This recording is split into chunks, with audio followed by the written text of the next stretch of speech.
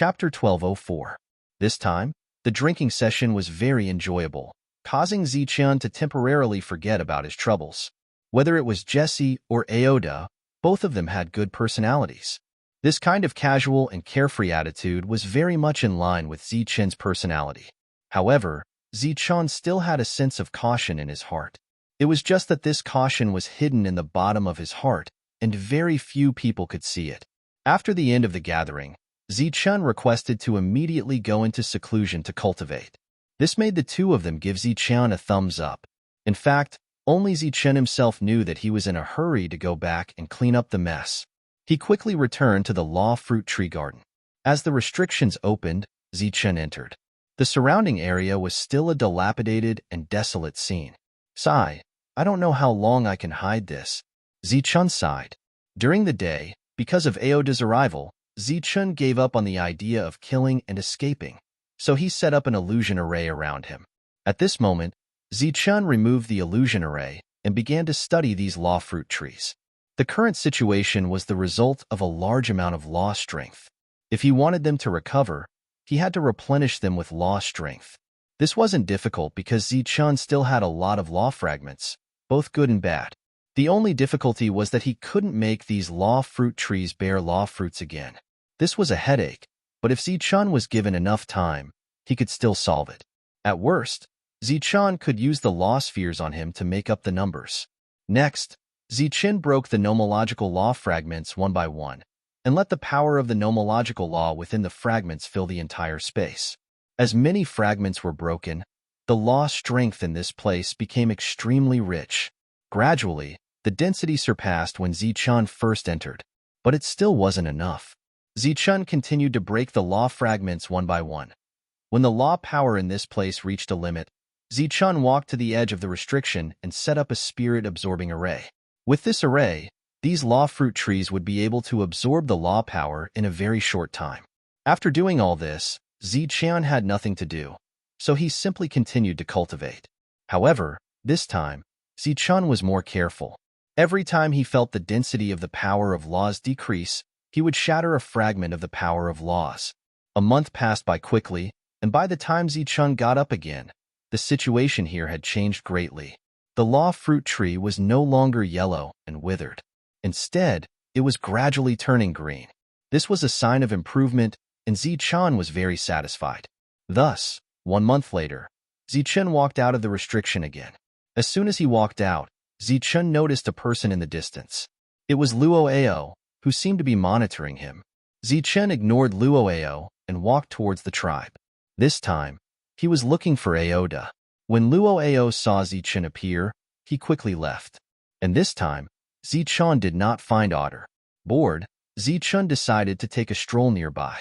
So he walked out of this flat land and flew towards the distant mountains. To be honest, if it weren't for the trouble he caused here, Zichun would have chosen to go out and hunt for battle beasts. First, he could train, and second, he could get a lot of money. This time, Zichun was holding on to the idea of luck to see if he could meet a battle beast. But he didn't meet any battle beasts, but Zichun met Otter. There was a touch of joy on his face.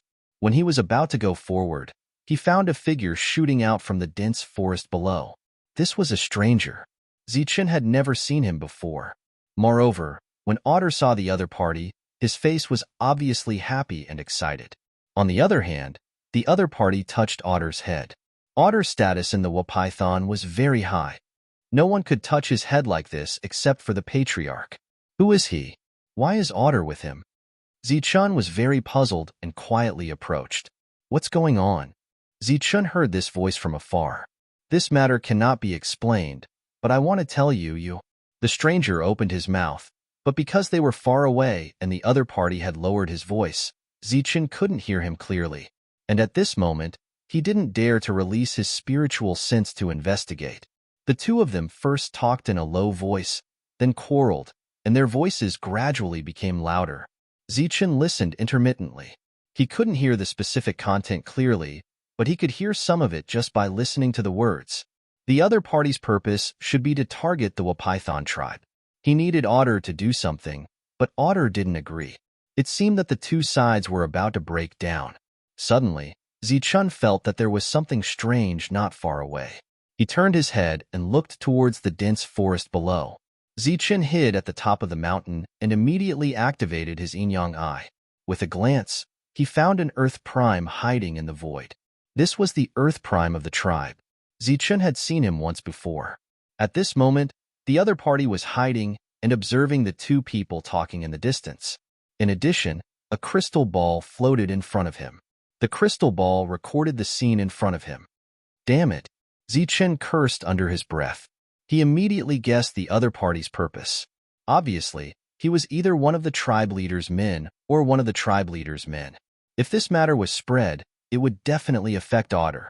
Thus, Zichun stealthily made his way downwards. He had spent a lot of time with the demon ape and Zhang Haoyan, and he had killed many assassins who were skilled in concealment. Thus, he was naturally skilled in concealment. Zichun was already behind the Earth Prime, but the other party didn't show any signs of abnormality.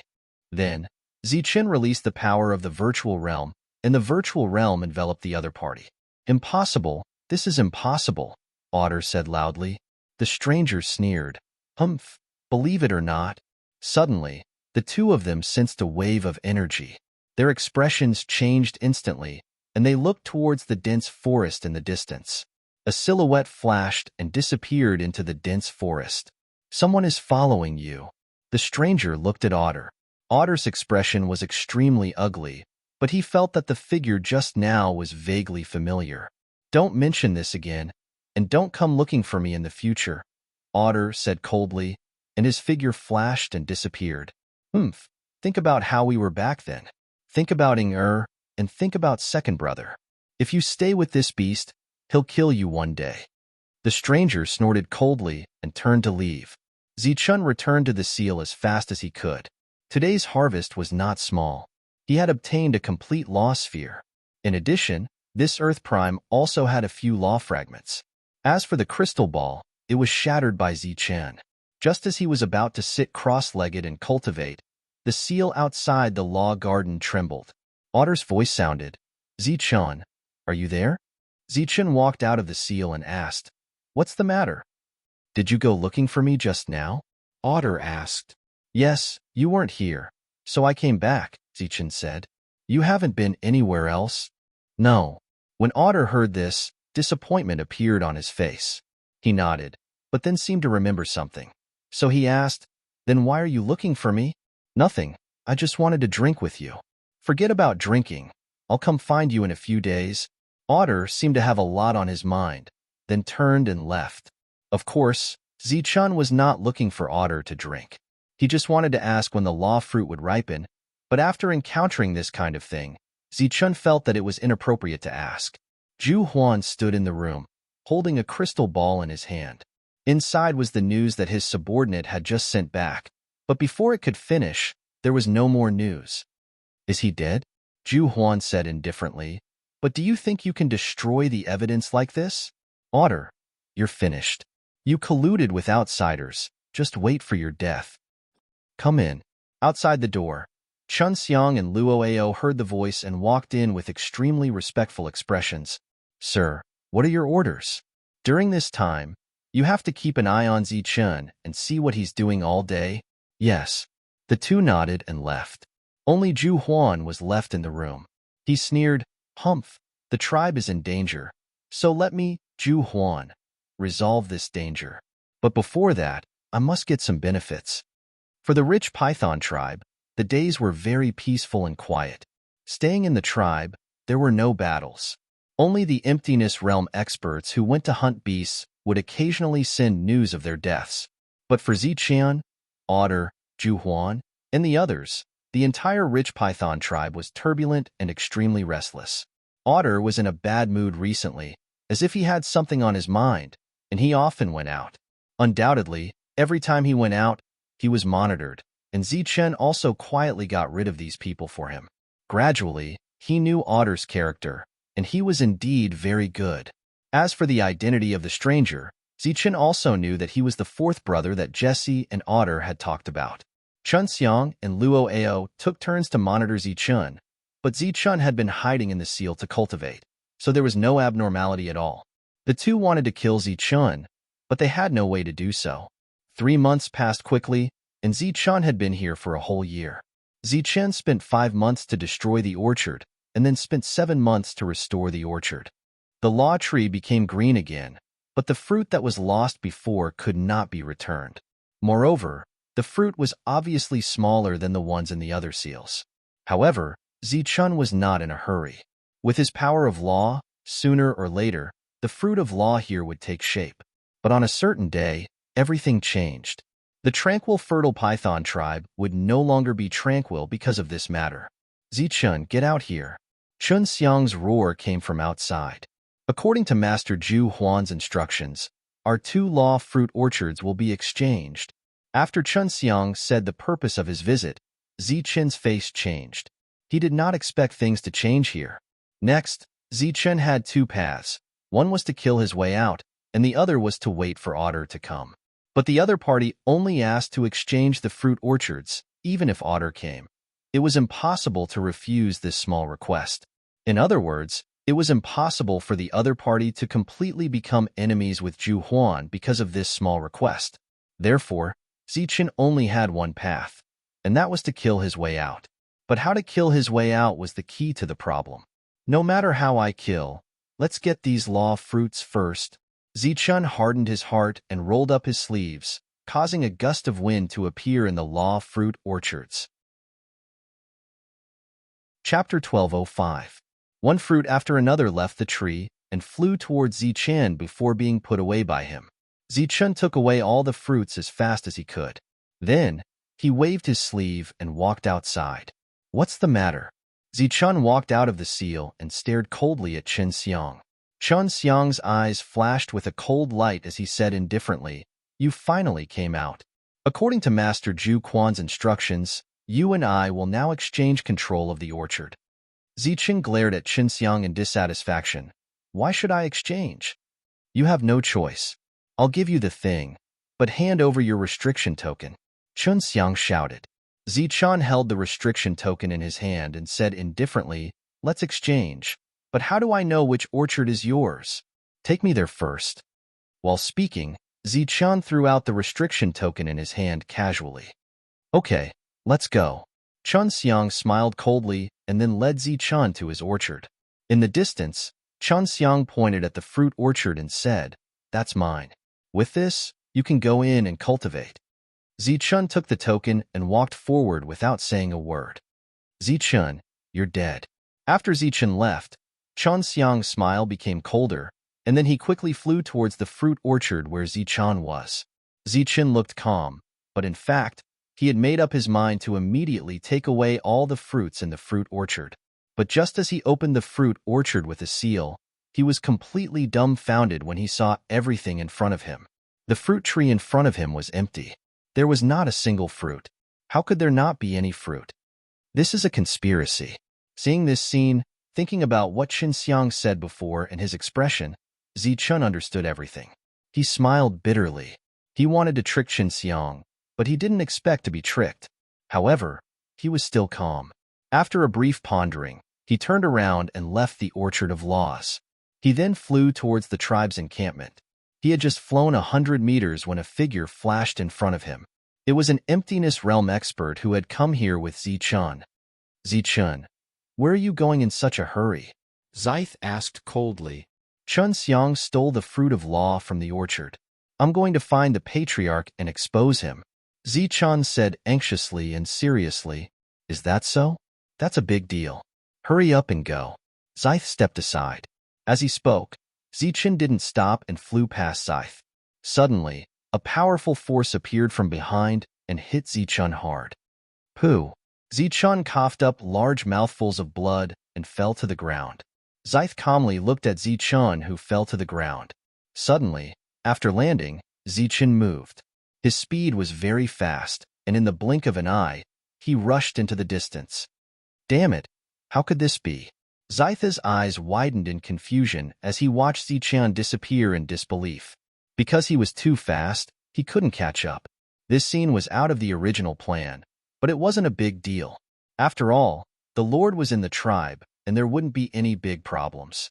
At this moment, Chun Xiang ran out in a panic. Seeing Chun Xiang, Xieth smiled. You're fast enough. You just came out and you're already acting. Who knew that Chun Xiang didn't directly rush to the tribe to complain. Instead, he ran towards Xieth and shouted, Where is Chun? Quickly hand him over.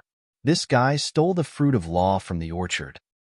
Xieth was startled and didn't know how to answer. Where is Chun? Quickly catch him. He stole the fruit of law from the orchard. Chun Xiang said loudly, very anxious. Seeing Chun Xiang's appearance, Xieth lowered his voice and said, Chun Xiang, what's going on? The plan clearly said that you should go directly to the tribe. I have nothing to do with it. Obviously, Xieth felt that he couldn't continue Chun Xiang's act. There was no one here for the time being, but it didn't mean that there would be no one later. If Chun Xiang didn't tactfully leave, it would alarm others, and it wouldn't be good. It's true. Zichen really stole the fruit of law. Chun Xiang felt that he was about to cry. He planned to go in and take away all the fruit of law and then shift the blame to Zichen. However, after he went in, he saw an empty orchard. Enough. You should go to the patriarch for this matter. Xieth said indifferently. At the same time, he felt very wrong because in the plan, this sentence wasn't meant for him. Where's Zichen? Tell me where Zichen is. I want to confront him face to face. Chun Xiang was still unwilling to give up.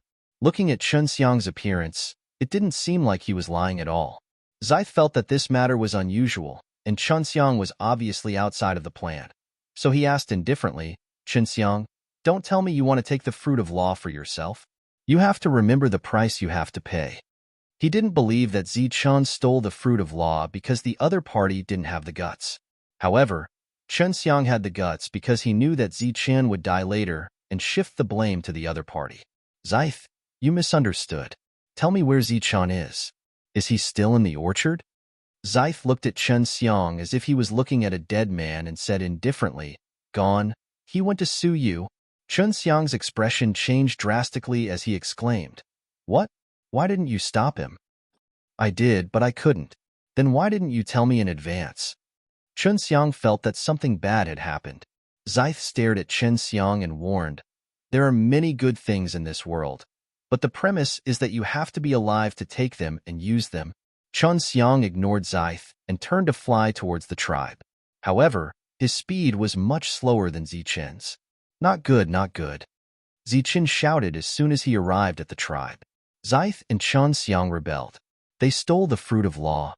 Zichen rushed forward and went straight to the hall where the patriarch was. What's going on? A cultivator appeared and asked. However, Zichen didn't bother to explain. He just kept shouting, Rebellion, rebellion, rebellion. Jesse appeared.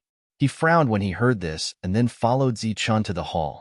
At this moment, everyone was attracted by the word rebellion. They didn't pay attention to Zichen, an Earth Prime, who was actually so fast. Patriarch, not good, not good. Zichen rushed directly to the Patriarch's hall. In the hall, there were 3 people sitting. Other than the Patriarch, there were also Aoda and Wu Meng. Seeing Zichen suddenly come in, the expressions of the 3 people changed. Aoda directly stood up and asked, Zichen, what's wrong? Wu Meng's expression changed, but he didn't say anything. Patriarch Wu Meng glanced at Zichen indifferently. Patriarch, not good. Chun Xiang and Xieth rebelled. Zichen said in a panic, What's going on? Speak slowly. Jesse rushed in.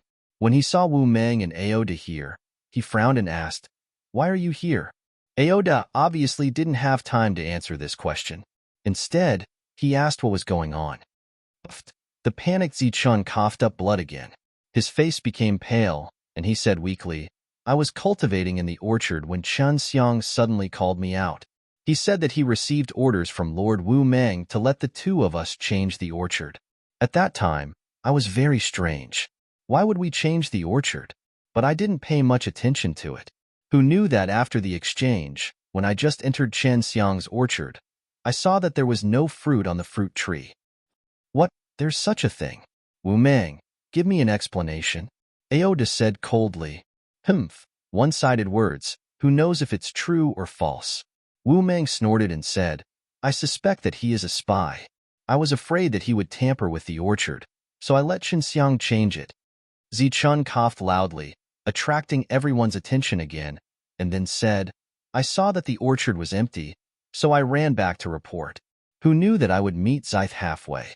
After I told him about this, he actually wanted to kill me. Fortunately, I was fast enough and was only injured. Otherwise, I would have died.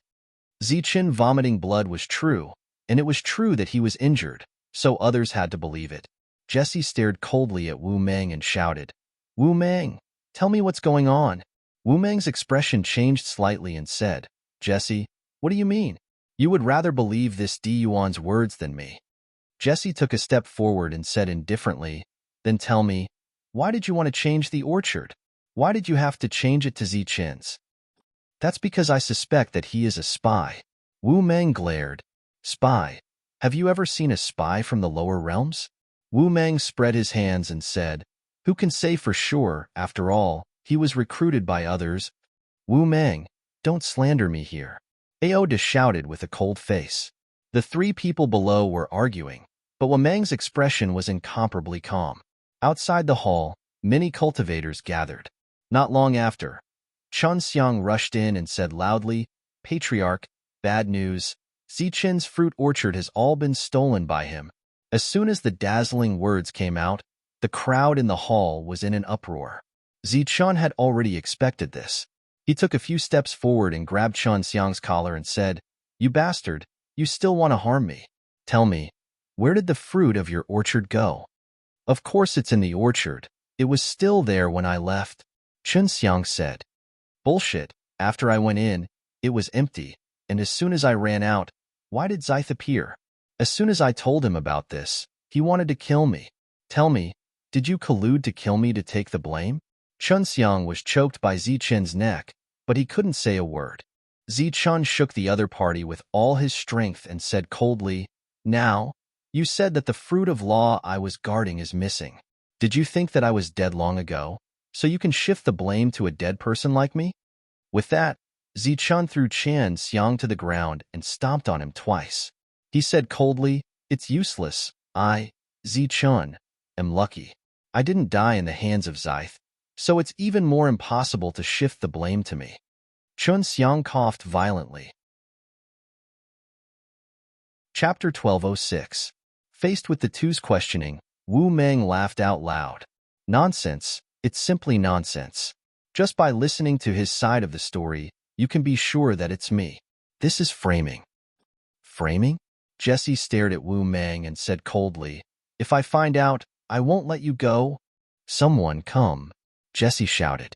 Two virtual realm experts immediately came in. Jessie had been here for many years, so he naturally had his own people. He ordered, Go check the situation of the fruit orchard and see if there are any missing fruits. Also, bring the virtual realm expert called Zythe here. Zichun immediately took out the restriction token in his hand and handed it to one of the virtual realm experts. Then, the virtual realm expert found the token on Chunxiang's body. The two of them took the token and left. The main hall fell into silence for a moment. Wu Meng still didn't speak. Like an outsider, Wu Meng slowly sat back in his seat and closed his eyes to sleep. Jessie and Aud's expressions were very ugly. Chunxiang knelt on the ground and didn't even dare to breathe. Zichun stood at the side and observed everyone. His expression gradually became solemn. Especially since Wu Meng didn't speak, Zichun couldn't guess what he was thinking. Outside, the entire main hall was surrounded by many virtual realm experts. Many of them were holding weapons in their hands. These were no longer earth weapons, but weapons that contained the rules of the virtual, referred to as virtual weapons. Soon, the sound of footsteps could be heard. Two virtual realm experts walked in with Zythe and then threw him down. How is it? Jessie asked. Reporting to Lord, reporting to Patriarch, the fruits of these two fruit orchards are indeed gone. Looking at the traces, one of them should be a few days old, and the other just disappeared. The virtual realm expert said respectfully. After the emptiness realm expert finished speaking, Zichun stepped forward and said, Sirs, please help me. It's obvious that Qinxiang had already lost the fruit of law, but he wanted to exchange it with me and then hurt me. Previously, Zythe wanted to kill me. If it wasn't for my good luck and speed, I would have died long ago. At that time, they would definitely push all the blame on me. At this point, Zichun stopped talking. Oder was furious, while Jesse coldly stared at Chunxiang and Xieth, indifferently saying, "Now, what else do you have to say?" Chunxiang said with an aggrieved face, "Sir, I'm really wronged. It's Zichun who wronged me." "That's right, sir. I've been wronged as well. He's just spouting nonsense. If I wanted to kill him for no reason, and it was a sneak attack, how could a mere Earth Prime like him escape? I just need to use the void space, and he's dead for sure." Xieth also felt wronged. In front of the truth, the other party was still quibbling. The two of them were infuriated. However, Zichun said coldly, "You guys still dare to say that you're wronged. Chunxiang, let me ask you. I was cultivating perfectly fine. Why did you want to change places with me?" This, Chunxiang was startled, but he didn't know how to answer. "Tell me, why did you exchange with me? There are so many people out there, but you didn't exchange with me. Why did you choose me?" Zichun questioned loudly. Because you are a spy," Chunxiang said. Spy. When Zichun heard this, he immediately sneered. "Others might not know how I came to this world, but don't you know? You clearly know where I came from, yet you still dare to say that I'm a spy. Don't you think your lie is very bad?" Chunxiang's forehead was covered in sweat, but he didn't know how to answer. Zichun looked at Xieth again and said, "And you? Why did you immediately make way for me after I said that there was no fruit of law there? Then, you plotted against me." "When did I plot against you?" Xieth stared at Zichun and said, "If I wanted to plot against you, you would have died long ago."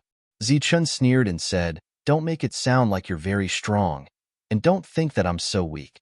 I didn't die because my luck was good and my speed was fast, and you underestimated me and miscalculated, which allowed me to escape."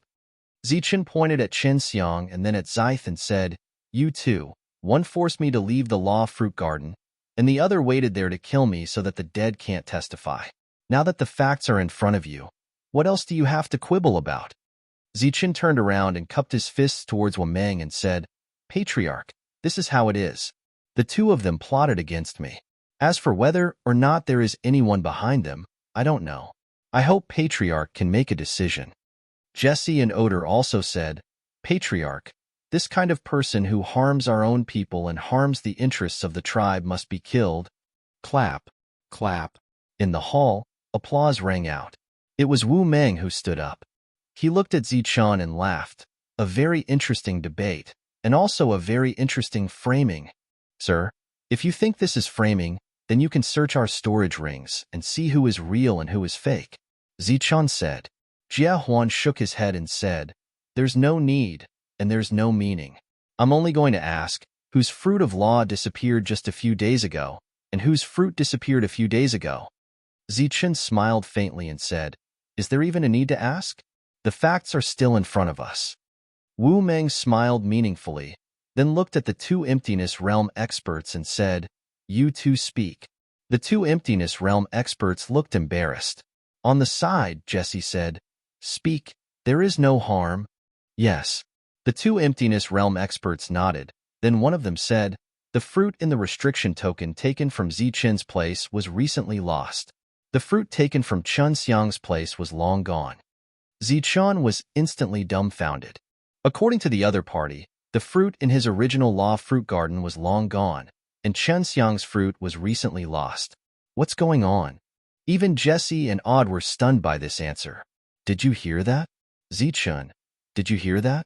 You were framing me from the start. You had already taken the fruit of law. If I hadn't exchanged it with you, you would still have lied to everyone. You might have even snuck away." Chunxiang glared at Zichun and said angrily, "Zichun, you are a despicable person who framed others. You will not have a good death." "It's you. I saw that you were plotting something, so I acted against you. However, I only wanted to stop you. I didn't want to kill you at all. Yet, you made a false accusation." Xieth also immediately became spirited. How could this be? Zichun couldn't understand. So he looked at the two Emptiness Realm experts again. "Are you two telling the truth?" Jesse stared at the two Emptiness Realm experts. These two were definitely on his side, and had been with him for many years. The two Emptiness Realm experts didn't dare to look at Jessie and lowered their heads. I understand, Jessie sneered, then looked at Zichun and said, Zichun, others may not believe you, but I believe you. I believe you too. Jessie and Aoda stood on Zichun's side. Isn't it just the fruit of two gardens? I will compensate, Jessie said in a clear voice. Me too. The two of us together are enough to compensate. Aoda's voice was also very loud. Zichun was very touched to stand up in this situation, but he was also very embarrassed because he did take half of the fruit of two gardens. Thank you for your trust, but if I didn't take it, then I didn't take it. If no one is going to stand up for me, then I will seek justice for myself, Zichun said, his voice firm and firm. The truth is in front of you. How can you seek justice for yourself? Chun Xiang sneered. Justice is in people's hearts. After saying that, Zichun strode forward and grabbed Chun Xiang's collar. You still want to fight here? Zichun, do you want to rebel? Chun Xiang reprimanded Zichun loudly. Slap, slap. Zichun grabbed Chun Xiang and slapped him without saying a word. The crisp sound of slaps continued to ring out. As for Chun Xiang, he was stunned. Similarly, the others around were also stunned by Zichun's actions. In front of so many people, in front of the patriarch, they didn't expect Zichun to dare to fight. Slap, slap. The crisp sound of slaps continued to ring out. After being slapped more than a dozen times, Chun Xiang finally reacted and let out a shrill scream. Stop. Zyth was the first to react. He shouted and rushed towards Zichun. Pong. Zichun punched out without turning his head. The fist light hit Zyth and sent him flying until he crashed into a pillar in the main hall. Zichun turned his head and glanced at Zyth with disdain. He said indifferently, Don't think that you are so great. If you want to kill me, you are still far from it. Everyone's faces were filled with shock when they saw Tang Qingshan push back an Emptiness Realm expert with one punch. Not far away, the two Emptiness Realm experts wanted to fight, but after meeting Jessie's cold gaze, they lowered their heads and chose to ignore the situation. After sending Zyth flying with one punch, Zichun turned around and continued to beat Chun Xiang. Soon, Chun Xiang's face was beaten into a pig's head. At this moment, other than shock, Chun Xiang was still shocked. Therefore, he didn't even scream and let Zichun continue to beat him. Speak. What is going on? Zichun grabbed Chun Xiang's collar and asked coldly. Chun Xiang raised his head and looked at Zichun's eyes in horror. With a glance, he saw that Zichun's eyes were glowing gold and silver. This was the yin-yang eye, which could see through all illusions in the world. It also had the ability to see into people's hearts. With the yin-yang eye and the bewitching technique, Chun Xiang's frightened eyes gradually became confused. Zichun knew that the bewitching technique was working, so he asked, Tell me, who took the fruit of precepts in the garden? It was me. I took it. Chun Xiang replied, his voice becoming numb. As soon as the rumor came out, the expressions of the others immediately changed. Even Zhu Huan's expression became unnatural. Where did you put the fruit of precepts? Zichun asked again. I gave it to Master Zhu Huan. Chun Xiang replied numbly. Jessie and Aoda's gazes landed on Zhu Huan, becoming extremely cold. Nonsense. Zhu Huan curled his lips, his eyes filled with disdain. Why did you frame me? Because Master Zhu Huan wanted to deal with odor and wanted to find a breakthrough through you. All of this was Master Zhu Huan's arrangement. Under the bewitching technique, Zhu Huan was naturally telling the truth. Chapter 1207. Chun Xiang woke up, but he didn't know what had just happened. Seeing everyone's eyes on Zhu Huan, he was at a loss. Zhu Huan, Chun Xiang admitted it. What else do you have to say? Jessie also questioned. I didn't expect you to be such a person. In order to deal with me, you actually schemed against a newcomer. Aoda was also very cold. Without waiting for Zhu Huan to answer, Chun Xiang screamed, No, I didn't say anything. I didn't say anything. Shut up. Zhu Huan glared at Chun Xiang fiercely, then his eyes fell on Zichun again, sneering, I, Zhu Huan, have lived for thousands of years and thought that I have a good eye for people, but I didn't expect to be wrong in front of you.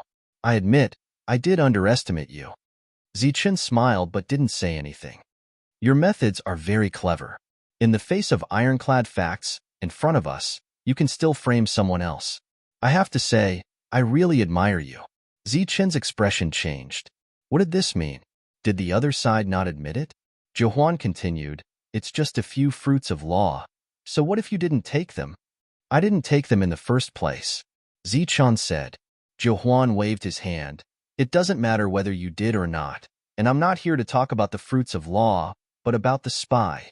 Compared to a few fruits of law, the survival of the Flood Python clan is the real important thing. What do you mean? Zichen was puzzled. Johuan smiled and said, you don't understand, but I think someone should understand. Right, Aoda? What do you mean? Aoda stared at Johuan, very puzzled. Colluding with outsiders, does that count as a spy? Johuan stared at Aoda. The latter's expression changed, and Zichen's heart also moved. What the hell is going on? Jesse asked. As for the matter of the fruits of law, it was completely ignored. Indeed, compared to the life and death of the tribe, a few fruits of law were nothing at all. He glanced at Otter indifferently, then took out a crystal ball. As he poured a trace of energy into it, the crystal ball released a light, and two figures appeared on it. Seeing the two figures above, Wamang's expression turned extremely gloomy, while Jesse exclaimed in a low voice, OL4, it's OL4. Odd, you've seen OL4. That's right. This is the traitor of our tribe, Dia. Odd met him multiple times, and each time, the two of them would chat for a long time. There must be some unspeakable secret behind this, Johuan said coldly. Seeing this crystal ball, Zichen was a little dumbfounded. He remembered that every time he successfully killed the person who used the crystal ball, he even destroyed the crystal ball. But what was going on? At the top of the hall, Wamang finally opened his mouth. His voice was cold and sinister. Aoda, tell me what is going on. Aoda raised his head to look at Wamang in the main hall and said, Patriarch, Dia and I are just reminiscing about old times. There is nothing else. Reminiscing about the past? Do you think I'll believe you? Wamang said coldly. Why don't you believe me, Patriarch? Aoda asked. Off to the side, Jesse said, Big brother. OL4 is here. Isn't it normal for the two of them to chat with him? Not normal. Not normal at all. Because every time they chat, one of the earth elementals will be killed. Let me ask you this. If they really were just chatting, why would they kill the earth elementals? Johuan asked coldly. Aoda didn't understand. I don't know what you are talking about. Don't play dumb. You are clearly in cahoots with Dia. You want to harm the tribe, which is why you killed those earth elementals. Bullshit. Wanting to see Dia means harming the tribe? What kind of logic is this? If I knew where Dia was, I would go find him. Jesse was enraged upon hearing this. Up in the hall, Wamang said coldly, Aoda, tell me, are you in cahoots with Dia? Is Dia together with Chaz? Are you planning to work together from the inside and outside to act against the tribe? Aoda looked at Wamang, suddenly feeling as if he had become a stranger. Was this still the big brother he had treated so wholeheartedly? His expression became extremely sorrowful as he said, Big brother, I don't understand why you are saying this. We've been brothers for so many years.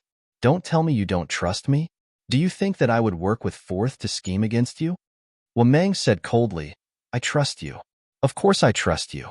It is precisely because I trust you and treat you as my close friends and brothers that I fell into Chaz's trap and was almost killed by him. As for Dia, he even helped Chaz escape with him. They were able to escape so easily. Does it have anything to do with you? Tell me, did you betray me? Faced with one question after another, Aoda's heart gradually turned cold. He had known Wamang for many years. He had gone through life and death with him, but today, he was being questioned by Wamang. Aoda was very disappointed. His voice became cold and distant as he asked, Since the Patriarch is asking me, then it is clear that you don't trust me. Fine. I have a question for the Patriarch as well. What happened with Inger's death? And why did Chaz suddenly try to assassinate you? Did you do something to betray Chaz? What? Hearing this, Jesse's face instantly changed. His previous guess had indeed become reality. His expression as he looked at Wamang also gradually became unfamiliar. Wameng laughed maliciously. Dia must have told you about this. He must have told you that I bullied and caused her death. That's why Ches wanted to kill me. Ches, you really are vicious. I didn't expect that you would even use this move. But this is the truth. Wameng suddenly laughed maliciously. What? The two of them were instantly stunned. Even Zichan was startled. Obviously, he had guessed that there was something fishy going on. Immediately, his loathing of Wameng reached the extreme. This bastard didn't even let off his brother's woman. You really did make a move on Inger. Are you still human? Jesse asked, his whole body trembling with anger. Wameng laughed loudly. We really are together. If I'm not human, then Chaz is even less human. Ha ha, ha ha ha, because he is the one who knows best about this matter. At this moment, Wameng had become very crazy. His expression was ferocious and frightening. Aoda was furious.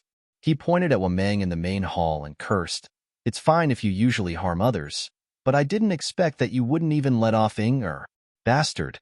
You really are a bastard. Although Jesse was angry, he still had reason. He pulled Aoda and reprimanded. Aoda, what are you talking about? I didn't say anything wrong. He is a bastard. His true form is a python. His nature is cruel and lascivious, and he is also very scheming.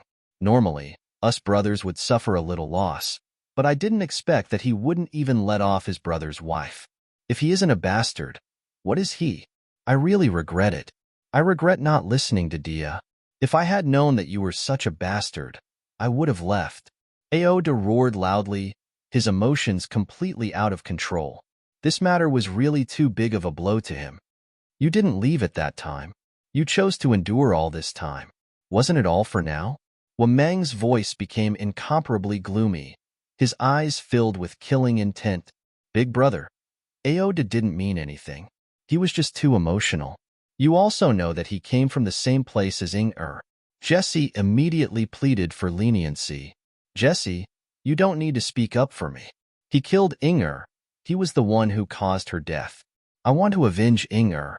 What's wrong? Look at how big your eyes are. You want to kill me? Haha, let's do it.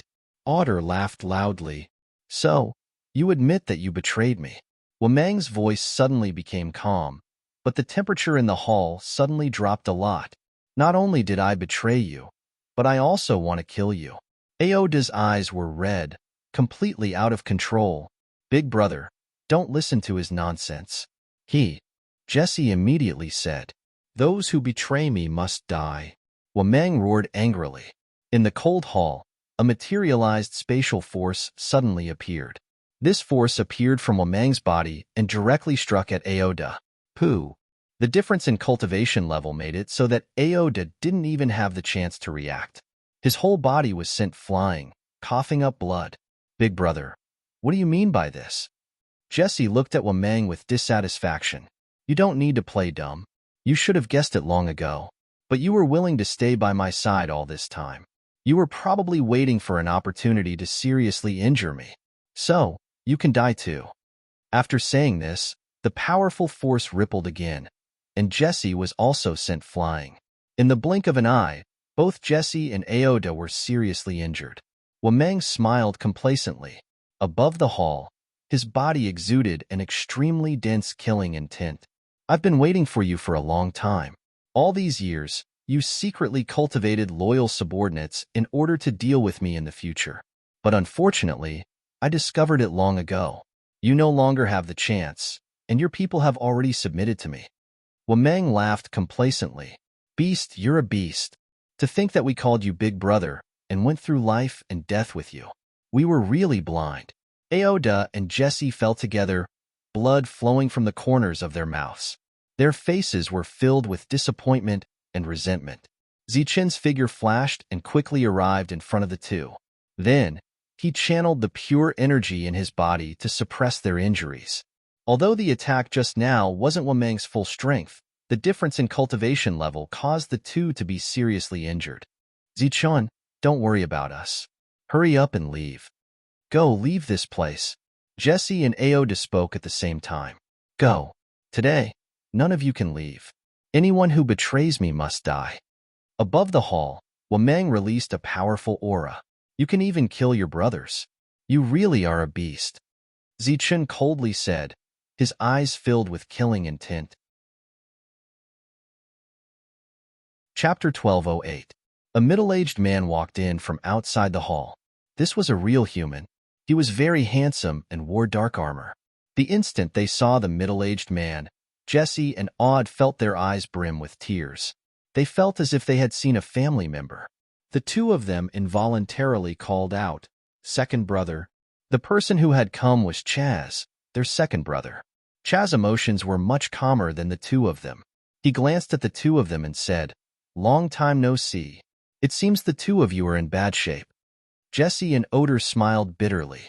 Their former second brother was standing in front of them, but at this moment, he seemed like a stranger. "Third brother, little brother." An emotional voice came from behind Chaz. Another person walked in from outside the hall. It was Dia, whom Aud had met several times. Dia was also wearing armor. His slightly thin face didn't have the joy of seeing his brother. Instead, there was a hint of ridicule. After not seeing each other for so many years, the two of them knew that everything had changed. As for the brotherly feelings of the past, they had become nothing more than bubbles. "You two traitors, who let you in? Where is he?" Aud looked at the two of them and loudly shouted, "Everyone is busy fighting." Chaz smiled faintly. Sure enough, as soon as his voice fell, battle cries could be heard from outside. Chaz ignored Aud and Jesse, and naturally ignored Zichun as well. He took several steps forward and raised his head to look at Wameng, saying, "Let's write off our grudges." Wameng sneered, "With just you?" Chaz smiled, saying, "I have already stabilized my cultivation, but you haven't taken a single step out of the hall for so many years. I presume that your injuries from back then haven't healed yet." Wameng's expression changed. "You have been spying on me all this time." Chaz only smiled, neither denying nor admitting it. Wameng's cold eyes moved away from Aud and Jesse. He looked at Chaz and coldly said, "It is you who is despicable." Chaz laughed loudly. "It is you who is too lecherous." Jesse and Aud were confused, and the others were even more confused. Seeing their expressions, Wameng suddenly laughed and said, "This person in front of you is your good second brother. All these years, you've been waiting for him to come back. If I tell you that was willing to follow me because he asked her to, would you think it's ridiculous?" "That's impossible." The one who couldn't accept it the most was Aud. He immediately roared, "Impossible? What's impossible? Who do you think is? Do you think she's that pure? Let me tell you, the reason why I was injured so badly was because of this stinky girl," Wameng said angrily. "That's because you're stupid. You can't even defend against a woman," Chaz said indifferently. His words were obviously an indirect admission. Aud felt as if he was struck by lightning. He looked at Chaz in disbelief and asked, "Why? Why?" Beside him, Zichun secretly shook his head. Obviously, none of them were good people. "Why? It's all because of that old man." Dia pointed at Wameng and said angrily, "Ask him what he got when we attacked that tribe." "What did he get? Didn't he get some fruit trees and a winemaking recipe?" Jesse and Aud both looked confused. "Bullshit. There's something else he didn't tell us afterwards. He wanted to keep it for himself, but one time, he accidentally let it slip, and heard it." Dia stared viciously at Wameng. Aud looked at Chaz and smiled miserably. So you had seduce Wameng." Chaz took a deep breath and said, "Don't worry, I will definitely avenge Beast, you're a beast too. You're all beasts." Aud burst into tears. Beside him, Zichun clearly understood the ins and outs of the matter. The brothers attacked the tribe together and suffered heavy casualties. After successfully robbing the other party's resources, Wameng found something good and wanted to keep it for himself, but accidentally found out. Told her husband Chaz. And so, Chaz used Wameng's lecherous nature to have seduce Wameng. and Wameng got together, and ambushed Wameng for the sake of that item. Wameng killed but Wameng was also heavily injured. Chaz wanted to kill Wameng, but failed. Dia helped him escape. This time, Chaz returned and sent Dia to find Aud, only to be discovered by Ju Yin. Presumably, He was trying to frame the two of them so that they could be eliminated and Wameng would lose his arm. None of these brothers are good people. What brotherhood? That's pure nonsense. Zichen shook his head. When he looked at Jesse and Odd again, his expression was one of pity. These two were emotional people, but they were also pitiful people. Odd, in particular, clearly had some feelings for Ing-Er. Since we've already spoken, and my goal is clear, isn't it time to settle the score? Chaz looked at Wameng. Only a battle to the death. Wameng said. Then what about the two of them? Chaz glanced at Jesse and Odd. They betrayed me. They must die. Wameng said. Chaz nodded and said, they refused to submit to me. Indeed, they must die. Chaz said, do you want to do it, or should I? Wameng said, I've already done it. Chaz said, understood. It's my turn. With that, a surge of power surged out of Chaz's body. A beam of energy appeared in his hand. He waved his hand, and the energy flew towards the two of them. Facing this attack, the two of them could not resist. The two of them smiled, but their smiles were bitter and miserable. Scram. Behind the two of them, Zichun was enraged when he saw this. He immediately mobilized the Void Law in his lightning wings and struck forward. Boom! The powerful collision shook the entire hall. Zichen grabbed the two of them and used the momentum to fly out of the hall. After dispersing the shaking energy, Ches exclaimed in surprise. He was very surprised that Diyuan had saved the two of them. I underestimated him. Wameng was also surprised by Diyuan's reaction. As for the others, their eyes widened in disbelief. They never expected Zichun to be able to block a corporeal's attack. Even if it wasn't a corporeal's true attack, it was definitely not something an Earth Prime should be able to block. Clearly, Zichun had hidden his strength. Or perhaps, Zichen had used some kind of secret technique. Chunxiang almost peed himself when he saw Zichen's ferocity. He must have used some secret technique. He can't have gone far. I'll go after him. Dia rushed out. Boom. Inside the hall, a surge of power shook. The two corporeals' battle to the death had begun. Chun Xiang and the others crawled out, scared witless. However, all the cultivators in the tribe were fighting. He was just an Earth Prime, so there was nowhere to hide. Wu Meng and the others also ran out in a sorry state. Some of them were even injured. In the battle, the weakest Earth Prime cultivators died one after another. The Emptiness Realm cultivators activated one void law after another. Loud shouts and screams rang out continuously. The tribe, which had been very peaceful just a moment ago, became extremely chaotic in the next moment. Don't panic. Fight, fight, fight for the tribe. Wu Meng rushed out. After seeing this scene, he shouted loudly. From now on, he had taken over the command of the battle. Zichen rushed out with the two of them, using his extreme speed to avoid the attacks. Then, he flew into the distance. The whistling wind poured into the two's mouths, causing them to cough up blood. Hold on. Zichun grabbed the two and used his extreme speed to escape. Behind them, there were cultivators chasing after them. I can't. Put us down. Jesse's face was pale and very weak. Wait a little longer. We'll reach a safe place soon. Zichen's lightning wings flapped faster and faster. The elemental energy around him was also quickly depleted. Zichun, put us down. You can go by yourself. I'm the one who dragged you down, Aoda said from the other side. Don't say that. If we really want to talk about dragging you down, I'm the one who dragged you down. Every time Wu Meng sent someone to watch you, I killed him, Zichun said. Aoda was stunned. Then, a touch of emotion appeared on his pale face. Zichun, meeting you is our fortune. It's Zichen's fortune to be able to meet the two of you in such a dark world. The two of them were heavily injured and couldn't hold on for long. After Zichun shook off the pursuers, he found a place where the wind was not blowing and put the two of them down. The two of them fell to the ground. Jesse's eyes were a little unfocused. He looked weak, as if he could die at any time. What happened? Why are your injuries so serious? Zichen asked, puzzled. He remembered that Jesse wasn't seriously injured just now. Jesse smiled at Zichun, then raised his finger with difficulty and pointed at his lower abdomen. There was a bloody hole in his lower abdomen. Blood was gushing out, and the hole was made by a sharp weapon. Who did this? Zichen asked coldly.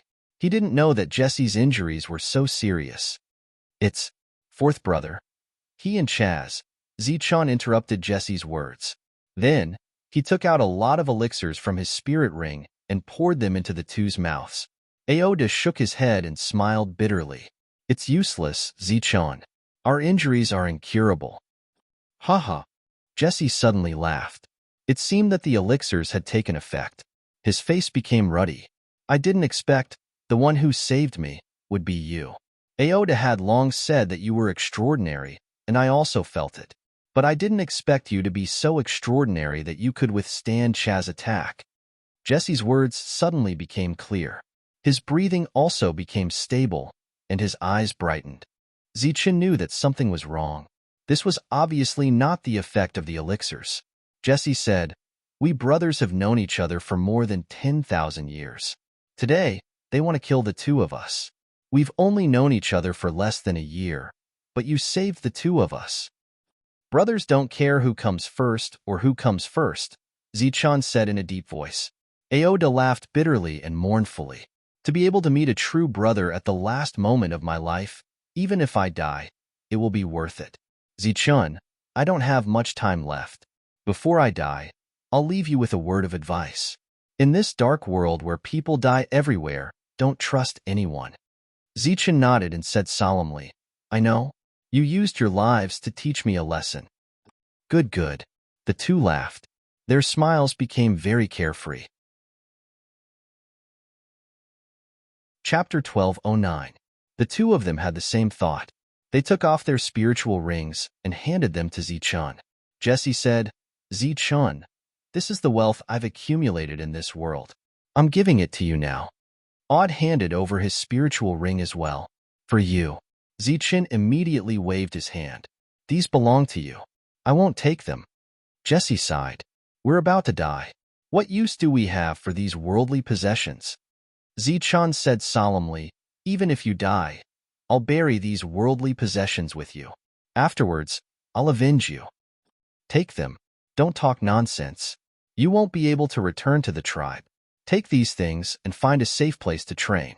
Zichen still shook his head, unwilling to accept them. Hee, since he doesn't want them, then give them to me. A laugh rang out from afar. Immediately afterwards, a figure leapt up and landed in front of the three of them. Dia, it's you. Jesse looked at Dia. Give them to me. Don't worry. I definitely won't disappoint you.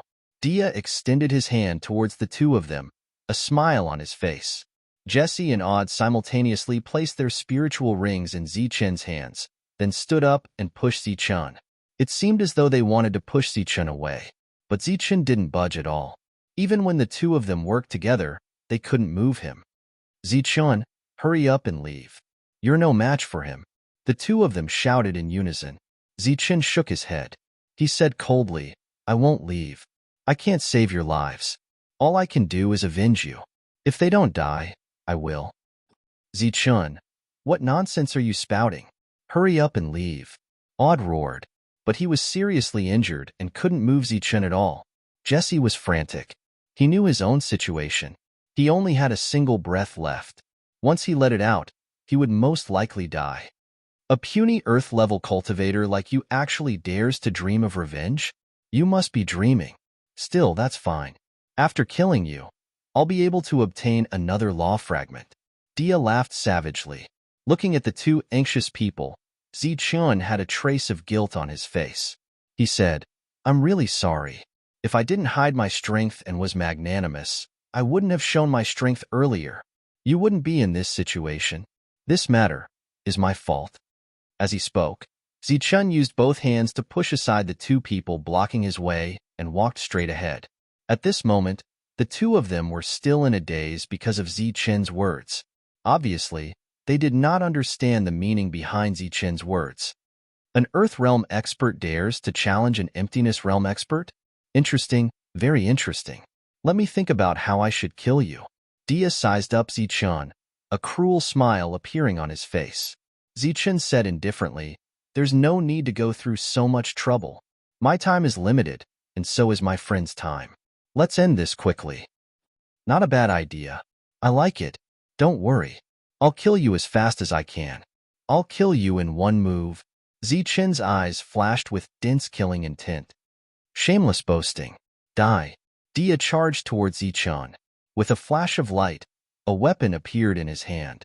This was his ethereal weapon. The ethereal law flowed on it. My time is limited, Zichen said indifferently. A black glove appeared on his right hand. Immediately after, a black blade appeared in his hand. He gripped the blade and slashed forward. A black blade light flashed on the mountain peak. Pooh! The blade light pierced through the ethereal weapon and landed on Dia's neck. Then, the light swept past. Dia's head flew up with a sinister smile and a smug look on its face. He suddenly saw a headless corpse below him holding his weapon and charging forward. However, after taking 2 steps, blood spurted out from the neck. At this moment, Dia's consciousness also dissipated. Zichen's slash just now was so clean. He killed an ethereal realm expert with 1 slash. Jesse and Oder opened their eyes wide. They looked ahead in disbelief. Their expressions were extremely shocked. Zichen turned back. A drop of blood dripped from the black blade in his hand. At this moment, he emitted the aura of an ethereal realm expert. His black clothes fluttered in the wind. He looked very cold. I said that I would avenge you, Zichen said. His voice was sonorous and forceful. It was like an oath. I believe you. I believe you. Jesse laughed. He laughed loudly. His laughter was proud and carefree. Of course, he was not happy because Zichen had avenged him. Instead, he was happy because he had met such an amazing brother. Jesse's laughter came to an abrupt end. He let out his last breath. The smile on his face also froze. His body fell backward. Third brother. Oder supported Jesse and shouted loudly. He looked very sorrowful. Jesse had lost all signs of life. Put him away first. We'll kill our way back and take revenge. The killing continued in the rich Python tribe. All sorts of screams rang out. Many Earth Prime experts knew that they were no match for Jesse and began to flee. The 2 realms of reality were still fighting. The original hall had been completely destroyed. The 2 fought fiercely in the air. The realms of reality constantly clashed, causing the void to tremble. On the mountain peak, Zichen took away Jesse's corpse. Oder used all the strength in his body to protect his last chance of survival. Zichen carried him on his back and flew in the direction of the tribe. After Zichen left, a flame rushed out from his body. The flame transformed into a fire dragon. It coiled around Dia's corpse and took his head. Then, it returned to the everlasting pill cauldron. It's been a long time since I've fought to my heart's content. I really miss those days. Oder's eyes shone with the light of reminiscence. You won't have the chance to see a fight. But next, you will see a massacre. A one-sided massacre, Zichen said. A massacre is good. I've lived for so many years, but I've never seen a massacre. I've never seen a massacre at a higher level. In this world, I've only heard of beasts slaughtering humans. Then you should have known me earlier. I've always been killing people at a higher level. If you and I had known each other earlier, you would have seen too much. You would have been disgusted and disgusted. Hee, I hope so. At this moment, Oder was like a mortal. As Zichen flew, he deliberately left behind a layer of energy to protect him. Oder heard the sound of fighting. He smiled and said, Is it about to start? Zichen saw a familiar area. It was the place where many fruits of law were planted. At this moment, there was also a battle taking place. Chaz's men were fighting with the tribe. Looking at the fruits of law, Zichen suddenly had an idea. Let the battle begin here. As he spoke, Zichen's figure descended. Oder also saw these fruits of law. As if guessing Zichen's thoughts, he said, You want to take these fruits of law? Unexpectedly, Zichen shook his head and said, No, I want these fruits of law. Oder opened his mouth in surprise. He didn't expect Zichen's appetite to be so big. Zichen's figure had already landed, and a black blade appeared in his hand. While the 2 Earth Prime martial artists were fighting, Zichen's 9 flashes of lightning appeared under his feet as he charged towards them. He's mine, scram. Without waiting for the Earth Elementals, who thought he had the chance to win, to speak, The black blade had already reached his neck and then slashed it. Puff. A head flew up. On the opposite side, the earth elementals who saw this scene were startled at first, but then a look of joy appeared on his face. He thought that reinforcements had arrived. Unfortunately, he saw a pair of indifferent and emotionless eyes. Then, he saw a black light rushing towards him. Puff. With a flash of light, another head flew up. Zichen used his extreme speed to move forward in a straight line. Behind him, 2 fire dragons rushed out and swept away the 2 earth elementals' corpses. Along the way, Zichen killed 6 earth elementals, and he attacked 6 times with his blade. Although he had already guessed that Zichen was very powerful and had seen Zichen kill Daya with 1 strike with his own eyes, Oder was still shocked at this moment. Finally, Zichen arrived in front of the 2 fighting Emptiness Realm experts. How dare a puny earth elementals come here? Die! The Emptiness Realm expert shouted. He held up the void space and pressed it down on Zichen. Zichen held his blade and swung it. A blade light appeared. The void space was cut open by Zichen's blade. The power of the blade light did not decrease as it continued to move towards the Emptiness Realm expert. Perhaps it was a coincidence, but the blade light still slashed through the Emptiness Realm expert's neck and chopped off his head. With 1 slash, the void space was broken, and the Emptiness Realm expert was dead. You. The other Emptiness Realm expert was clearly shocked beyond words. He was so scared that he kept retreating. Zichen swung his blade again. The blade light flashed, and another head flew up. Zichen was cold and indifferent. He walked towards the battlefield step by step. Wherever he passed, he swung his blade. Every time the blade fell, a cultivator would die. They all died in the same way. Every one of them had their heads chopped off and their souls extinguished. Puff. Puff. The blade light continued to flash. Zichen continued to walk. Everywhere he passed, blood spurted out like a bloody rain. Zichen's ultimate goal was the law fruit tree in front of him. How is it? Is this considered a massacre? Zichen asked. Looking at the terrified faces, Oder nodded vigorously and said, Yes, it is. It is definitely a massacre. The most naked massacre, the simplest massacre, and also the most brutal massacre. Zichen swung his blade and chopped off 2 more heads as casually as if he was killing 2 chicks. He asked again, Are you satisfied? Of course I'm satisfied. I can die without regrets. This is a real battle, a battle that makes one's blood boil. Oder said excitedly, as if he was the one who killed. Since you want to watch, then watch for a while longer. Thus, Zichen took a detour and sped up to find the escaping cultivators. Behind him, balls of flames appeared one after another. These flames turned into fire dragons one after another and swept away the corpses one after another. What do you want those corpses for? Oder saw this scene and asked in confusion, I have a Dharma treasure on me that can refine the corpses together with the primordial core and then refine a very large law fragment. How big? It's second only to a complete law fragment. Oder was shocked again. Zichen continued, If I just kill them and don't kill them, I can refine a complete law fragment. Then why don't you kill them? Because it doesn't look bloody at all, and it doesn't look like a massacre at all. It will be boring for you to watch. Just because you think about me, you waste so many things. If the things are gone, they can be found again. But if the brothers are gone, they can't be found anymore. Oder fell into silence. His eyes flashed. After a while, he said, You see, the things are gone, and the brothers are almost gone. Chapter 12:10. Along the way, he had killed 1 person with a single slash. Moreover, he had not divided into teams and killed everyone he saw. After killing to this extent, if they did not run, they would really be fools. They looked at Zichen from afar, their expressions full of fear. They looked at Zichen as if they were looking at a demon. They had never seen such a powerful figure. They had never seen such a murderous aura exuding from the other party. It was even denser than a corporeal realm expert. Zichen indifferently glanced at the cultivators in the distance before his gaze fell on the restriction in front of him again.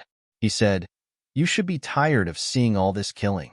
Let's take a rest first and get some fruit trees while we're at it. Aoda seriously considered for a while and asked, "Are you really going to take away these fruit trees?" "You can't bear to." Odd smiled bitterly and said, "This isn't mine. So why would I be reluctant to part with it? Even if it was mine, I would still give it to you.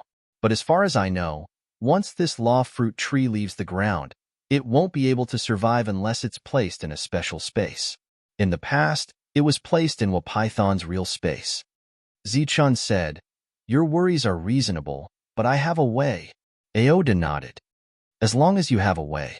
I still have a few tokens here. Take them and open this place. I even want to take away the fruit trees. What's the use of tokens?" Zichun rejected Odd's good intentions. At the same time, he put away his long saber and took out a long spear.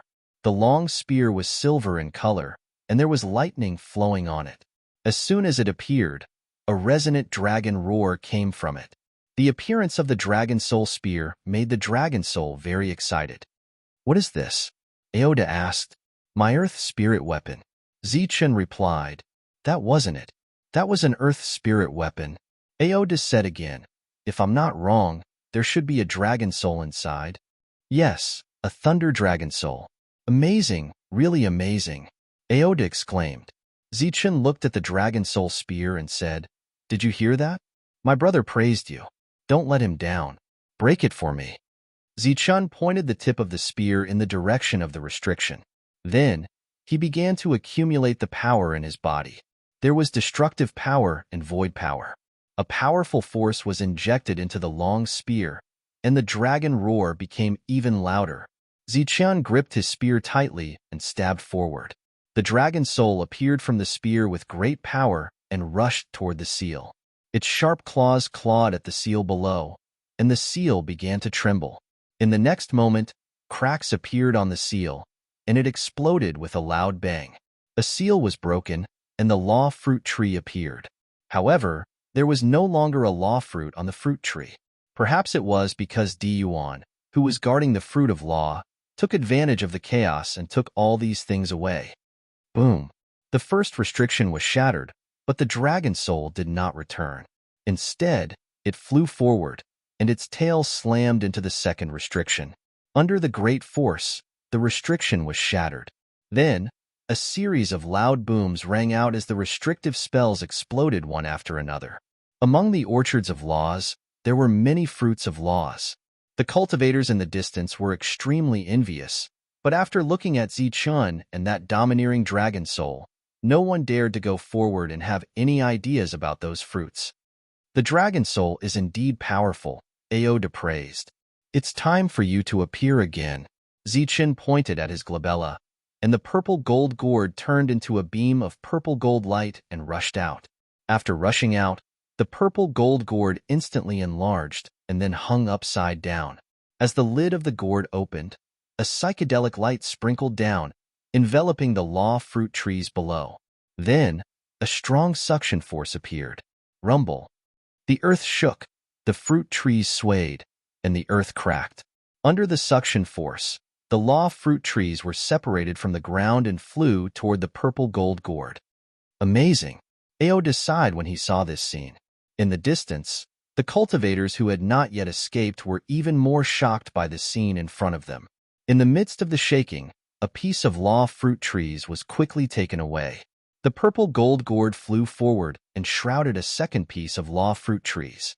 The rumbling sounds continued as the dragon soul was still breaking the other restrictions. When all the restrictions were destroyed, the dragon soul flew back. The dragon soul flew back and hid in the dragon soul spear. Zichun put away the spear. Next, the purple gold gourd began to collect the law fruit trees. One by one, the law fruit trees were collected at the same time. "You really have a lot of good things on you," Aoda said. "Yes, I do have a lot," Zichun said. "You're so strong and have so many special things on you. I think you must have a lot of law fragments.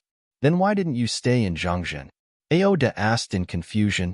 "I don't want to die yet," Zichun said. "Indeed, you've always been very careful." Aoda nodded and asked at the same time, "What are you going to do next?" "Avenge you and Jesse. Kill Chaz and Wamang." "You're crazy. You're serious." Aoda's eyes widened. He naturally knew that Zichen's true strength was only at the Earth Essence realm. His virtual realm strength was just borrowed. Of course, I'm not crazy. Revenge is just one of the reasons. Secondly, I'm really interested in Wamang's thing. Zichen walked towards the most central area of the battle. The sounds of the battle came from afar, and one after another, energy waves shook in all directions.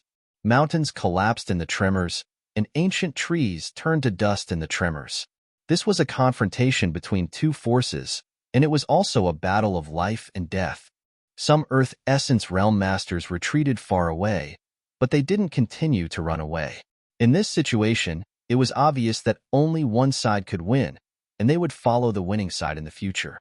These virtual Realm Masters were still fighting, but it wasn't to show their loyalty. It was because they had to declare their position. The energy between heaven and earth shook continuously. It was obvious that the battle was very fierce, but fierce didn't mean tragic.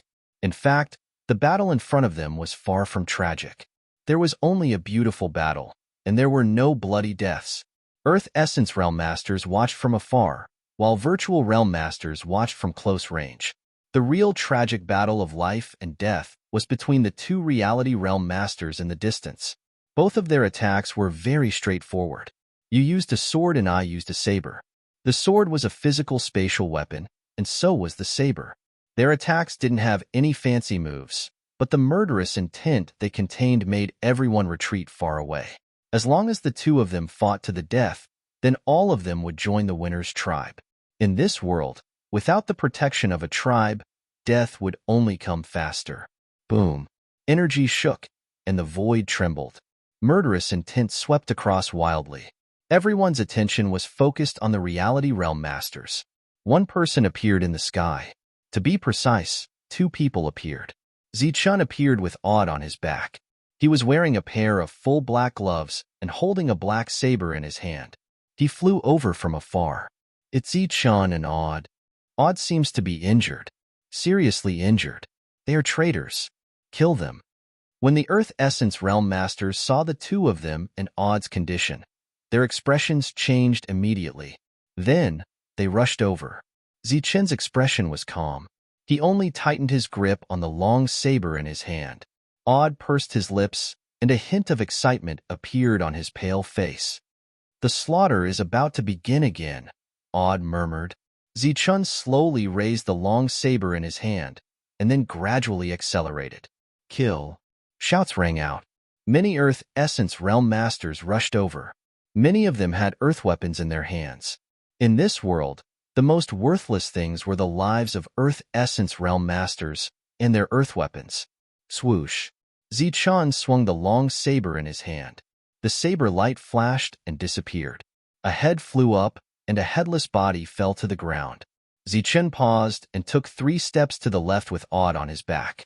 He dodged several attacks and swung the black saber in his hand again. Puff. A soft sound rang out again. A head flew up, and a body fell to the ground. Puff. Puff. Zichen swung his saber again. 2 more people were killed. They died in the same way. They were both beheaded. It was as if this was the only move that Zichen knew. 2 Earth Essence Realm Masters appeared behind Zichen. Their concealment techniques were very good. After they appeared in the sky, they charged at Odd, who was on Zichen's back. Zichen suddenly turned around and swung the long saber in his hand forward. A black saber light appeared in front of the two. The black saber light flashed and disappeared. Their soul wills disappeared along with the saber light. Puff. Puff. The saber light flashed again. Zichen rushed through the crowd of Earth Essence Realm Masters. Behind him, the fire dragon swept up the bodies and disappeared. The Earth Essence Realm Masters who didn't go forward were horrified. They immediately retreated. However, before they could retreat, a huge virtual realm appeared and enveloped them. Virtual realm. He is in the virtual realm. What are you afraid of? Let's work together and break this place. The Earth Essence Realm Masters were panicking. However, they quickly gathered together and prepared to break this virtual realm. Swoosh. Zichen appeared in the virtual realm. He raised the black saber in his hand and swung it down. The saber light signaled the beginning of death. In the virtual realm, there were screams, begging for mercy, and puffs. After 5 breaths, the virtual realm disappeared automatically. Zichun appeared with Odd on his back. As for the 20 Earth Essence Realm Masters, they all disappeared. This scene attracted the attention of the virtual realm in the distance. However, Zichun didn't care. Instead, he flew toward the virtual realm. Puff. He mobilized his virtual power and swung the black saber. Just like before, every time he swung the saber, a virtual realm master would die. Puff. Puff. One by one, the virtual realm masters fell. One by one, they died. These people were nothing in front of Zichun. They didn't even have a chance to fight back.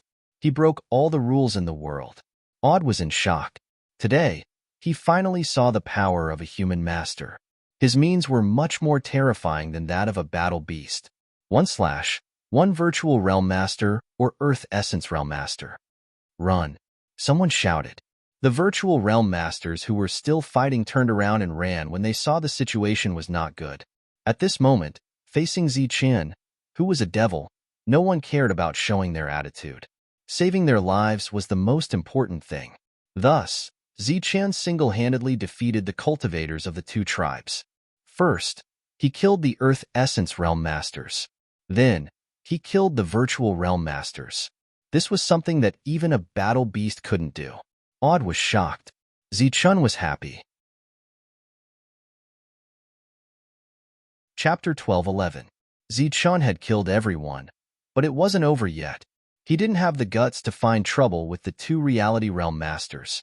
He set his sights on the Virtual Realm Masters again and turned around to hunt them down. The Virtual Realm's Virtual Realm rules were very useful to him. Similarly, they were 100 times more valuable than the Earth Realm rules. Killing one was equivalent to killing 100 Earth Realm Masters, so it was worth it. He's coming. Run. Run. Seeing Zichun coming, the cultivators' expressions changed. Both the Earth Realm and the Virtual Realm Masters started to run. Zichun mainly killed the Virtual Realm Masters, but after seeing the Earth Realm Masters, he didn't mind killing them to get a rule fragment. The crowd dispersed. This time, they really ran away. Compared to dying after leaving, they were more afraid of dying now. Zichun carried odor and chased after the fleeing cultivators. Zichun was very fast. His saber flashed like a waterfall. In the void, slashing sounds could be heard. Those who were too slow were chopped down with a single slash. Some Virtual Realm Masters wanted to hide in their own void, but under Zichun's yin-yang eye, they were undoubtedly committing suicide. Soon, there were no more cultivators in the sky. There were only 2 Reality Realm Masters left in the entire tribe. After a fierce attack, Wameng flew hundreds of meters away and laughed. Great. So what if you win? You don't even have a subordinate. At our level, what's the use of subordinates? We just need to be strong. Chaz snorted and rushed forward. His attacks were getting fiercer. We underestimated that little guy. I didn't expect him to have such means. Aren't you afraid that he'll come and take advantage of us when we're both injured? Wameng said while blocking the attacks. Chaz glanced at Wameng disdainfully and said, he's just an Earth Realm Master. No matter how strong he is, he can't be a threat to a Reality Realm Master. You usually don't talk much, but now you talk so much nonsense. Are you scared? Scared? Are you kidding me? I'm not scared of you. Wameng shouted angrily and changed from blocking to counterattacking. Zichun chased them for thousands of miles and killed more than 20 cultivators before giving up. Behind him, Odd's spirit gradually weakened as his life force began to fade away. Zichun coldly watched the crowd leave. Why aren't you chasing anymore? Otter asked weakly. He no longer had the spirit from before. I've killed too many already. I'm tired of killing. Now, I'll find you a good burial ground. Zichun flew high up in the sky and looked down. What's the point of looking for a burial ground? Just refine me as well, Otter casually said. I can refine others, but I can't refine my own brothers. Zichun's expression was serious. He pointed to a patch of open space in the middle of the forest and asked, Do you think that's okay? The spiritual energy is very dense. It seems to be a good burial ground. Aoda lowered his head to take a look. In the Jammu continent, once a cultivator died, they could only be refined. To have a burial place was already very rare. Placing Otter down and Jessie on the side, Zichun took out 3 jugs of wine and said, "Let's try this one last time." Zichun put a jug next to Jessie and opened the lid. Otter took the jug and took out the spirit ring, wanting to give it to Zichun. Zichun raised the jug in his hand and said, "You know, I already have a lot of law fragments now. I don't need these." Saying so, Zichun raised his head and drank. Otter smiled bitterly. In this world, who would complain about having too much wealth? Zichun smiled. "I have a lot of wealth on me. A lot. A lot. If I can leave this place alive, I will definitely kill Wameng and Chaz and take their things. I will become a tycoon among those of the same level. When I run out of wealth, I will find some small tribes and sell them law fruit trees. If they want to trade, I will make another fortune. If they want to take it by force, then I will make a fortune." Otter was startled when he heard this, then laughed loudly. Obviously, he didn't expect Zichun to have such a plan. He was just an Earth Prime, yet he dared to sell law fruit trees. It was obvious that he was telling the world that he was stupid but had a lot of good things. And if others tried to rob him, Zichun would use his powerful combat strength to rob them back. After seeing Zichun's methods today, Otter believed that no one below the corporeal realm could do anything to Zichun. What a clever plan. What a cunning idea. Otter sighed again and again. Then, the two laughed and drank. After that, the two chatted for a while. Otter's eyes gradually became unfocused, and his spirit became extremely weak. "Zichun, it's nice to meet you. Be careful." Otter looked at Zichun with unfocused eyes.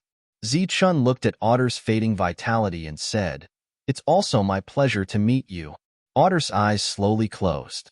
The jug in his hand fell, and his whole body fell backward. Otter was gone. Zichun's mood became very heavy. 2 of his friends who came to this world died just like that.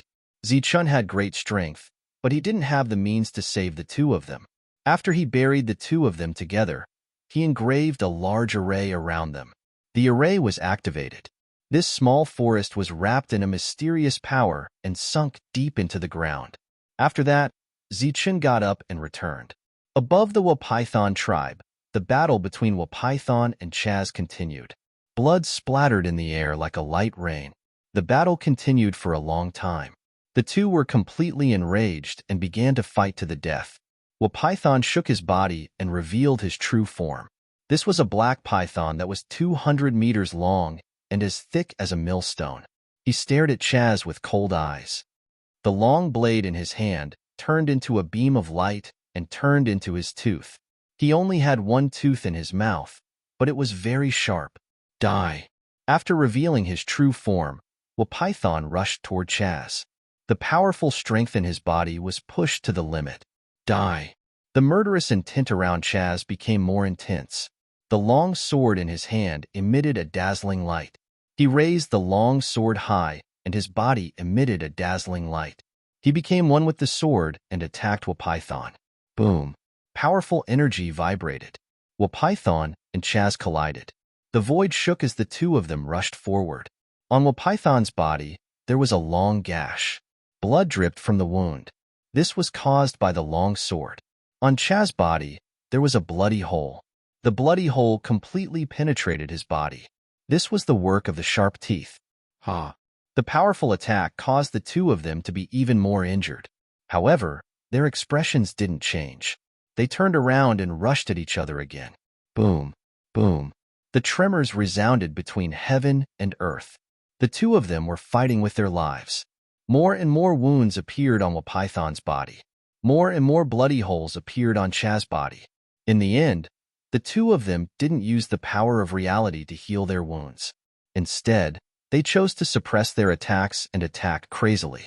The 2 of them were competing to see who could hold on first and who would die first. Zichun heard the sounds of collisions from afar. He knew that the 2 of them were about to fight to the death.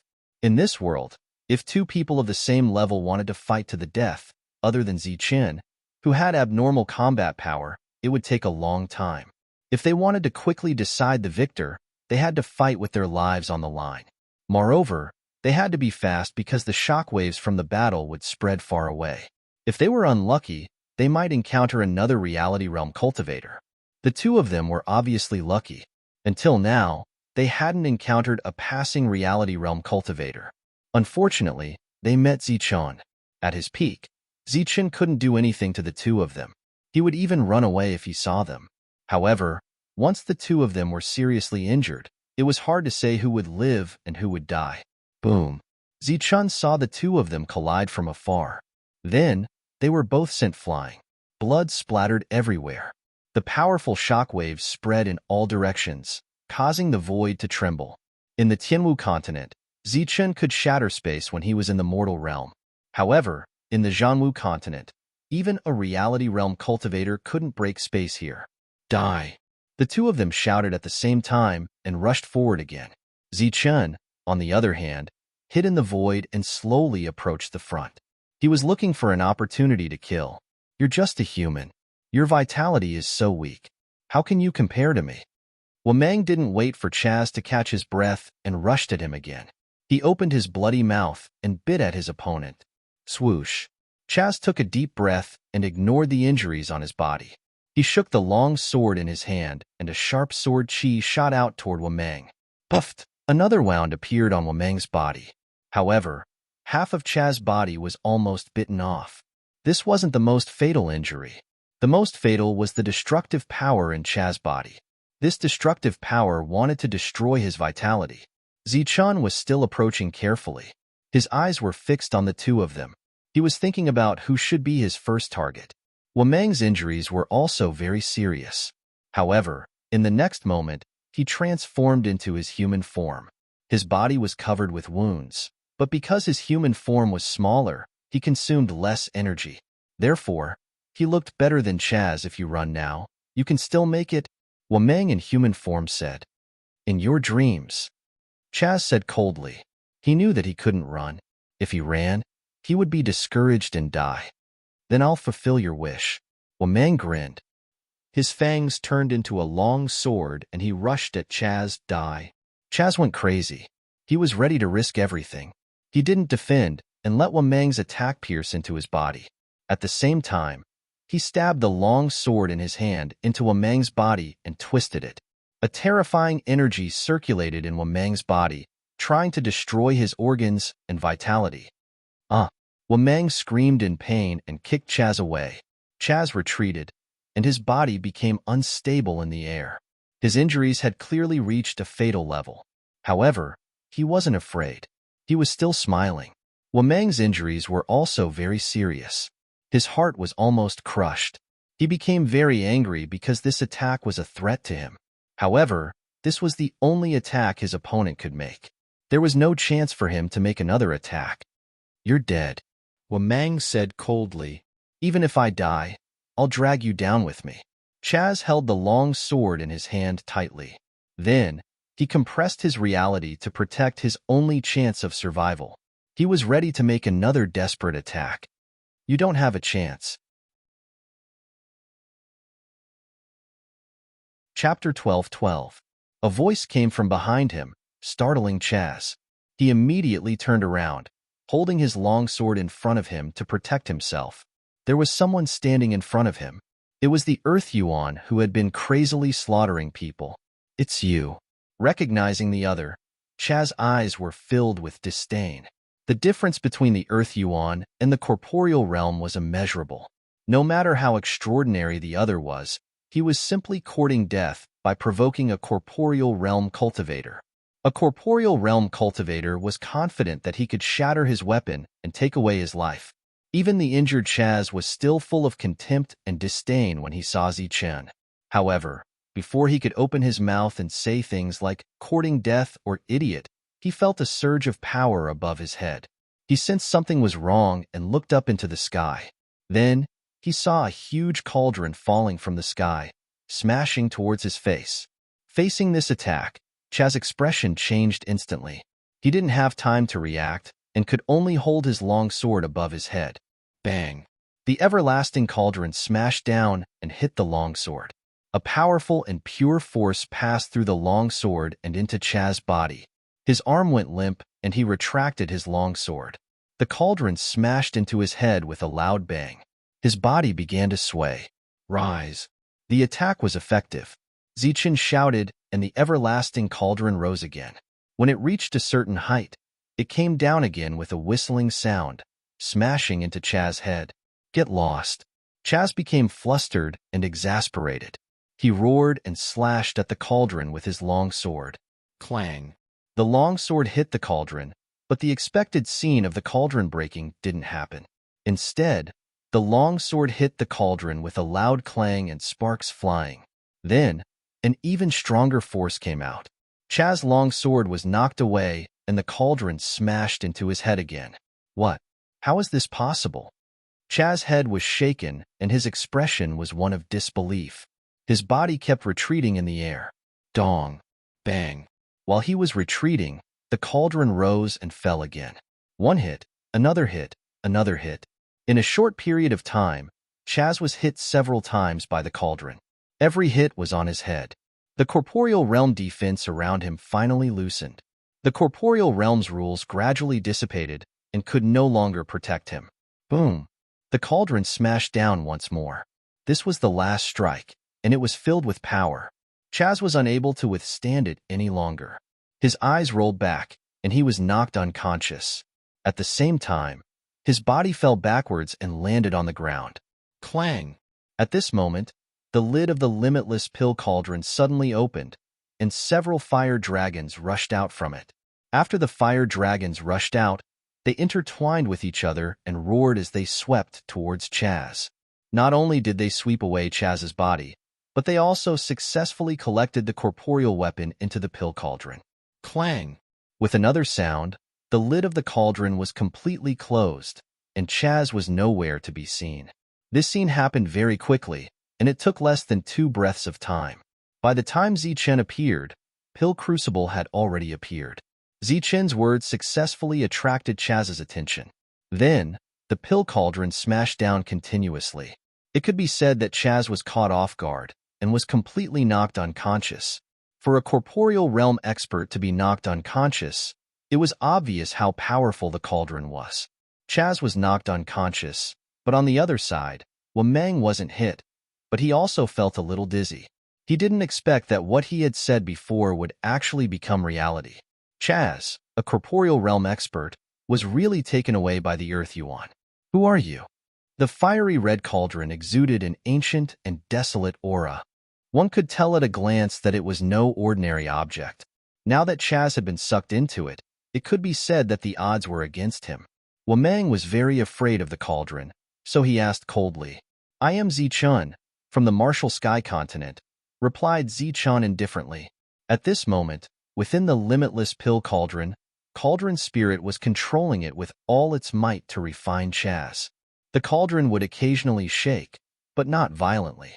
This was because Chaz was already half dead from Wameng's attacks. He was now struggling at death's door with only 1 breath left. Wameng's expression kept changing. No one knew what he was thinking. On the other side, Zichen also didn't speak. He quietly looked at Wameng. The energy in the air dissipated, and everything returned to normal. Wameng was the first to break the silence. He asked, "What is this thing? How did it block a strike from a corporeal expert?" Zichen glanced at Wameng, seemingly hesitating. After a while, he said, "This is the limitless pill cauldron, a rare treasure in this world." "A rare treasure in this world?" Wameng had some doubts on his face. Zichen nodded and said, "That's right. It is a rare treasure in this world. I brought it from the Martial Sky Continent, but in truth, it is a product of the Martial War Continent. It is said that it was born naturally after the Martial War Continent appeared. As long as you have the materials, you can refine any kind of medicinal pellet in this world." "Is it really that miraculous?" asked Wameng. "Of course. Not only can it refine any kind of medicinal pellet in this world, it can also refine any kind of laws. When an earth element fragment is placed inside, it can refine a complete sphere of laws. It contains a complete law, just like a fruit of laws. In addition, the earth element fragments it can refine are equivalent to half a ripe fruit of laws. It is the same for the void realm. As long as you enter and refine it, you will have a complete void law. Conversely, the refined void law will be 5 times stronger than a normal void law." Wameng's eyes lit up. His face was full of curiosity and surprise. That's not all. If a corporeal expert is placed inside, it can also be refined. It can refine fragments of the corporeal laws. Wameng said, according to what you said, this cauldron is a rare treasure. That's right. It is hard to find in this world, said Zichun. However, this is not the only treasure I have. I still have another treasure. Oh, what treasure? Wameng became very curious. Lightning flashed on Zichun's back. The six-winged heavenly thunder wings appeared. The thunder wings on Zichun's back flapped, and the void space appeared. After seeing the thunder wings, Wameng's expression changed again. However, when he saw the void space that extended from Zichun's back, a trace of shock appeared on his face. He asked, This is? That's right. This is a treasure that can increase one's strength by one realm. Although its origin is not as good as this cauldron, its effects are more practical than the cauldron's. Zichun said proudly. Wameng stood in the distance and watched. Because of Zichun's treasure, his expression became very excited. He was currently in the corporeal realm. If he wanted to break through to the next realm, he didn't know how many years it would take. In any case, he hadn't broken through for 10,000 years. However, the thunder wings on Zichun's back gave him hope for a breakthrough. Treasure. It really is a treasure. Wameng was very excited. All right, I only have these two treasures on me. I've told you all my secrets. Now, let's exchange your secrets. What is the thing Chaz wants? Asked Zichun. Wameng moved his gaze away from the thunder wings with difficulty and looked at Zichun again. He said, Do you know what a domain is? Domain? What's that? Zichun looked confused, then shook his head to show that he didn't know. There are 5 realms in the Earth realm. They are Earth realm, Void realm, Corporeal realm, Domain realm, and World realm. Wameng said, The Zhanwu continent is divided into 9 continents. Each continent has 49 prefectures, and each prefecture is made up of 108 cities. I've been in this world for tens of thousands of years, but I've only been to 2 cities in 1 prefecture. Zichun listened quietly. This was the first time he had heard that there were realms after the corporeal realm. However, Wameng had only been to 2 cities after staying in this world for tens of thousands of years. This was still very surprising. The last time we attacked that small tribe, it was actually to establish our own tribe. However, we didn't expect to find a token from a prefecture in that tribe, said Wameng. A token from a prefecture? Zichun looked even more confused. That's right. There's a prefecture in each prefecture. It's said that it's an ancient battlefield that was created by a god-level master. There's one in each prefecture. It's said that many battles have taken place there, and those who died were all domain realm masters. However, when a domain realm master dies, the realm they created doesn't disappear. A realm is the best tonic in the world for a corporeal realm master. Wameng paused here. Zichun completely understood the truth behind the brothers killing each other. It was because of a token from a prefecture. Zichun asked, If I'm not wrong, a token from a prefecture can only be entered by one person, right? Wameng looked at Zichun with admiration and said, You're very smart. You've guessed the crux of the problem right away. That's right. A token can only be entered by one person. Zichun frowned and said, If that's the case, why don't you guys team up and get another token? This time, Wameng smiled and didn't answer directly. Instead, he asked, Do you know how many corporeal realm masters there are in each city? Zichun shook his head blankly. I don't know the exact number, but I can tell you that there are guards in each city. These guards are all at least at the corporeal realm. My initial estimate is that there are 10,000 guards in each city. You can calculate how many corporeal realm guards there are in total in all 108 cities. This doesn't include those who live in the cities or the corporeal realm masters outside. If you really want to calculate, the total number of corporeal realm masters in a prefecture is definitely more than 10 million. Zichun was shocked by this number. What did it mean to have more than 10 million corporeal realm masters? What's more, this was only the corporeal realm masters in one prefecture. One had to know that there were 49 prefectures on this continent. There are at least 10 million corporeal realm masters, but do you know how many tokens there are in total? 100,000. 100,000 tokens scattered across 108 cities. There are less than 1,000 tokens in each city. This number of tokens is less than 1,000, and you have to include the ones distributed to the city lords. You can calculate how many tokens have been circulated. Wameng said, obtaining one of these tokens is already a stroke of heaven-defying luck. If you want to obtain 2, you have to be a relative of a city lord. However, every city lord is an unreachable existence. With such a relative, who would want to stay outside? Zichun nodded in understanding. It seemed that these tokens were indeed very rare. This also indirectly explained why Chaz had abandoned his wife and put his life on the line to fight Wameng to the death. Similarly, Wameng didn't want to escape because he was worried that Chaz would become ruthless and leak the news if he couldn't find him. Chapter 12:13. After Cauldron Spirit's voice transmission, Zichun looked at Wameng and said, "Chatting with you has broadened my horizons. I will remember what I said today and keep a low profile in the future. However, we will have to fight today. I am ready. How about you? Have you recovered?" Wameng's expression slightly changed as he said, "You are just an Earth Yuan. Are you confident that you can defeat me?" Zichun shook his head and said, "This has nothing to do with victory or defeat. Just as you have your eyes on my 2 treasures, I also have my eyes on that domain manners token. Therefore, we must fight. Of course, this is not the most important thing. The most important thing is that I promise Jesse and Aud that I will kill the 2 of you to avenge them. Now that Chaz is dead, it's your turn." Ha ha ha. Wameng suddenly burst into laughter. Zichun interrupted his laughter and said, "I am ready. I will not give you any more time to delay. Let the battle begin." As soon as those words left his mouth, Zichun's spiritual thoughts moved. The everlasting Dan cauldron beside him began to vibrate and whiz towards Wameng. The conversation between the 2 was, in fact, stalling for time. Wameng was recovering from his injuries. As he was seriously injured, he could not guarantee that he would be able to kill the Earth Yuan with the strange cauldron. Zichun was also stalling for time. He was waiting for the cauldron to kill Chaz before unleashing its full power. After all, Wameng was a true corporeal realm expert while Zichun was just an Earth Yuan. The gap between their realms was too great. Other than the everlasting Dan cauldron, there was nothing else that could restrain Wameng. As the everlasting Dan cauldron whizzed towards him, Wameng had no choice but to swing his saber at it. Wameng's injuries could only be suppressed but could not be healed. In addition to his injuries from many years ago, he was now even more injured. Wameng secretly cursed the despicable and vicious brat in his heart. Clang!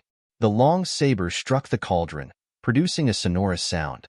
A powerful resistance stopped the cauldron's forward momentum. Although Wameng was seriously injured, he still had the strength to fight back. Therefore, he would not be easy to kill. Moreover, Zichun's greatest trump card in this battle was the everlasting Dan cauldron. Even so, he was not confident that he could win. Any other weapon that came into contact with the saber would probably be shattered after a few hits. Therefore, Zichun would not use these earth soldiers to fight. His spiritual sense moved again, and the pill cauldron whizzed over. At the same time, Zichun's figure flashed and dodged to the side. A saber ray slashed at the spot where Zichun had just been standing in the air, causing the void to fluctuate. Wameng's saber slashed through the air, and the pill cauldron in front of him also hit the air in an instant. Swish! Swish!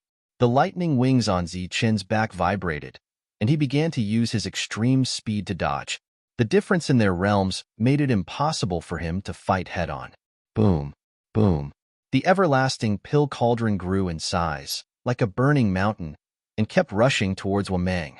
Wameng also dodged. The everlasting pill cauldron kept exploding in the void, and the sound of explosions kept coming out. Chi at the same time, Wameng slashed at Zichun with his saber. Ray after ray of saber light swept towards Zichun with the oppressive aura of the space. Zichun's body emitted a bright golden light, and his boiling blood was filled with a powerful force. This force, coupled with the void force and destructive power, was able to withstand the pressure, allowing him to escape. Damn it! Every attack missed, and Wameng was flustered and exasperated. The kid in front of him was as slippery as a fish, and he could not hurt him at all.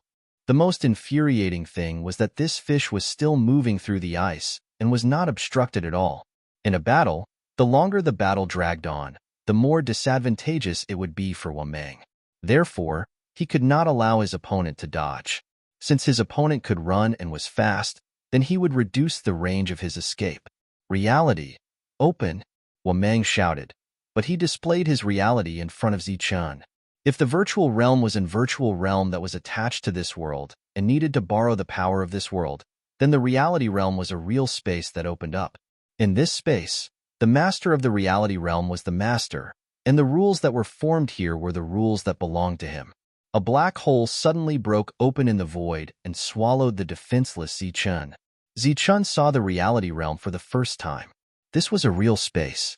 There was no blue sky, white clouds, land, or rivers. It was just a real space.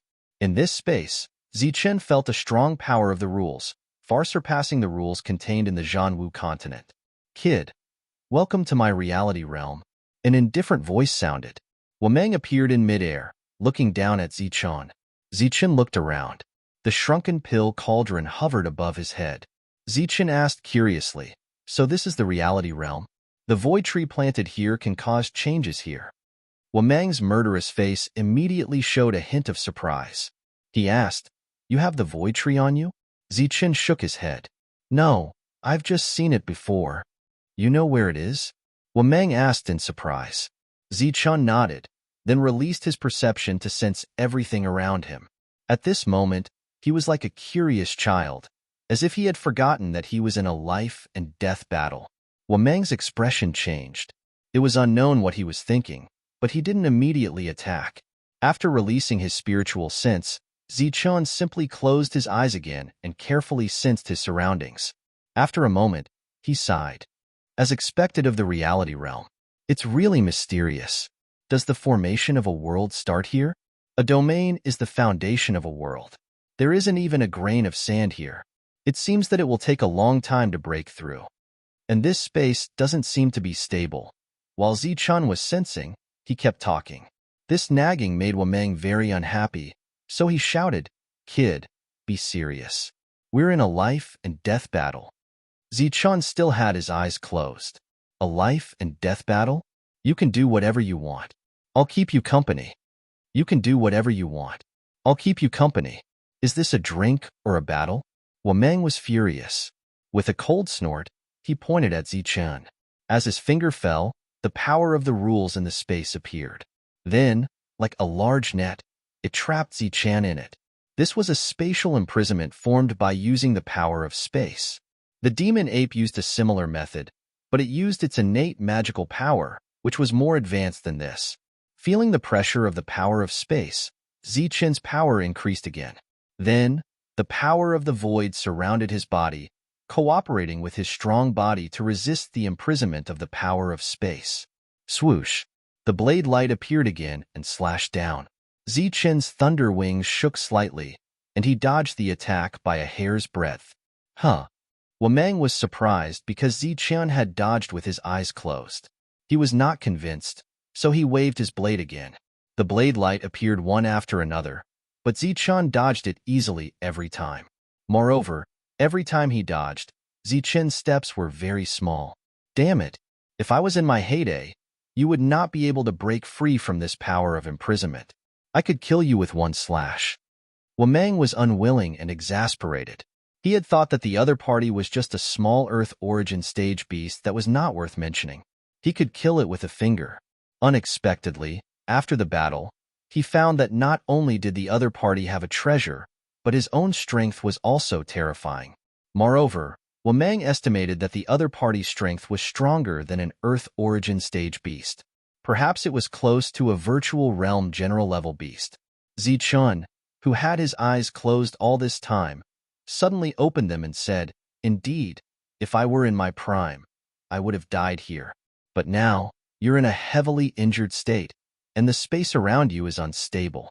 But you brought me in, so the one who will die will definitely be you. What do you mean? Wameng's expression changed, and he suddenly had a bad feeling. Zichun said, This is your space. When you're heavily injured, it becomes unstable. I'm guessing that it has something to do with your injuries. Tell me, if I use all my strength to shatter this space, how will your injuries be? You have the strength. Wameng stared. Of course I don't, but he does. Zichun pointed to the Wuji cauldron, and Wameng looked at the Wuji cauldron. Boom! The Wuji cauldron began to vibrate, and then a loud dragon roar sounded one after another. Fire dragons rushed out one after another. These fire dragons emitted blazing heat. After they appeared, they rushed in all directions and then exploded at the edge of the space. A series of explosions caused the space to shake violently. Puff! The fire dragons exploded, and Wameng's expression changed. At the same time, he was seriously injured and coughed up blood. Zichun stood in place and said coldly, "At first, I was thinking about how to kill you, but after coming in, I found that there is no need for any method because you have already found a dead end for yourself. I will kill you." Wameng roared and slashed at Zichun. In Zichun's hand, a black saber appeared. Of course, he didn't use the black saber to block Wameng. The black saber was very useful, and he didn't want the black saber to be broken. Zichun wielded his saber and slashed out in all directions. Saber light flashed, and the power of the rules that imprisoned him dissipated. Zichun's shackles disappeared, and he evaded the attack with extreme speed. At the same time, Zichun controlled the Wuji cauldron and slammed it in all directions. As the space shook, the fire dragons also continued to attack. At this point, Wameng could no longer expel Zichun because his injuries had reached the real limit. The only thing he could do was to kill Zichun in his own dominating space. If Zichun was expelled to the outside world, he would suffer the same fate as Chaz. Thinking of this, he gave up on the entire space and then mobilized all the power of space to suppress Zichun. Boom! The energy around Zichun was surging, and the golden light was dazzling. The thunder wings on his back kept vibrating, and the long saber in his hand kept slashing. One after another, the power of the rules was cut open, but there was still more power of the rules that fell on him. He couldn't cut it all. This was a strike that Wameng had launched at the risk of collapsing space and had completely imprisoned Zichun. Then, Wameng rushed forward with his saber and mobilized the ultimate power in his body to slash at Zichun. Life and death were at this moment. Either you die, or I die. Wameng went all out. Puff! He rushed in front of Zichun and swung his saber at Zichun's head. Zichun was still dodging in panic, but it was useless. Chapter 12:14. Wameng used all his strength and successfully killed the Earth Prime Human. Even the treasure was cut open. He laughed proudly. Ha ha! His triumphant laughter reverberated in the real world, but it quickly stopped abruptly, as if someone was strangling him. The human body in front of him was split in two, and another human stood 10 meters away from where he was standing. The human held a blade in his hand, and the thunder wings on his back were flapping slightly. There was a deep wound between his eyebrows that extended straight to his lower abdomen. Golden blood flowed out from the wound. "Sorry, I'm not dead yet," Zichun said indifferently, his eyes cold. He had a deeper understanding of the real world. If he hadn't decisively summoned his doppelganger and used the black blade to cut through the laws and retreat 10 meters, he would have died.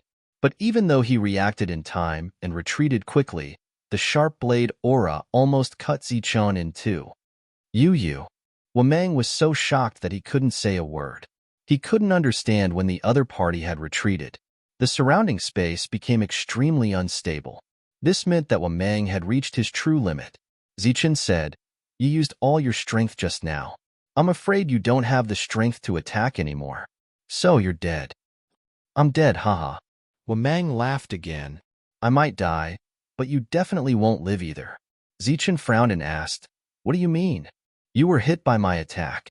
The power of the real world will enter your body and destroy it. You can't defend against that kind of power, nor can you expel it.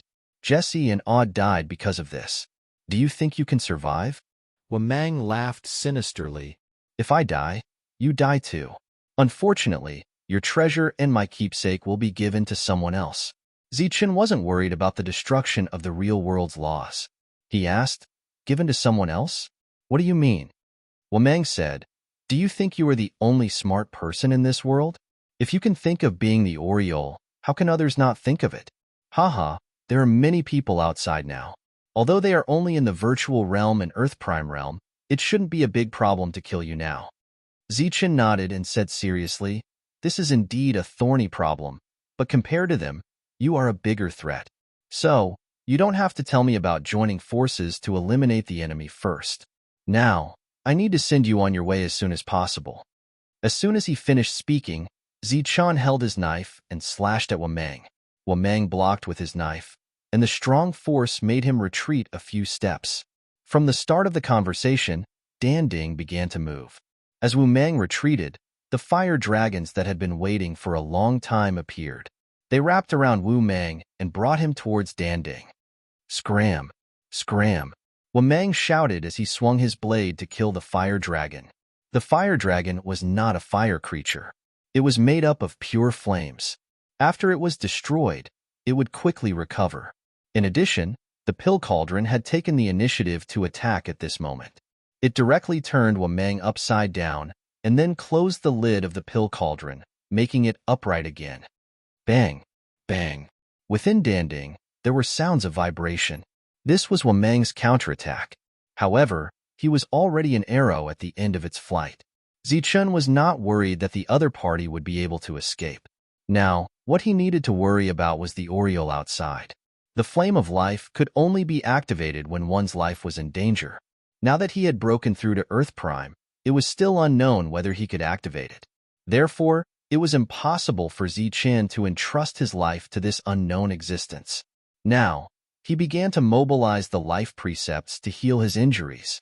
The life precepts appeared on the surface of his body and healed his injuries. As Zichen observed carefully, he found that the life precepts were useless. A mysterious space precepts were attached to his injuries, directly blocking the life precepts. Just as Wamang had said earlier, these precepts were destroying Zichen's injuries. Before long, Zichen would die. Since the life precepts were ineffective, Zichen could only use the destruction precepts to first cut off the space precepts attached to his body.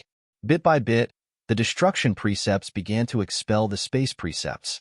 Although the speed was not very fast, it was very effective. However, before Zichen could rejoice, he felt a fluctuation in the surrounding space. Then, the reality in front of him disappeared and his figure reappeared in the real world.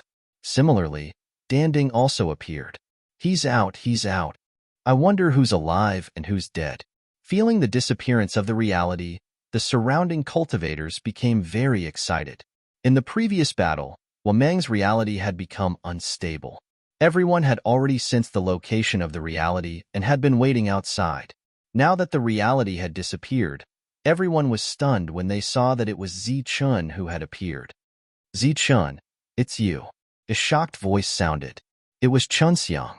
He asked, where's the patriarch? Zichen held his saber and glanced indifferently at Chunxiang. He said indifferently, dead? What? Everyone's expression changed when they heard this. Dead? The patriarch is dead. What about Chaz? This time, it was Gu Meng who spoke. He was also shocked. Dead. What? Patriarch Chaz is also dead. Another voice sounded. This time, it was a cultivator from Chaz's side. Did you kill him? Gu Mang asked carefully.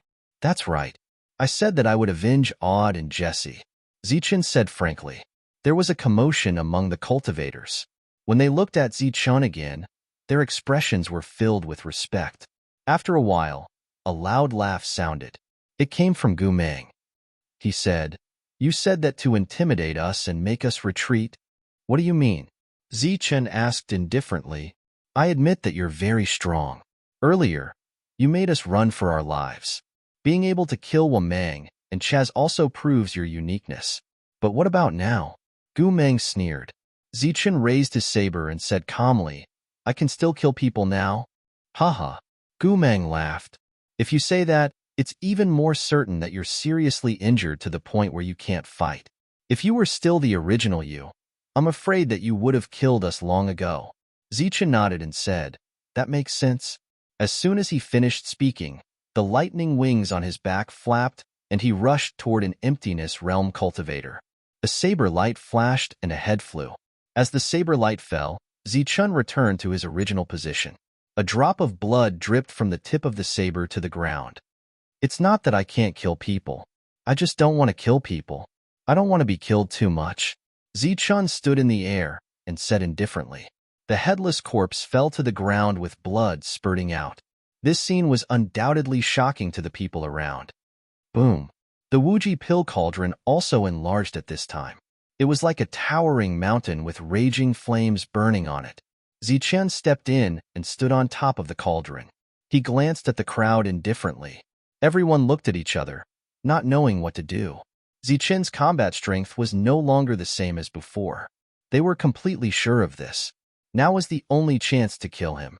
Moreover, they could clearly see that whether it was the cauldron or the lightning wings on his back, they were all extremely extraordinary things. However, the key question now was who would go up first to die. Everyone looked at each other. No one was willing to go up. Obviously, they all wanted to be the Oriole at the end. Zichun's psychological attack was useless against them. However, they became entangled because of the question of who would go first. Zichun stood on top of the cauldron without saying a word. His expression was indifferent. In fact, he had already divided part of his mind to expel the spatial power in his body. Zichun, don't put on an act here. In fact, you can't do it anymore, right? Chunxiang looked at Zichun and said disdainfully. Zichun said calmly, you can try. Humph, you're just a punching bag. How strong can you be? Another person spoke. It was Zyth. Of the 5 people who came with Zichun, only one of them, an Earth Prime, had died. The other 4 were still alive. Moreover, they were all glaring at Zichun with undisguised killing intent. Zichun sneered and said indifferently, I admit that I'm injured now, but if anyone naively thinks that they can kill me, then feel free to come and try.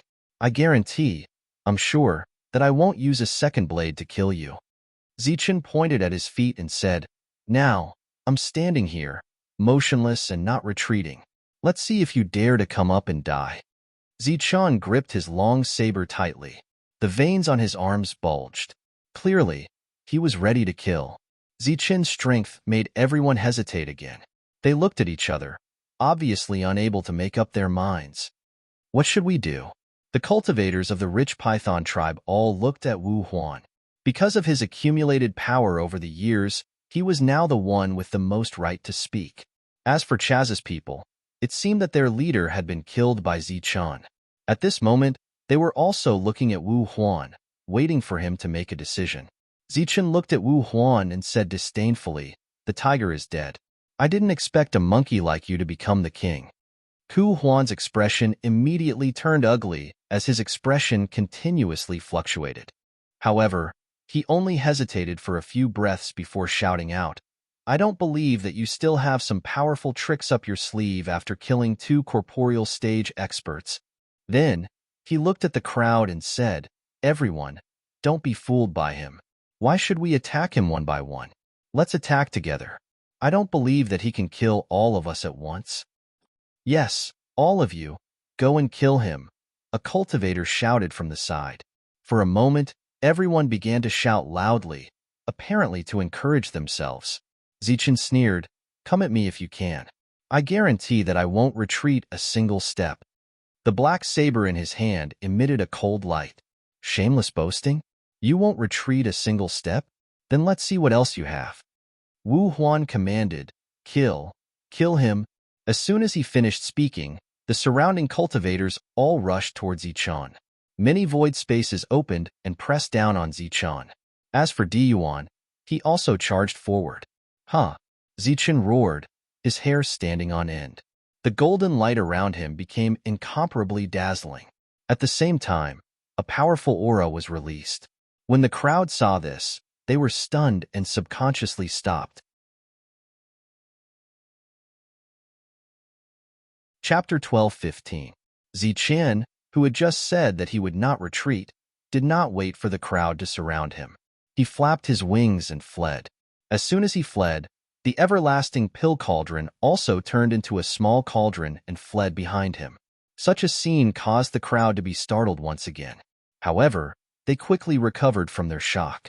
Pride and surprise appeared on their faces as they shouted loudly.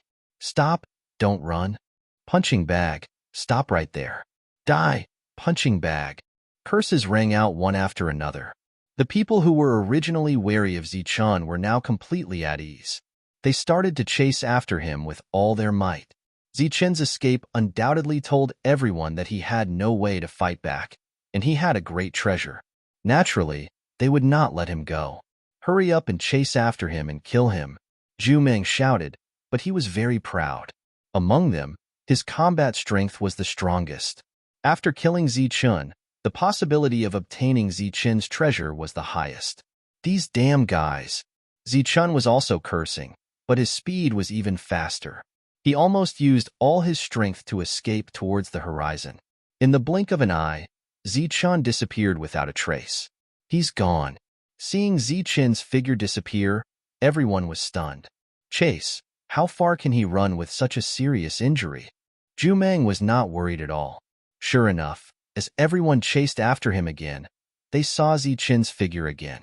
He was still running away, and the everlasting pill cauldron was following behind him. Everyone whistled forward and disappeared in the blink of an eye. Just after everyone left, in the dense forest below, an emptiness realm disappeared, and Zichun's figure appeared, looking very miserable. I have to quickly recover from my injuries. Otherwise, if I lose the pill cauldron, it will be a big loss. Zichun had just entered the emptiness realm, and he had revealed a clone to escape. However, in order to successfully confuse everyone, he had no choice but to let the clone carry the pill cauldron. There was not much time left for Zichun, so he had to quickly expel the spatial power in his body. Around him, waves of destructive laws appeared one after another. These laws were like extremely sharp knives that began to slash and dispel the many laws on his wounds. Every time he expelled a piece, Zichun would activate the life edicts and begin to repair the damage. The first thing Zichun did was to heal the injuries to his internal organs, which took him quite some time. Then, he dealt with the other injuries. Finally, he dealt with the most obvious and most terrifying injury between his eyebrows and lower abdomen. Zichun was treating his last and biggest wound. As for his doppelganger, it was still running away. The speed of the doppelganger was not slow, and the people behind could not catch up in a short period of time. However, they were not in a hurry, and even the faces of Zhu Heng and the others were relaxed. This idiot has never left this place before. He can't even differentiate between north, south, east, and west. He keeps circling around this area, waiting for his injuries to worsen. Let's see if he dies or not. Zyth, who was beside Zhu Huan, sneered. Zyth was an emptiness realm expert. He had followed others out to kill beasts before, so he knew the surrounding environment very well. At this moment, Zichun was running away, but in Zyth's eyes, he was just circling around and did not run far at all. This time, he will definitely die, but you guys. In front, Zichun's speed slowly slowed down. Zhu Huan began to send a message to his trusted subordinates and then assign tasks. Zichun, who was in front, finally could not hold on any longer. He was blocked and surrounded by the crowd. Good boy. How long has it been? Your injuries have actually recovered. Seeing that the injuries on Zichun's body were no longer there, everyone sighed. Let's talk nicely. Let's talk nicely. Zichun raised his hands and made a gesture of surrender. Talk nicely? How can we talk nicely? You killed so many of our people. An emptiness realm expert said coldly, but he did not step forward. Zichun stopped running, but it did not mean that he did not have the slightest bit of combat power. Similarly, the crowd surrounded him, but they did not dare to step forward rashly. Of course, if all of them went forward, they would dare. Zichun might be able to kill one or two of them, but he definitely would not be able to kill all of them. Everyone was competing with luck. This is a misunderstanding. This is a misunderstanding. What do you want? I will give it to you. Doppelganger Zichun said again. The doppelganger could speak, and its thoughts were also Zichun's thoughts. Other than the fact that it could not exist in the world for a long time, it was almost the same as the real body. What do we want? We want your life. Will you give it to us? Chun Xiang shouted. Of course I will. Why wouldn't I? but I've been running for so long. Can't you let me catch my breath? Doppelganger Zichun said, but he was somewhat talkative. Ju Huan looked at Zichun in front of him. For some reason, he felt that this Zichun was somewhat strange. Moreover, he had been running all this time. How could he have had time to recover from his injuries? Even if he had, how could injuries left behind by a corporeal realm expert be so easy to recover from? Now, all of his injuries had healed, and he was as good as new. There was no abnormality at all. This was a suspicious point. However, when he looked at the cauldron, it was indeed real. Although the lightning wings were gone, Ju Huan thought that the other party had put them away. The Zichun in front of him gave him a very strange feeling. Although he did not know what the other party was up to, Ju Huan would not change his goal of killing Zichun. Therefore, he said to the surrounding cultivators, "Everyone, since things have come to this, we can only fight to the death. Next, we will follow the old rules and go all out to kill him." Everyone naturally agreed to this suggestion. Therefore, without saying a word, they all rushed forward after exchanging glances with each other. However, the scene of Zichun taking out a long saber and slashing wildly, killing 3 to 5 cultivators did not happen. Facing the siege, Zichun only covered his head with his hands and then squatted down. Bang, bang, dong. All sorts of attacks landed on Zichun's body, and all sorts of sounds rang out. In an instant, he became the target of everyone's attacks. As more and more power entered Zichun's body, his doppelganger could not hold on any longer and finally exploded with a boom. The clone Zichun disappeared, and the cauldron lost control and fell to the ground. However, Ju Huan, who was already prepared, flashed forward and grabbed the cauldron. With the power of the void between them, the cauldron could not do anything to Ju Huan. After grabbing the cauldron, Ju Huan subconsciously took more than 10 steps back and looked at the people in front of him at the same time. Zichun exploded, and the crowd did not get anything, so they separated in confusion. What's going on?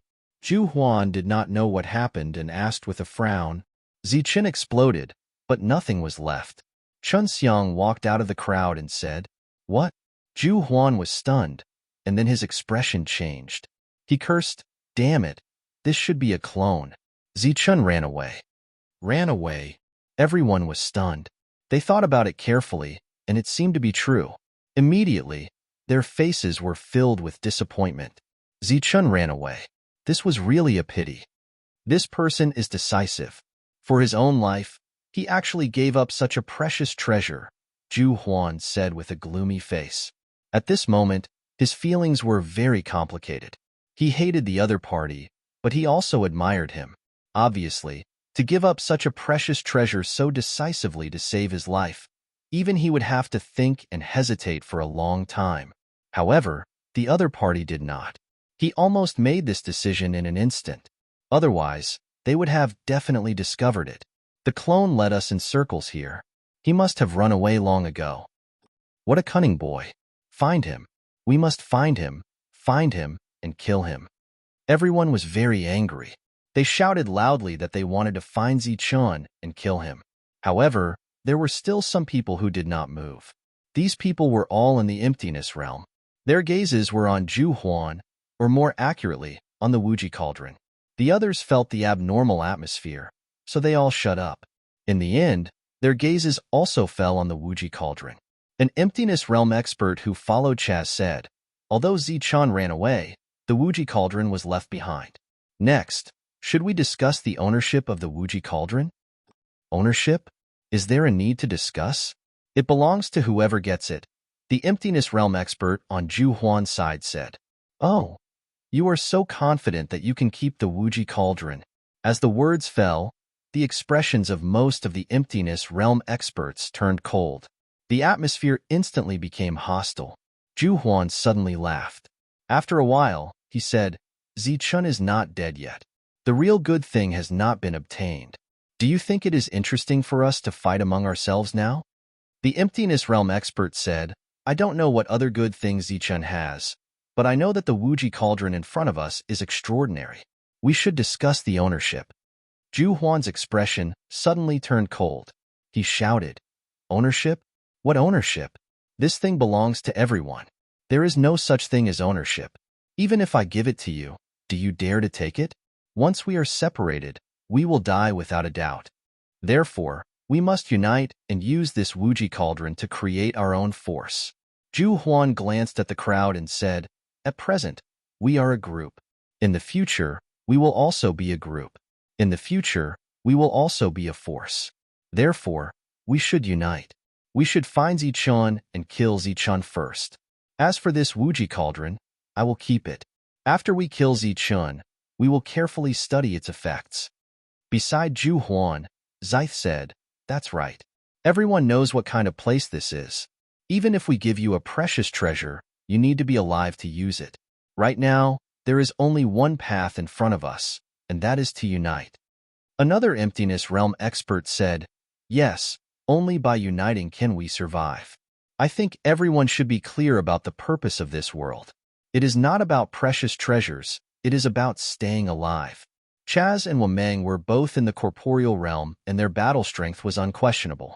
However, the two of them were killed by an Earth Prime cultivator because of a treasure. What does this mean? This means that staying alive is the most important thing. The emptiness realm experts on Zhu Huan's side began to speak one after another. It had to be said that what they said was very reasonable. Moreover, every word they said seemed to be thinking for everyone. Especially when Zhu Huan said that everyone would have a share of the Wuji cauldron, he received the support of many people. Everyone felt that it was reasonable and nodded repeatedly. Thus, they also believed that Zhu Huan was right. Chapter 12:16. The voice came from Zichun. He suddenly appeared behind the crowd, causing their expressions to change. Everyone turned their heads or raised their heads to look behind them. Then, they saw Zichun. He was still the same Zichun from before, but there were no obvious wounds on his body. Only a few faint white marks could be seen. The 6 wings on his back were still flapping, and he held the terrifying long saber tightly in his hand. At present, Zichun's expression was calm, but he gave off an extremely dangerous feeling. He didn't need to deliberately put on a strong front like before, but it was enough to make people tremble in fear. There were at least dozens of cultivators standing in front of Zichun. However, as Zichun moved forward with his saber, they couldn't help but retreat. Because Wu Huan's reaction was slower, he quickly arrived in front of them. Zichun pointed at the cauldron in Wu Huan's hand and said, "Sorry, this is mine?" Wu Huan was stunned. "This is mine," Zichun repeated. Wu Huan reacted and hugged the cauldron tightly in his arms. Then, he subconsciously took a few steps back. He looked around and said to the other cultivators, "What are you afraid of? He's alone. We have a group." Behind him, a cultivator said in a trembling voice, "But he can kill a group by himself." Wu Huan was furious and shouted, "What are you afraid of? Don't forget that he's seriously injured. Although he's here now, he's still trying to scare us. Kill him, and the treasures on him will be ours." Wu Huan continued to boost their morale. "For the treasures, let's do it." After saying that, without waiting for the others to cooperate, the lightning wings on Zichun's back continued flapping. Then, his body charged forward in a straight line. In the blink of an eye, he was in front of Wu Huan, and the long saber in his hand slashed down fiercely. Wu Huan screamed in fear and tried to block with the cauldron. Unfortunately, he was a step too late. Puff! The saber flashed, and there was a soft sound. Wu Huan's head flew up. The cauldron began to emit flames. Fire dragons appeared, one biting Wu Huan's head, the other wrapped around his body, and then sucked him into the cauldron. When Gu Quan's saber was cut down, screams rang out from all around. The fear in the hearts of the crowd had finally reached its limit. They screamed in terror and then fled in terror. They did not have the slightest bit of will to fight. Seeing this, Zichun felt relieved. The corners of his mouth curled into a cold smile. Then, he took a step forward and walked towards Xieth. Xieth had come to the warty python tribe at the same time as Zichun, but he had always found him unpleasant to the eye. Today, he might as well end it. Pooh!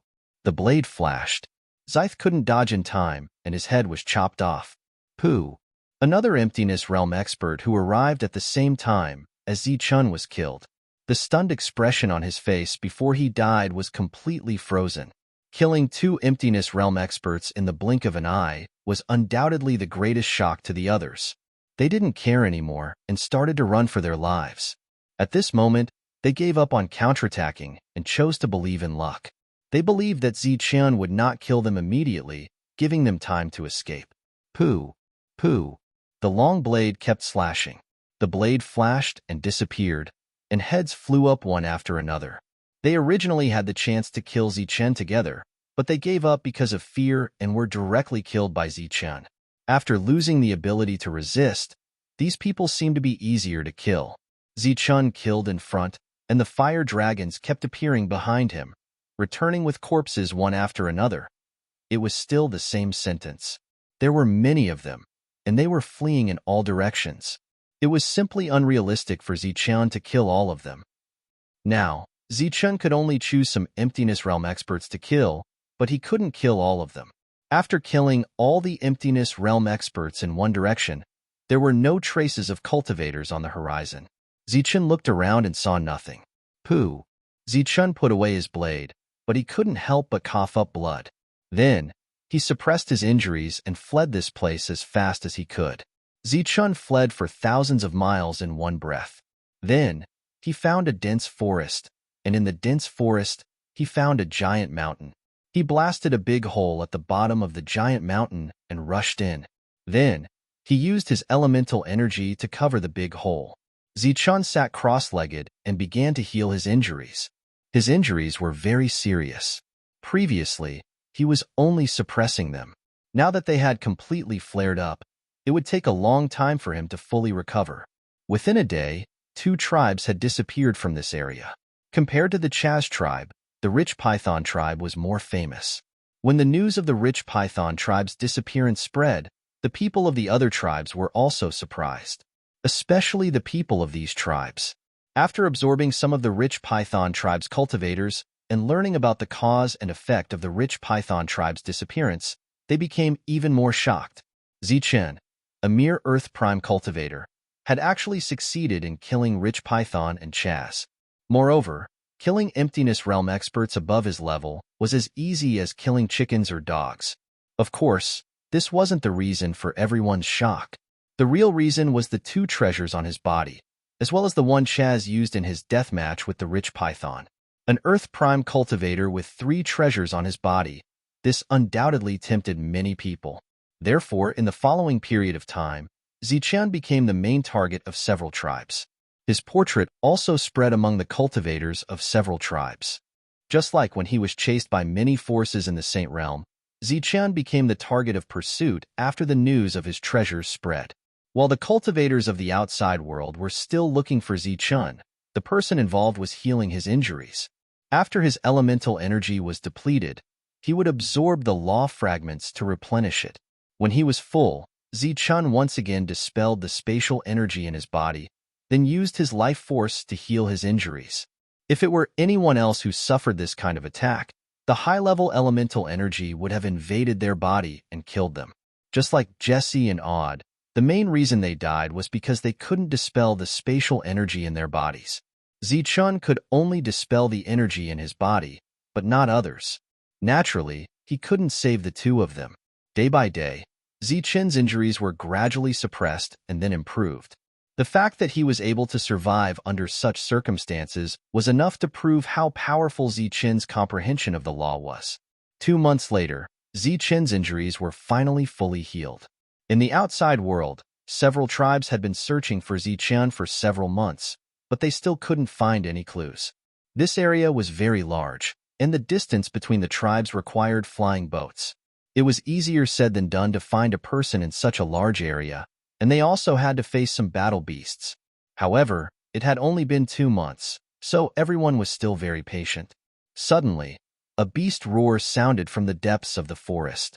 When the 2 cultivators in front heard it, their expressions changed. The 2 of them looked at each other, and one of them said, "Let's not go too deep." The other cultivator nodded. That makes sense. It's said that Zichun is only at the Earth Prime level. If he dares to go too deep, he will definitely be torn to shreds by the battle beasts. A soldier-level battle beast can kill an emptiness realm expert, and a general-level battle beast can rival a corporeal realm expert. I also don't think he can go too deep. As the two of them talked, they turned around and headed in another direction. However, the two of them were still talking along the way. It's been a few months. Just our Hearthstone tribe alone has sent many people. In addition to the other tribes, there are many emptiness realm experts, but we haven't found a single Earth Prime.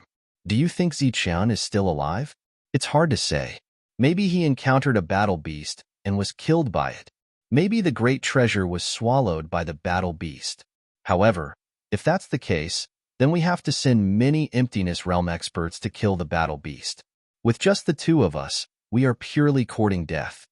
Just as the two of them left the forest, a person walked out. It was Ziqian, the Hearthstone tribe, and the other tribes. It seems like the news has been leaked. If we continue to wander around, I'm afraid we will be discovered. At that time, corporeal realm experts will naturally come. He was very clear about Ziqian's current strength. He couldn't do anything to a corporeal realm expert. He was only able to kill the two of them last time because of pure luck. Ziqian muttered to himself for a while, then said to himself, "Yes, the most important thing right now is to find a safe place to cultivate. My current strength is too weak. It's better to work hard to break through to the emptiness realm. Only then will it be safer. There is still room for improvement in my thunder wings. I need to refine them." In this world, finding a safe place was as difficult as ascending to the heavens. However, it wasn't difficult for Ziqian. He went deep into the forest. As long as it was a place that humans couldn't find, it would be a safe place. Ziqian's destination was the place where the battle beasts lived. The battle beasts were very strong. A soldier-level battle beast could fight against an emptiness realm expert, and a general-level battle beast could fight against a corporeal realm expert. The area where the battle beasts lived was definitely a safe area. After walking for dozens of miles in the forest, Ziqian saw a living battle beast for the first time. This was a battle beast that looked very much like a leopard. Its body was covered with fine black scales, and its entire body was emitting a tyrannical battle aura. The two sharp teeth in its mouth were like two scimitars, directly growing out of its mouth and emitting a cold light. This was a soldier-level beast. At this moment, it was staring coldly at Ziqian, an outsider. Ziqian also looked at the battle beast. His eyes flashed with excitement because he was finally going to fight a battle beast. Roar. The battle beast roared angrily and rushed towards Ziqian. Its movements were accompanied by a strong and pure power. Its claws were like sharp weapons. Pong. Ziqian raised his fist to block the attack. There was a vibration, and both of their figures swayed. The battle beast landed on the ground. However, it immediately jumped up and stabbed its two sharp teeth towards Ziqian. Swoosh. Ziqian moved his feet and blocked the opponent's attack. Then, he punched the back of the opponent's waist. A strong force shook out and directly sent the battle beast flying. After a short fight, Ziqian had a good understanding of battle beasts. As a soldier beast, it was stronger than some of the strange beasts in the Tianwu continent. However, it couldn't be compared with those higher life forms, such as the demon ape, the dragon tiger, and the Torvosaurus. Even if they were at the same level, they could still defeat their opponents with their bare hands. However, this also indirectly proved that battle beasts were second only to higher life forms. Their battle strength far exceeded that of humans of the same level. Chapter 12:17. Beasts were powerful and intelligent. After two attacks, Ziqian was able to see through it, and it was also able to sense that humans were not ordinary. Roar. It roared and rushed towards Ziqian again. Powerful energy surged from its body. Usually, such an attack would have been enough to kill a human. Ziqian's body flashed with golden light. He mobilized the power of Earth Aeon and destroyed the rules around his body. He clenched his fist and punched forward. That punch was filled with power, and it was filled with skill. Bang! The two forces collided, and the sound of the collision rang out again. This time, the two sides were no longer evenly matched. A surge of power flowed from the fist into the battle beast's body. The battle beast let out a wail and was smashed into the distance. They were both using the power of Earth Aeon, but Ziqian defeated the soldier beast. Bang, bang. Zichun quickly stepped forward. Without waiting for the battle beast to get up and attack, he punched again. In this punch, golden light flashed and a powerful force shook the surroundings. Punch after punch landed on the beast's flesh, causing it to wail continuously. Bang. In the end, the battle beast's skull was broken by Zichun's punch. Its soul was shattered and it died. As for its corpse, it was sucked into the alchemy cauldron. Soon, Zichun would obtain a beast pill of rules. At the same time, he would also obtain several high-quality refining materials. Leaving only some traces of the battle, Zichun began to go deeper. Even if the pursuers found something, they didn't dare to rashly go deeper. This was because the battle beasts were indeed very strong. One or two ordinary emptiness realm experts wouldn't even consider finding trouble with a battle beast. As he went deeper, Zichun found a few more battle beasts. After a simple battle, the soldier-level battle beast was killed. After going deeper into the dense forest for hundreds of miles, Zichun found a relatively quiet area. After arriving here, Zichun didn't see any battle beasts. Zichun guessed that this should be the place where a general-level battle beast was. Although a general-level war beast was only at the corporeal realm, its super-strong combat power made it comparable to a corporeal realm war beast. Even the current Zichun would have trouble facing a general-level war beast. After discovering this area, Zichun didn't go any further.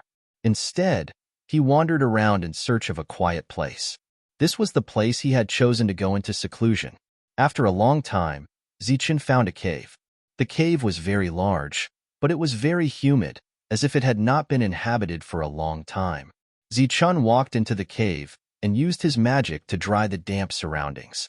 The cave was very deep, as if it was the dwelling place of a snake, but it was obvious that this place had been abandoned. After dealing with the situation in the cave briefly, Zichun went to the entrance of the cave and set up a simple formation. This was the place he chose for his seclusion. In the depths of the cave, Zichun sat cross-legged and a rule fragment appeared in his hand. The current Zichun's body was not saturated with the power of the rules, so it was relatively better for him to refine the rule fragments. Of course, he could also refine the void fragments, but that would be too wasteful.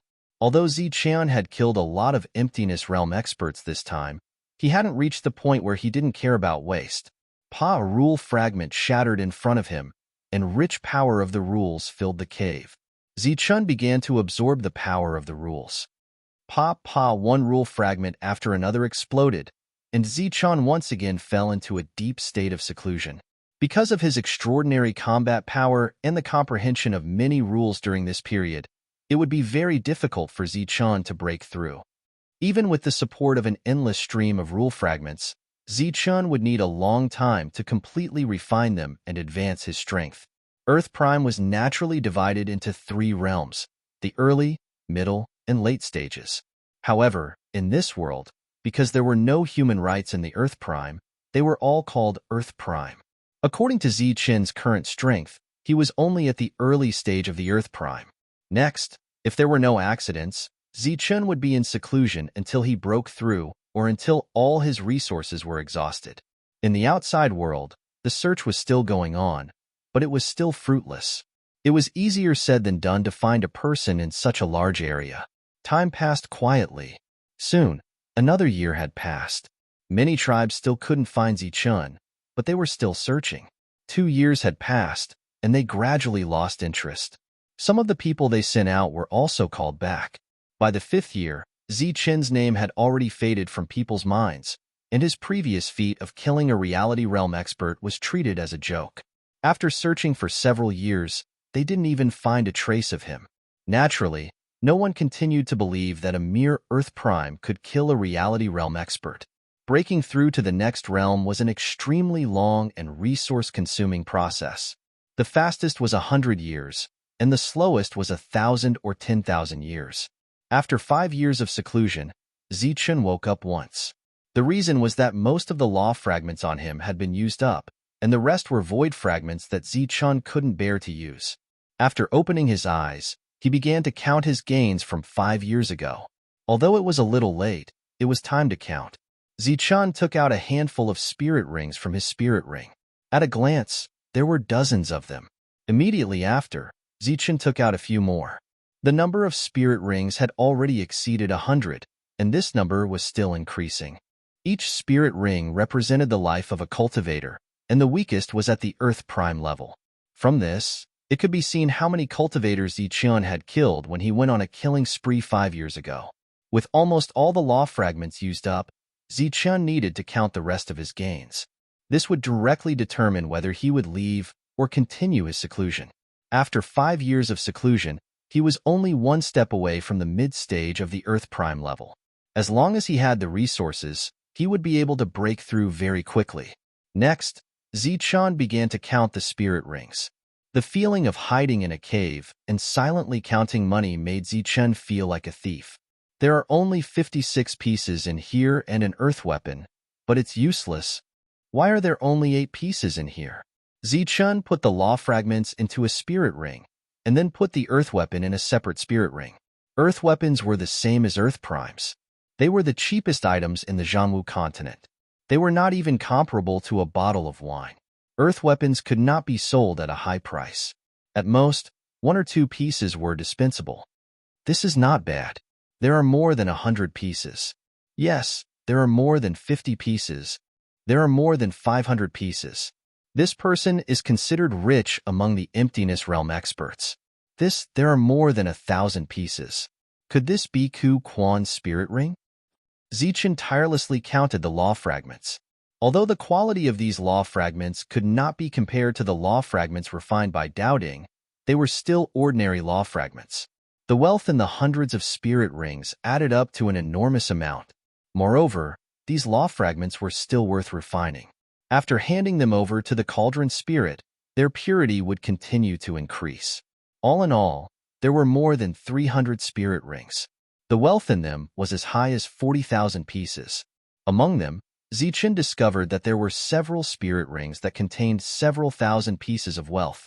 Of course, there were many spirit rings that only contained single digits of wealth. These were all earth primes. They also needed law fragments for their cultivation.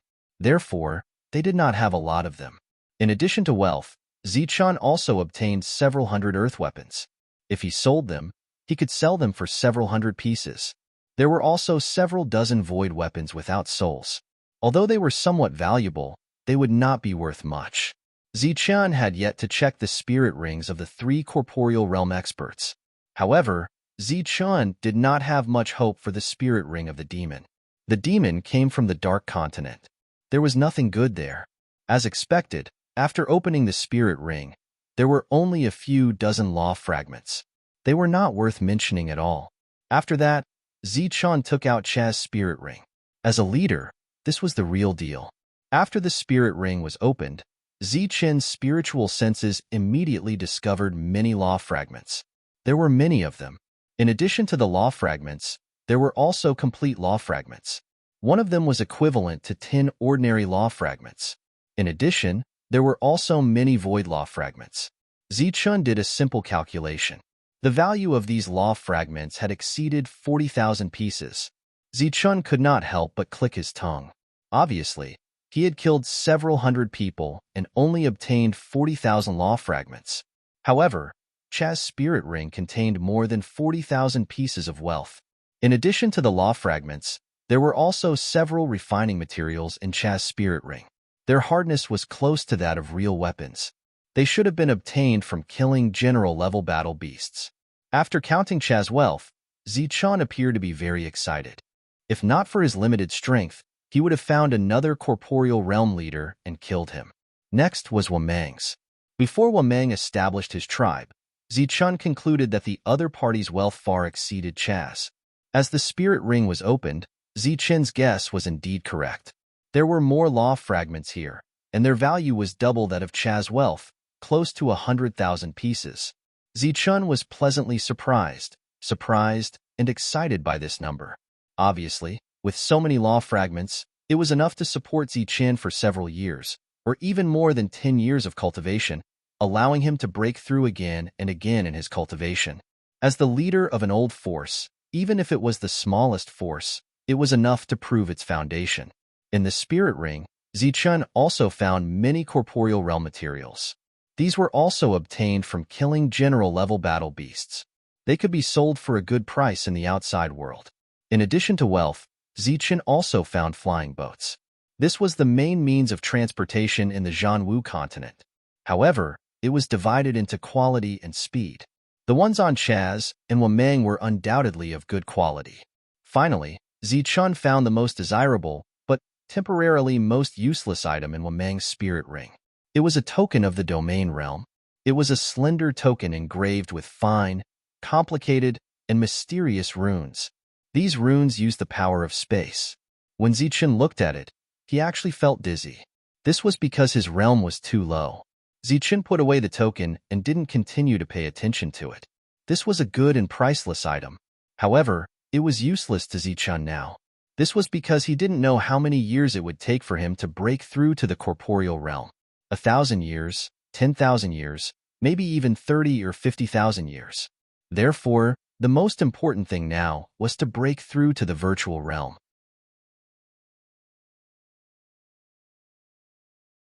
Chapter 12:18. From the early stage to the middle stage, although it was only a small breakthrough, it was a big step for Zichen. A breakthrough in the realm meant that his combat strength had increased again. Although he could still kill the virtual realm, he had more power to protect himself when facing the corporeal realm. Zichen was very satisfied with the speed of breaking through a small realm in just a few years after coming to the Zhanwu continent. One must know that if it was someone else, they might not be able to break through a small realm in more than 100 years. After the breakthrough, Zichen continued his closed-door training. Firstly, he wanted to familiarize himself with his current strength. Secondly, Zichen didn't want to go out because he hadn't consumed all the law fragments yet. The time spent in closed-door training was extremely boring, but in order to survive, he had to continue no matter how boring it was. Next, Zichen spent nearly 10 years refining the law fragments again. During this period, his strength was also increasing. He was very close to the late stage of the Earth realm, but because of his closed-door training all year round, his realm improvement became slow. Even if he had enough resources, it would take 100 or even a few hundred years to break through to the virtual realm. In addition to closed-door training, the state of mind was also very important. At the same time, the state of mind determined the speed of strength growth. Therefore, in theory, it was impossible to reach a high realm in a single closed-door training. Of course, higher life forms were an exception. After feeling that the growth of his strength had slowed down, Zichen decisively gave up on cultivating. It just so happened that he had consumed too many law fragments. It was time to get some more. But before that, Zichen needed to refine the Thunder Wings again. The demon chi on the heavenly Thunder Wings had gradually been dispelled over the past 10 years. What Zichen needed to do was to refine and fuse it again. He believed that the power of the Thunder Wings would be stronger. Boom! A loud sound suddenly came out.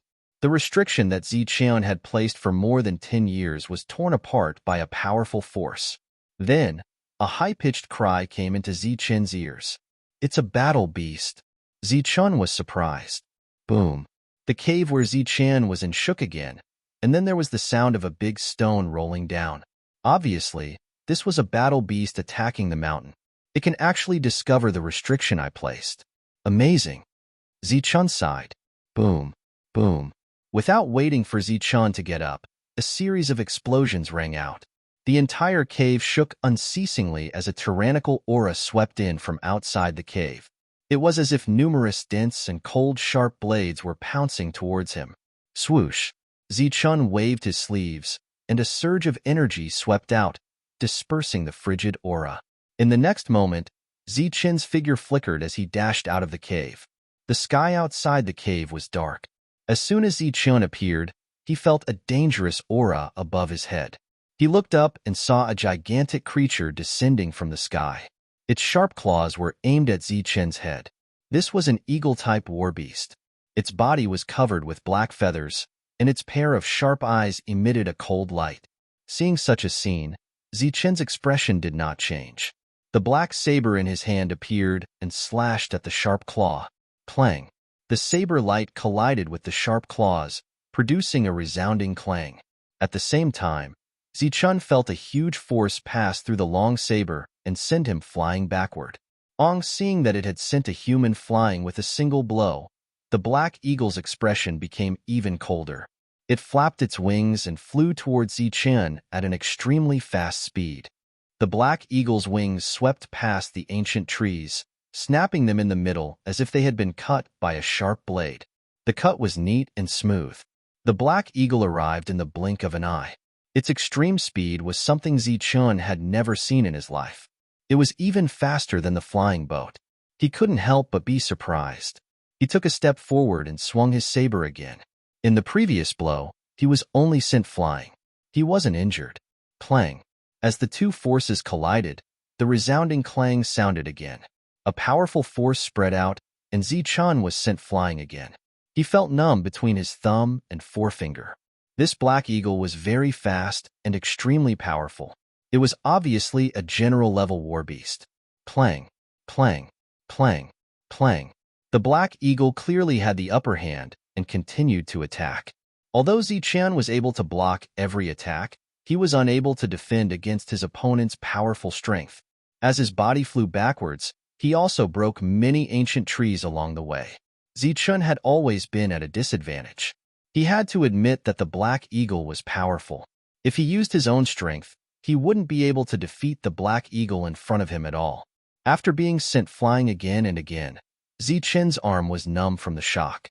The web between his thumb and forefinger showed signs of cracking. The black eagle's expression became even colder. It thought that another war beast had come to the former habitat of the giant python. It didn't expect that it would be a human. It screeched loudly and rushed towards Zichen again. Its sharp claws were like space weapons, full of killing power. Get lost. Zichen roared and began to mobilize the void energy in the heavenly thunder wings. His earthly prime realm continued to surge. The late stage of Earth level, the peak stage, the early stage of emptiness realm, the peak stage of emptiness realm, the middle stage of emptiness realm. He stopped when his level was about to reach the peak of the middle level. The heavenly thunder wings had raised Zichen's level by a whole level. Zichen felt an abundant power filling his body. He held the blade and slashed forward again. The blade shot out like a waterfall, carrying a powerful attack hundreds of times stronger than before. Clang. However, when the attack fell on the black eagle, a sonorous sound was heard again. The opponent's sharp claws had become indestructible weapons. However, the power contained in Zichen's attack was also surprisingly strong. Therefore, he no longer flew backward. This time, it was the black eagle that was sent flying. The black eagle was sent flying by Zichen. Because of its huge body, several ancient trees were broken. Its cold expression immediately changed. Its eyes were filled with surprise and amazement. Ha! Zichen shouted again. He strode forward and raised his long blade. Clang. The black eagle blocked this attack with its beak. Zichen still couldn't break its defense. I don't believe that all the defenses on your body are spatial weapons. Zichen glared. Golden light flashed around his body. Then, two more figures flew out. The two doppelgangers and Zichen rushed toward the black figure in three directions. Poof! Poof! The black eagle crushed one doppelganger with its claws. At the same time, it destroyed another doppelganger with its beak. However, Zichen's real body was already beside the black eagle. He slashed down with his long blade. The blade landed on the black feathers. Zichen finally heard the sound of the black eagle's defense being broken. However, it was as if he had cut the toughest object in the world. More than 80% of the attack's power was neutralized. The remaining 20% entered the black eagle's body. However, it couldn't cause any harm to the black eagle. The black eagle was sent flying again. After being injured by the blade, the black eagle's cold eyes became angry. Then, it flapped its wings and a destructive storm formed. The ancient trees were uprooted, and like numerous large mountains, they whistled towards Zichen. Zichen's body was protected by the void space. He slashed at the incoming objects. Ray after ray of blade light appeared and destroyed all the incoming objects. Roar! A cry came from above. The black eagle descended from the sky. Its sharp claws were already on top of Zichen's head. Zichen held his blade and slashed again. Ray of blade light shot up into the sky. Clang! This was an evenly matched battle. Zichun was slightly better. However, it was unrealistic to want to kill the black eagle. Every time he attacked, he could only leave a small wound on the black figure. These wounds were very light and not fatal. Although the destruction law was attached to them, because the wounds were too light, the destruction law didn't have much effect. One man and one eagle fought in the forest. This battle lasted for a day and a night. Both of them had amazing physical strength. They didn't feel tired. During this time, Zichun also had a deeper grasp of his current strength. Knowing that he couldn't kill the other party, he used the black eagle to practice. However, the black eagle didn't think so. It was very angry that it couldn't kill the human after so long. As the fierce battle continued, the many wounds on the black eagle's body finally began to affect its injuries. For the first time, there was hesitation in its cold eyes. Looking at the human who was getting braver and braver, it also decisively soared into the sky and left. "Don't go," Zichun shouted. Then, he soared into the sky and chased after the black eagle. However, after chasing for a few breaths, the black eagle disappeared from the horizon. "It can run quite well," Zichun panted as he descended from the sky. Looking at the miserable battlefield around him, he shook his head. The black eagle was only a general-level war beast. It was considered to be in the emptiness realm. Zichun was also in the emptiness realm with the help of the Thunder Wings. However, he didn't kill the black eagle. This showed how extraordinary the black eagle was. Moreover, this was only the first general-level war beast that Zichun had encountered. Zichun was even more cautious about war beasts. The black eagle retreated in a sorry state. It probably wouldn't come back. Zichun continued to set up a restriction. Then, he returned to the cave and began to refine the heavenly thunder wings. The 9 deaths of thunder and lightning combined with the heavenly thunder wings was known as the fastest technique in the world. However, Zichun had only reached the 8th death. He hadn't reached the 9th death yet. With the gap of 1 death, the speed of the world was greatly reduced. Speed was the key to killing the enemy and also the key to escaping. All along, Zichun had the advantage of speed. However, today, he couldn't catch up with the black eagle. This was quite a blow to him. Therefore, he became even more eager to refine the thunder wings. This was because he had a feeling that the 9th death was likely to be in the thunder wings. This was because the 8th death was originally in the thunder wings. Soon, half a month had passed. Zichun had completely integrated the heavenly thunder wings. At this moment, the heavenly thunder wings were emitting a pure silver light. There wasn't a trace of demon chi on it. At the moment of integration, Zichun was pleasantly surprised to find that a technique was transmitted to his sea of consciousness through the thunder wings. And this was the complete 9 deaths of thunder and lightning. This discovery made Zichun extremely surprised. The 9 deaths of thunder and lightning, the fastest technique in the world, hadn't appeared in the world for many years. He didn't expect that Zichun would obtain the complete speed technique here. With the complete technique, it meant that Zichun would once again possess the fastest speed in the world. Zichun seemed very excited. However, before he could continue to study it, the cave shook again. Bang. The restriction was broken again. An ear-piercing cry rang in Zichun's ears, causing his eardrums to hurt.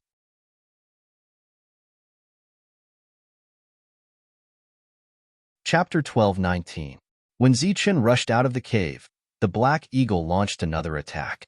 Its sharp claws shook the space as it clawed at Zichun. "Damn it!" Zichun cursed angrily. His cultivation level immediately skyrocketed as he swung his blade. Clang. With a clang, the black eagle was sent flying. In just half a month, the black eagle's injuries had completely recovered. This recovery speed surprised Zichun. However, it was obvious that this fellow was a beast that held grudges. It had just recovered from its injuries and had forgotten about its original scars. It came to find trouble with Zichun again. This time, Zichun did not hold back. He used the emptiness realm to crush the black eagle. He had no choice. If he did not use the emptiness realm, he would be the one being crushed. Bang. Clang. Dong. Ong scram. One man and one eagle fought fiercely again, and they were locked in a fierce battle. As time passed, more and more wounds appeared on the black eagle's body. Zichun was also in a very difficult situation. His clothes were in tatters, and there were several scratches on his body. After another day and night of fierce fighting, the black eagle, who was covered in wounds, glanced at Zichun with disdain. With a roar, it flapped its wings and flew away. "Beast, stop right there." The black eagle's disdain completely angered Zichun. He shouted and soared into the sky to chase after the black eagle. Although he was in a sorry state, the black eagle's injuries were obviously more serious. How could this beast look down on him? This was the source and root of Zichun's anger. Unfortunately, he had not comprehended the 9 passing thunder. His speed was naturally much slower than the black eagle. After a few breaths, Zichun realized that he had lost his target. "Just you wait. If you dare to come again, I will definitely kill you." Zichun was furious. He descended from the sky and looked at the messy battlefield. Looking at the mountain that was almost half destroyed, his anger continued to burn. He secretly swore that if the black eagle dared to come again, he would definitely kill it. This should be the Black Hawk's territory. There were no other war beasts around. As for cultivators, they dared not venture too deep into this place. Thus, Zichun simply stopped setting up any more restrictive arrays and continued to study the 9 passing bolts. Zichun's spiritual senses were said to be perfect, so he was able to comprehend every technique very quickly. The same was true for the 9 fleeting thunderbolts. Although he comprehended it quickly, the complete 9 deaths of lightning was too profound and involved the principles of space. If he wanted to completely grasp it, he would need a very long time. Soon, half a month passed. Just as Zichun was feeling uneasy, the ear-piercing sound entered his ears again. Because it was so sudden, it gave Zichun a fright. At the same time, the sound was so loud that Zichun's mind was a little dazed. "Damn it, here we go again." When Zichun finally reacted, he was enraged.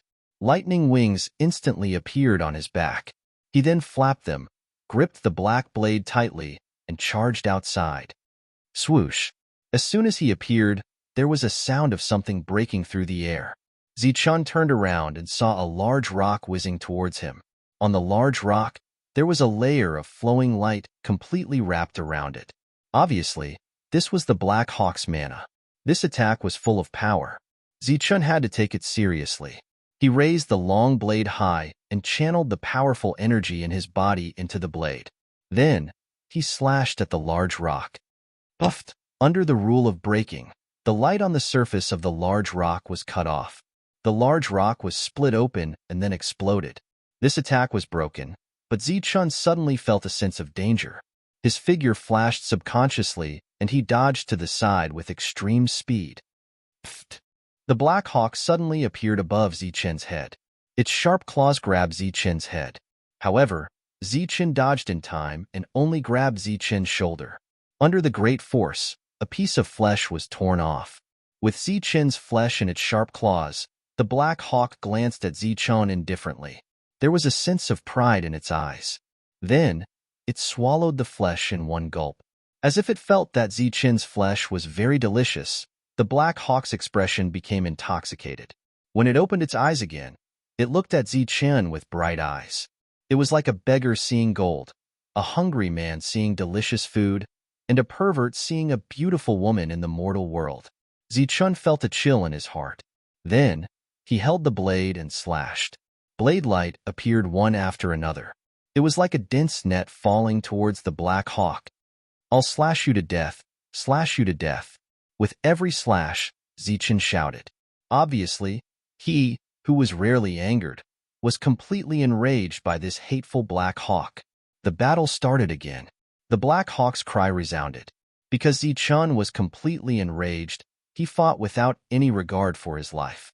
Therefore, the battle only lasted for a day before the Black Hawk escaped. Zichun still could not catch up with the Black Hawk. He was angry and unwilling. However, he could only accept his fate and continue to comprehend the 9 passing lightning. "Just you wait. When I master the 9 passing lightning, I will definitely chop off your head." Zichun swore fiercely. The time seemed to be calculated. Both sides seemed to have completely agreed. Every half a month, the Black Hawk would appear and fight with Zichun. Both of them fought to the death. Unfortunately, neither of them could do anything to the other. As the battle progressed, Zichen realized that the Black Hawk was actually improving. Moreover, the speed of the Black Hawk's improvement was far beyond Zichen's expectations. For example, before this, the Black Hawk would let out a cry every time it attacked. It wanted everyone to hear it. But now, the Black Hawk was like a killer. It hid in the dark and launched sudden attacks. Moreover, it rarely cried out. Sometimes, it cried out as if it was trying to confuse Zichen. Creating a diversion was a human tactic. The Black Hawk had learned it completely and used it on Zichen. Moreover, it even injured Zichen. In the past, Zichen's battles were honorable, grand, and exciting. However, as he battled with the Black Eagle, he became more careful. Of course, being careful was only a positive thing to say.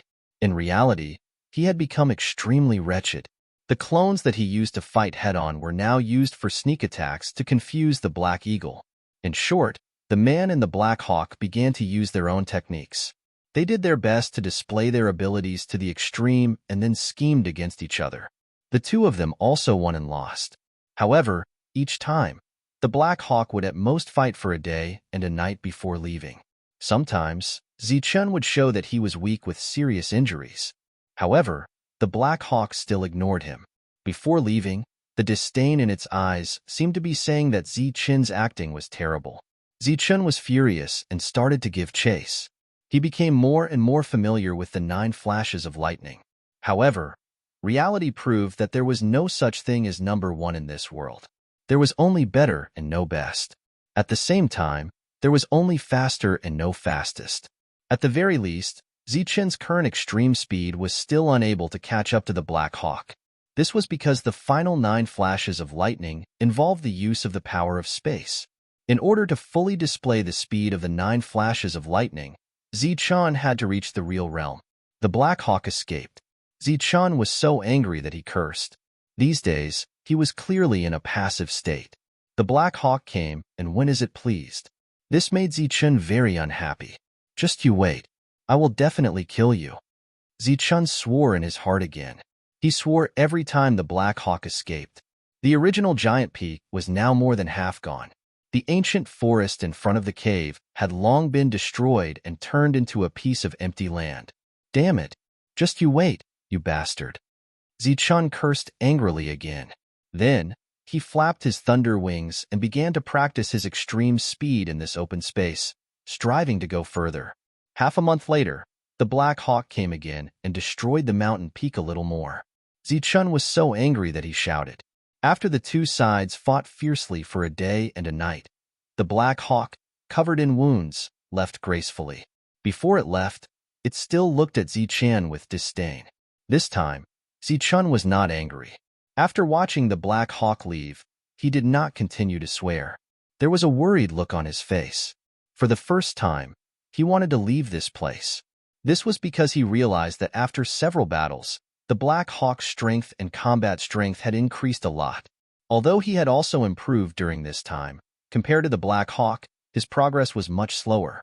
What he was worried about now was that the Black Hawk would completely break through the general realm and reach the spirit realm. At that time, the Black Hawk's combat strength would increase by several times, or even dozens of times. Zichen would be completely defeated by it. Moreover, the Black Hawk was fast. By then, Zichen would not be able to escape even if he wanted to. Zichen had the idea of leaving, but he was reluctant to part with his sparring partner because during this period of fierce fighting, he also showed signs of breaking through to the next realm. In this dilemma, half a month passed, and the Black Hawk came again. Therefore, Zichen rushed into the sky with his saber. It was another fierce battle. This time, Zichen fought to his heart's content. His previous hesitation had also disappeared. He was not going to leave. At least, he would not leave before he broke through to the next realm. As for the Black Hawk wanting to break through to the next realm, it was probably impossible to do so in a short time. Therefore, Zichen and the Black Hawk fought more than 30 times every half a month. Almost 2 years had passed. In the past 2 years, the two sides had become more familiar with each other. Later on, it was almost difficult to hurt each other. Zichen was at the critical moment of breaking through to the next realm. He wished that the Black Hawk would come to fight him every day. He had made up his mind that once he broke through to the late stage of the Earth realm, he would leave immediately. Rumble. The cave shook again, and the mountain rocks began to roll down. Zichen, who was sitting cross-legged with his eyes closed, opened his eyes. A ray of light flashed across his eyes. Here it comes again. The black saber instantly appeared in his hand. Then, Zichen rushed out of the cave. As expected, he saw the Black Hawk in the sky. However, the Black Hawk was not looking at Zichen at this moment. Instead, it was looking at the mountain beside Zichen. Its expression was unprecedentedly serious. You did not do this. Zichen also had a strange expression on his face. Then, he turned his head and looked behind him.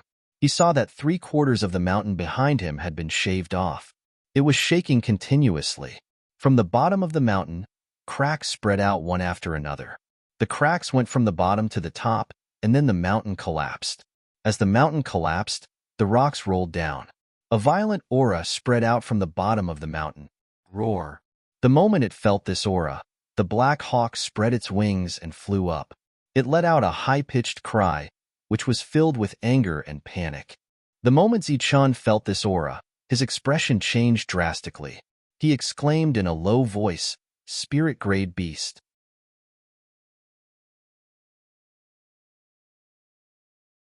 Chapter 12:20. The earth shook, and the powerful aura of a spirit-level beast was released. Feeling this aura, Zichen was shocked and a little confused. He didn't expect that there would be a spirit-level beast hidden underground where he had been in seclusion for more than 10 years. The most surprised one was naturally the general-level Black Eagle. After feeling this aura, it became angry and panicked. This area didn't belong to it originally, but to a fire python. Many years ago, it came here to fight with the fire python and wanted to kill it. After the battle, the Black Eagle won, but the fire python didn't die. It was seriously injured and went missing, so it took its place. Over the years, it would come here from time to time to see if the fire python had returned, or if other beasts had occupied this place. But it didn't expect that the target it had been looking for was hidden underground. Obviously, after many years of hiding, the fire python's strength broke through from the general level to the spirit level, and then it appeared. Fortunately or unfortunately, today happened to be the day of the half-month battle, and the Black Eagle came again. Hiss! The mountain collapsed, and a deep hole appeared in the ground. Then a fiery red lightning rushed out of the deep hole and went toward the Black Eagle. Puff! The fiery red lightning hit the Black Eagle and instantly hit 2 bloody holes on its body. Blood gushed out. When Zichen saw that the fiery red lightning was just the snake's tongue, his face changed greatly.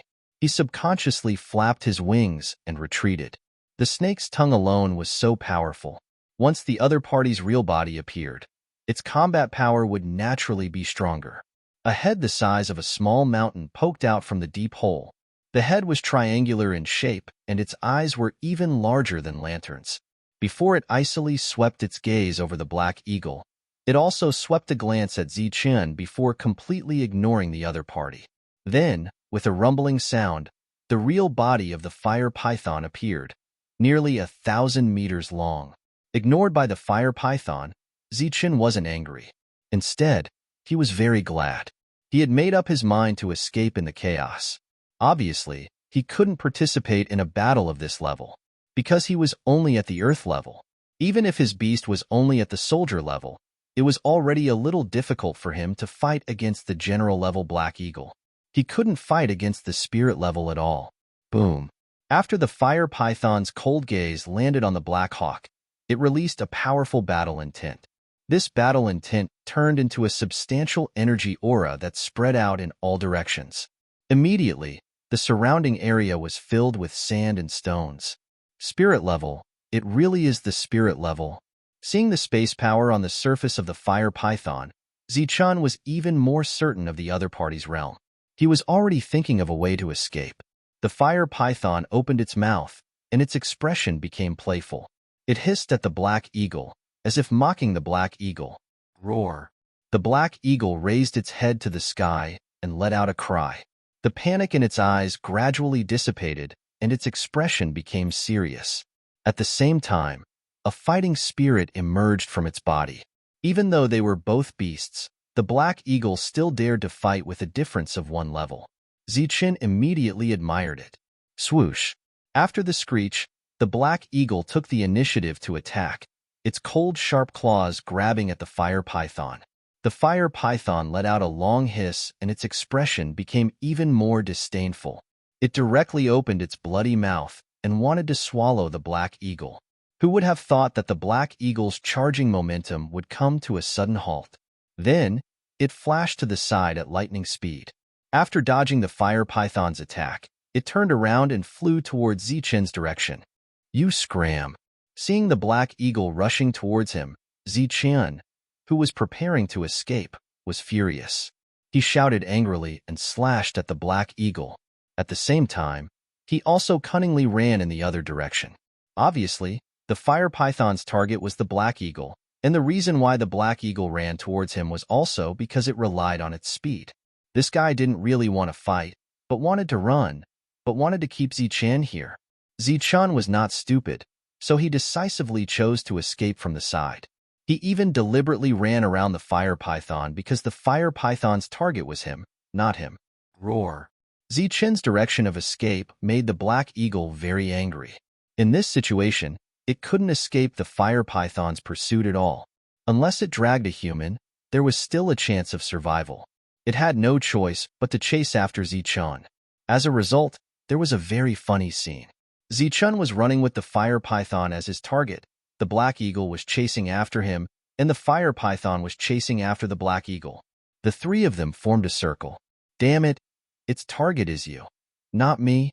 Zichen cursed loudly as he ran away. Behind him, the Black Eagle stopped crying and kept chasing after Zichen. At the same time, it was also dodging the fire python's attacks. The 3 of them kept running in circles. The fire python couldn't take it anymore because of its large size. After running in circles, it actually felt dizzy. Therefore, it was angry and changed its target to Zichen. At the same time, it mobilized the power of space to oppress the Black Eagle. It was 1 against 2. Swoosh! The thunder wings on Zichen's back kept vibrating, and his speed instantly increased to the limit. He transformed into several afterimages and dodged the fire python's attack. At the same time, the fire python's power of space to oppress the Black Eagle was also broken by the Black Eagle. Roar. The Black Eagle screamed. After breaking free of the power, it flapped its wings and flew away. Pong. The escaping Black Eagle was hit by the fire python's long tail and was instantly shattered. However, it was only a clone. Its real body had already hidden in the void and escaped. This move was learned from Zichen. Hiss. The fire python was furious that it didn't kill the human or its opponent. Its eyes flashed with anger, and it released the power of space around it. Then, a fiery red figure flew into the distance. The speed of the fiery red figure was much faster than the Black Eagle. In the blink of an eye, it was several miles away. When it landed, it was a fire python that was close to 100 meters long. After the fire python was formed, it didn't attack the Black Eagle. Instead, it moved in an arc. A total of 9 fire pythons appeared. The 9 fire pythons moved in the same line, leaving a long sea of fire behind them. The 9 fire pythons formed a large circle. The space in the circle began to distort, creating a spatial pressure. When Zichen saw the circle formed by the 9 fire pythons, his mind was shaken. Obviously, this was a powerful technique of the fire python. Although it wasn't like the real-world space, it had extraordinary effects. The moment the circle was formed, the fire python discovered the Black Eagle's real body. Its cold eyes looked in a direction. The Black Eagle was tactful. Its real body immediately appeared. However, when it appeared, it glanced at Zichen. Its expression seemed to say that it was time to join forces. Otherwise, both of them would die. Zichen was so angry that his teeth itched. He didn't expect to be tricked by a beast. However, the fire python definitely wouldn't let him go. He might as well fight with all his strength. Helplessly, Zichen took out the Dragon Soul Spear. He had a knife in one hand and a pistol in the other. He even wore the black finger boxing gloves. There was no other way. He had to fight with his life on the line. Kill. Zichun roared. He mobilized the power of the void and attacked the fire python. The dragon's roar resounded in the next moment. The dragon soul turned into a dragon shadow. A vast dragon's might descended. Seeing the dragon soul, the fire python's eyes were filled with surprise. Zichun had already made his move, and Heiying also followed closely behind him, charging towards the fire python. The fire python swung its long tail at the black eagle. At the same time, it opened its bloody mouth and bit at the dragon soul. Bang! The black eagle was sent flying. Its body drew a line of blood in the air.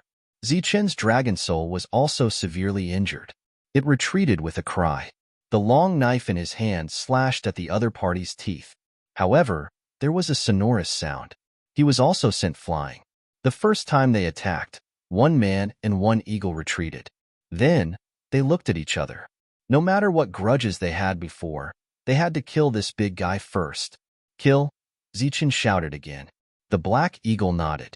With a cry, the man and the eagle rushed toward the fire python again. The fire python's expression became very disdainful. It was the same attack just now.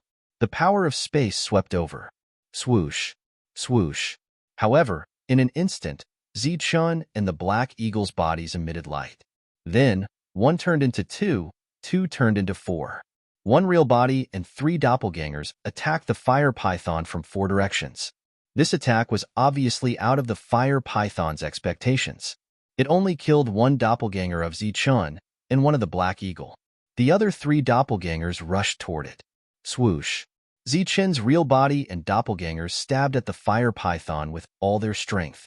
They completely mobilized their maximum strength. Buffed, however, only the real body broke through the defense. The other two doppelgangers didn't even break through the defense. At the same time, they were shattered by the rebound force. However, Zichun, who broke through the defense, only left a shallow wound on the fire python's body. It was almost negligible. On the other hand, the black eagle left a few deep bloody marks on the fire python's body. When both sides retreated again, the black eagle looked at Zichun with a hint of disdain. The fire python was naturally angry after being tricked this time. It completely ignored Zichun's attack. All its attention was focused on the black eagle. After all, they were old rivals. The black eagle was still a threat to the fire python. Kill. With Zichun's third shout, the battle began again. But this time, a flame rushed out of the fire python's body. The flame turned into a small fire python to block Zichun. Next, the fire python's real body fought the black eagle. For a moment, both sides were engaged in a fierce battle. Puffed! The black eagle left a claw mark on the fire python's body, and there were several bloody holes on its body. Its injuries were much more serious than the fire python's. As for Zichun, after fighting for a long time, he couldn't even kill a small fire python. He was directly ignored by everyone. The black eagle was sent flying again. It let out a high-pitched cry. It was questioning Zichun. Zichun could understand it. It was questioning Zichun why he didn't use his full strength. Zichun didn't say anything. He held his saber and attacked again. However, he was still evenly matched with the small fire python. The black eagle was seriously injured again. It was sent flying again and again. It couldn't defeat the fire python at all. The fire python seemed very proud. It kept hissing as if it was laughing and mocking. The black eagle questioned again. Its voice became weak. The fire python completely ignored Zichun and left its back to Zichun. It focused on dealing with the black eagle. At the same time, the black eagle was seriously injured. It also lost its vigilance. Kill. Zichun shouted again. It was the same shout as before, but the black eagle heard another meaning. Its eyes lit up. The black saber in Zichun's hand suddenly changed. It turned into a white scimitar, and the scimitar looked like a tooth. Zichun held the scimitar and started to mobilize the two types of essence force around him. These were the yin and yang essence force. They always existed, but they usually appeared separately. They would only appear together when he was in a desperate situation. The two types of essence force were injected into the scimitar. Zichun waved the scimitar and slashed at the small fire python. Puffed.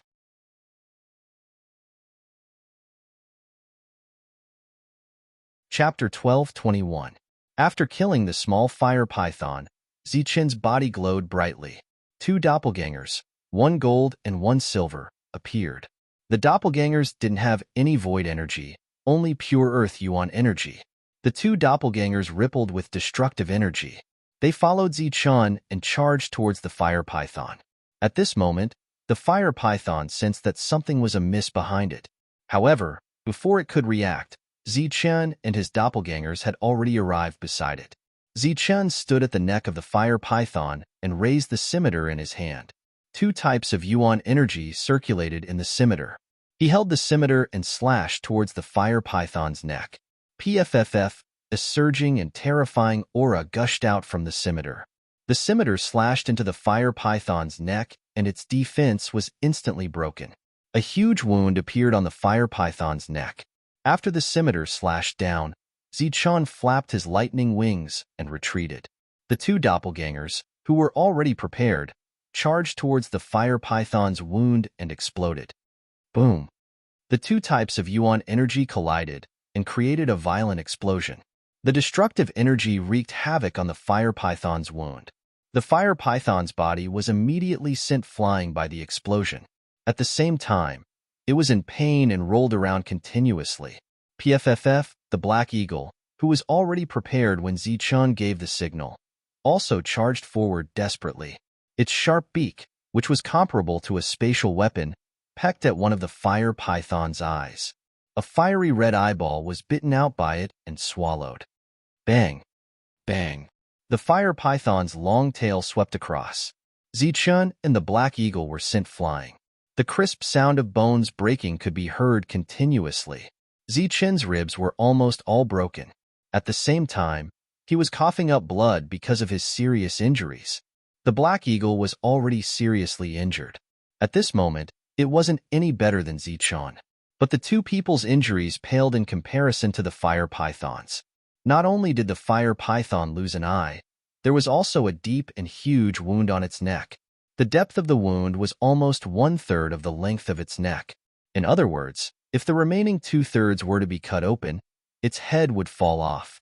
As expected, Zichen leaned against a large rock and gripped the scimitar in his hand tightly. The scimitar was the poisonous fang of the flood python and was a spatial weapon.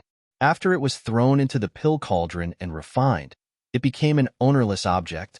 Zichen was currently unable to fully utilize the weapon's advantage, but he was extremely satisfied with the fact that he was able to break through the fire python's defense with its sharpness. One of the black eagle's wings was broken, and it could no longer fly. It staggered towards Zichen. At this moment, the two of them were allies. Although it was afraid of the scimitar, it had to choose to believe in Zichen. Heal your wounds first. The fire python was still writhing in pain. Zichen opened his mouth, and a surge of life precepts surged out from his body. Zichen was recovering from his injuries. The black eagle looked at Zichen in amazement. In the past 2 years, it had comprehended its own clones and other battle techniques. However, it was unable to comprehend this mysterious power of life precepts. It went to look for Zichen every half a month, relying on its own powerful recovery ability. However, this recovery ability clearly required time. It was not as miraculous as Zichen's. Zichen glanced at the black eagle and did not say anything. Two clones appeared beside him, and at the same time, they mobilized life precepts to heal the black eagle. The black eagle looked at Zichen gratefully. The writhing fire python gradually calmed down. Its injuries were still shocking, but it endured the pain. At the same time, it mobilized space precepts to heal its injuries. However, after losing its eye, it would be difficult to heal. At the same time, the wound Zichen left on its neck contained an extremely mysterious destructive power. Even if the other party's cultivation level was high, it would not be able to expel it instantly. Its injuries will take some time to heal.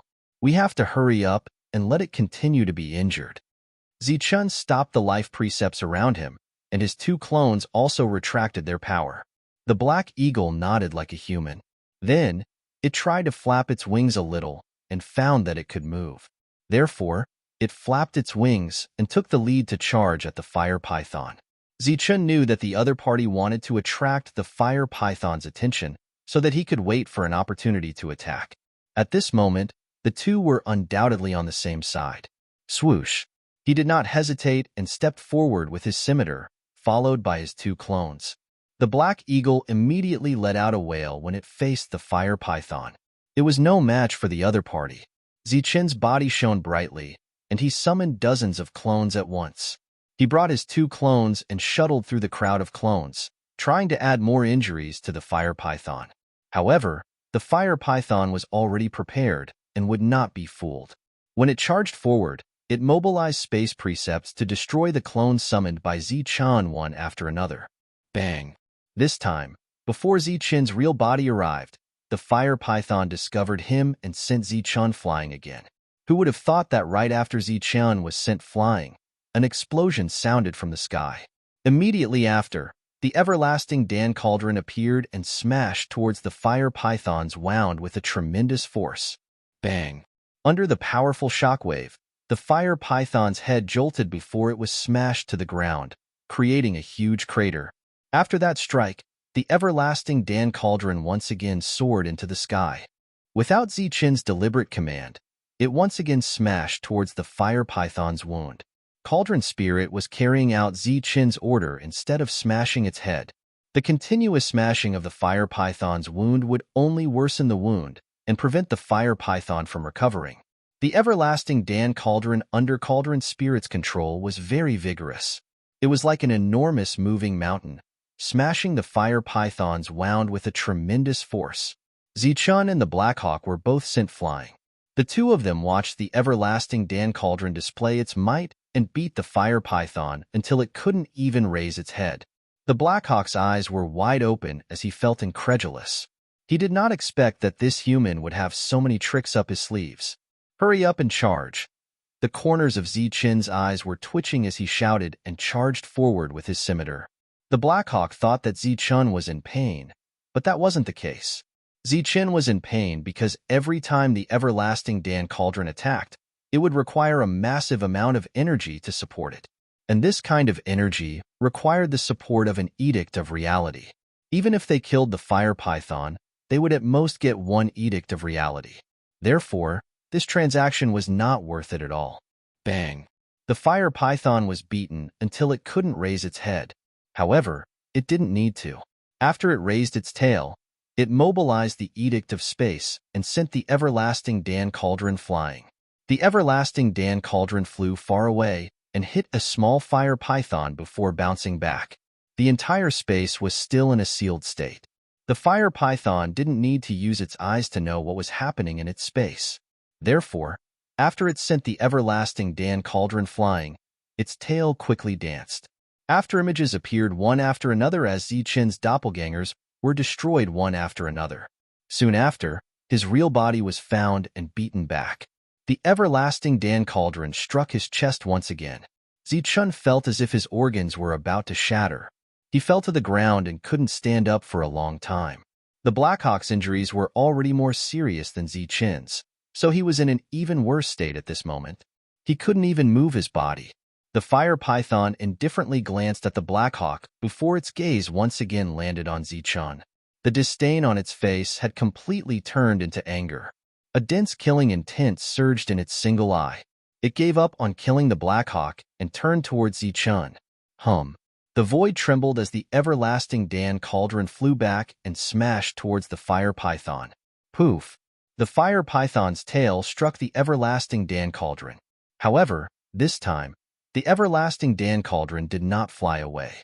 On the contrary, the powerful impact caused the everlasting Dan cauldron to tremble in the air. Countless fireballs flew out from the everlasting Dan cauldron. Every fireball transformed into a fire dragon. The fire dragon roared and charged towards the fire python.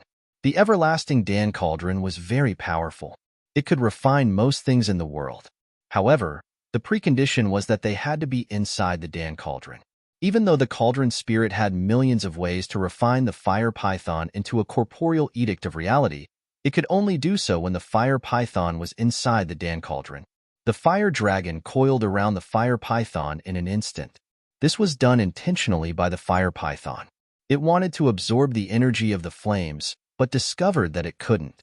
Therefore, with a jolt of its body, waves after waves of spatial energy appeared and dispersed the fire dragons. During this period of time, Zichun could only stand up with great difficulty. It was impossible for him to counterattack or escape. He stood there and looked at the fire python. He was very unwilling to accept this outcome. But so what if he was unwilling? Without strength, Zichun could only choose to die standing. He was furious and unwilling to accept this outcome. The energy in his abdomen was surging. However, due to his severe injuries, he was unable to control this energy. The everlasting Dan Cauldron rushed over in an attempt to rescue Zichun. However, it was of no use. This was the space controlled by the fire python. The fire python could detect every movement of the everlasting Dan Cauldron. Every time the everlasting Dan Cauldron stepped forward, he would be sent flying by the fire python's tail. The fire python gradually closed in on Zichun. There seemed to be a trace of a cruel and sinister smile in its icy cold eye. Zichun looked at the fire python with unwillingness. He wanted to counterattack, but was powerless. The yuan energy in his abdomen was boiling. The fire python opened its bloody maw, revealing a few venomous fangs and its forked tongue. In the next moment, it was about to swallow Zichun into its stomach. However, before it could bite down, an aura suddenly surged out of Zichun's body. Within this aura, there was also an extremely powerful suction force. This suction force extended in all directions like tentacles, as if it was searching for an indescribable energy. Unable to find it, it continued to extend until it reached the area sealed by the small fire pythons. This energy instantly penetrated the seal. Then, the 9 small fire pythons immediately dissipated and returned to the real world. The tentacles had found the energy they were looking for. Waves of destructive energy converged towards Zichun from all directions. Within this destructive energy, there was also a strong life force. The destructive energy increased Zichun's realm while the life force rapidly healed Zichun's severely injured body. This was Zichun. Under the immense pressure of life and death, he finally broke through the barrier and reached the late stage of Earth Prime. The fire python in front of him had broken through the seal of space due to the destruction of the natural order, causing him to be seriously injured again. His expression became pained. After breaking through, Zichun began to enter a state of full health. The rate of recovery of his injuries was not the slightest bit weaker than the flames of life. His injuries were almost completely healed as soon as he broke through. The natural order energy in this space was dense enough. In addition to the strong suction force on Zichun's body, it was enough to ensure that he could break through at the fastest speed possible. After breaking through, Zichun possessed the combat strength of an advanced stage emptiness realm expert.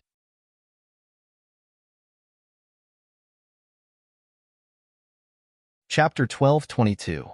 Zichun's breakthrough at the critical moment surprised the eagle and the python, but their expressions were different. The black eagle was surprised and pleasantly surprised, while the fire python was surprised and angry. After the breakthrough, Zichun's injuries were healed. He held the spatial weapon in his hand tightly. He looked at the fire python again, his eyes calm. Hiss. The fire python, however, was hissing uneasily.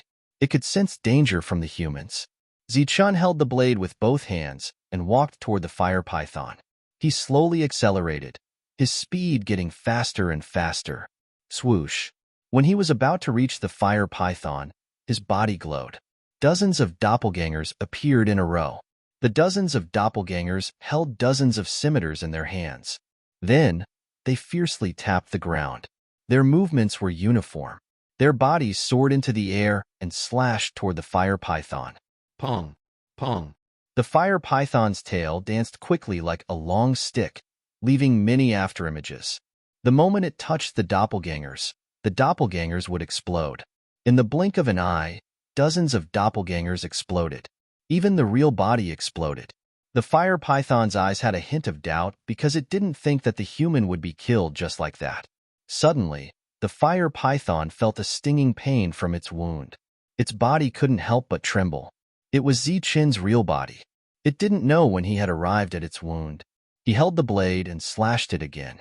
Swoosh, swoosh. The power of this slash wasn't 100%.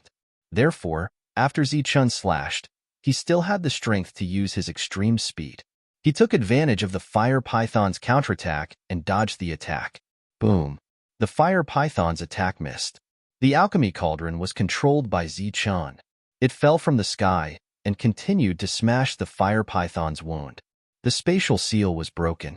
The severely injured fire python's perception was greatly reduced. Therefore, Zichun's attack seemed to be unexpected. Boom. Boom.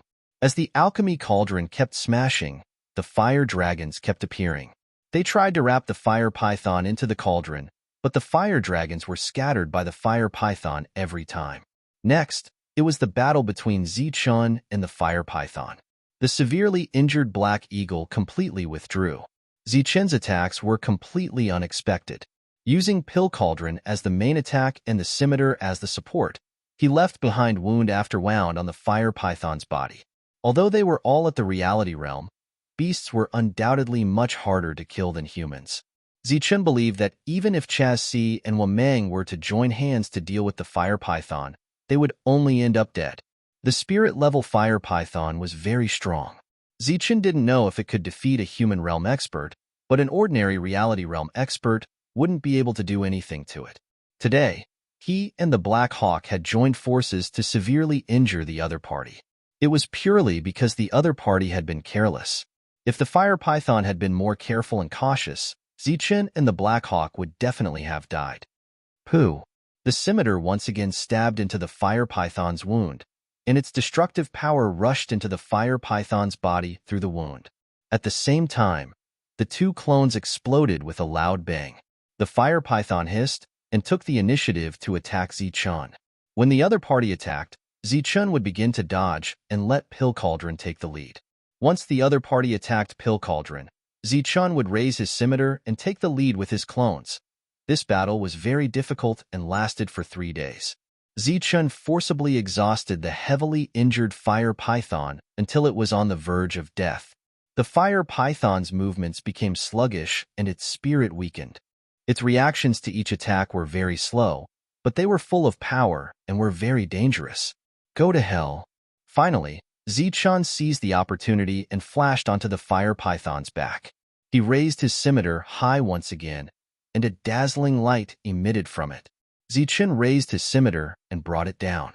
The scimitar fell heavily, and the blade light appeared once again, cutting into the fire python's remaining flesh wound and chopping off its head. The moment its head was chopped off, the fire python temporarily lost its strength. Many fire dragons immediately rushed out from Pill Cauldron and swept the fire python's head and body into the cauldron. Clang! Following the sound of a lid closing, Zichun also lost his strength in an instant. He collapsed to the ground, panting heavily. After 3 days of battle, he had cut the same wound on the fire python nearly 100 times.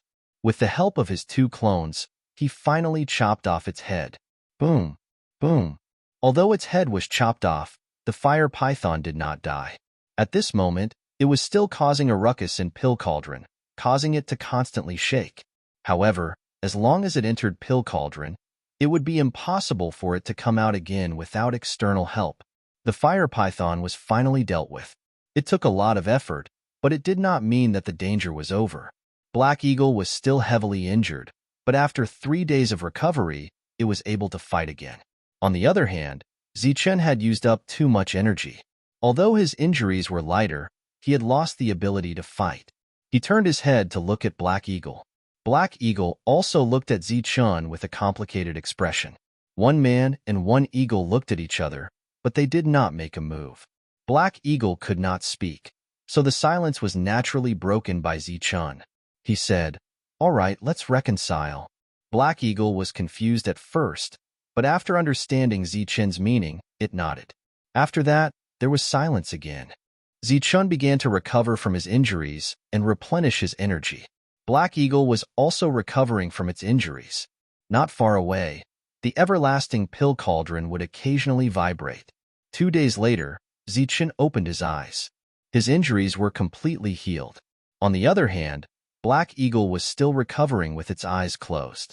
Zichun did not leave immediately. Instead, he sat by the side and began to think about what to do next. What should he do next? Although he knew that he needed to find resources, he needed to find a way to cultivate. Suddenly, Zichen thought of something. The pill cauldron no longer vibrated. The fire python had completely disappeared from this world. Before it left behind some python meat, a few teeth, and a piece of reality law. The heavily injured black eagle gradually fell into a deep sleep. It slept for more than a month. Clearly, it was heavily injured this time. In the end, Black Eagle was awoken by the smell of meat. Zichun was sitting on a large rock and roasting a large piece of python meat. The cauldron spirit had specially left a large piece of python meat for him. It was full of energy and was very beneficial to his body. Roar! Black Eagle had basically recovered from its injuries. After examining the meat, it screeched at Zichun. Its eyes were filled with gratitude. Zichun turned around and smiled at Black Eagle. Then, he threw the cooked python meat to Black Eagle. Black Eagle caught it and swallowed it in one gulp. You didn't even chew it. What a waste, said Zichun smilingly. Black Eagle stood up and walked towards Zichun. Zichun continued to roast the meat. Without turning his head, he asked, "What do you plan to do next?" Black Eagle stood beside Zichun. There was a trace of confusion in its eyes. It was a war beast, not a human. How could it have any plans? Zichun took a glance at Black Eagle. He saw the expression on Black Eagle's face. After thinking for a moment, he said, "Since you don't know what to do, why don't you follow me?" Black Eagle looked at Zichun vigilantly. Zichun smiled and said, "Don't misunderstand. I just want to cooperate with you because you are fast, even faster than me. So far, you are the fastest one I have ever seen." Black Eagle did not let down its guard because of Zichun's explanation. Black Eagle was indeed very fast. If it wasn't targeted by the fire python immediately, it would have been able to escape by relying on its speed. Unfortunately, the fire python's target was Black Eagle. It might have appeared after sensing Black Eagle's aura. Therefore, under such circumstances, Black Eagle couldn't have escaped by itself. I didn't hold it against you when you schemed against me. I even protected you and allowed you to heal yourself. You should know that I mean you no harm. Zichun looked at the barbecued meat in front of him and then carefully flipped it. You took more than a month to heal yourself this time. If I had any ill intentions towards you, you would have died hundreds of times already. The vigilance in Black Eagle's eyes disappeared and turned into gratitude. It was indeed very grateful to this human in front of it because he had saved its life. The barbecued meat in front of him gradually changed color. Zichun roasted it even more seriously. From time to time, he would use the white scimitar beside him to make 1 or 2 cuts on the meat to let the fat flow out. I want to go out and do business with other humans, but this business will be a little dangerous. I hope that the two of us can cooperate. Once danger occurs, you can take me away. Of course, since it's a cooperation, I will give you a reward. After the matter is done, I will give you 30% of the profits.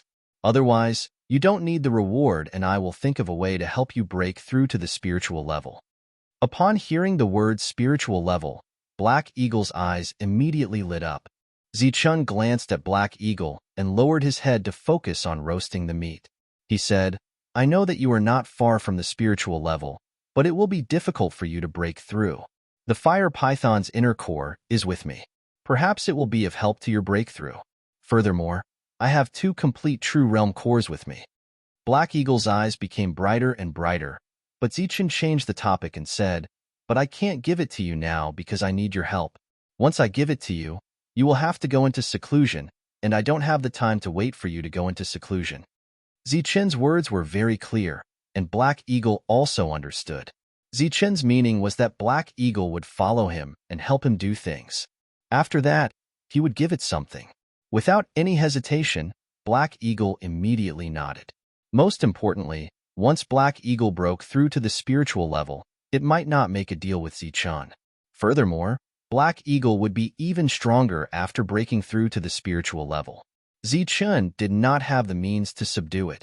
All right, let's rest for a few days and then set off. The roasted meat in front of him had already turned golden, and the fragrance had already dissipated. After Zichun sprinkled the condiments, he cut a large piece for himself and placed the rest to the side. He said, "This thing has to be chewed to taste it." As he spoke, He did not care whether Black Eagle knew how to chew or not. He chewed in big mouthfuls, then took out a bottle of wine and drank as he ate. Zichun and Black Eagle stayed here for another 5 days. 5 days later, Black Eagle left with Zichun. Why Black Eagle? Because Zichun did not know where he was. Black Eagle left the forest with him. Next, Zichun needed to find a human tribe and think of a way to trade for some resources.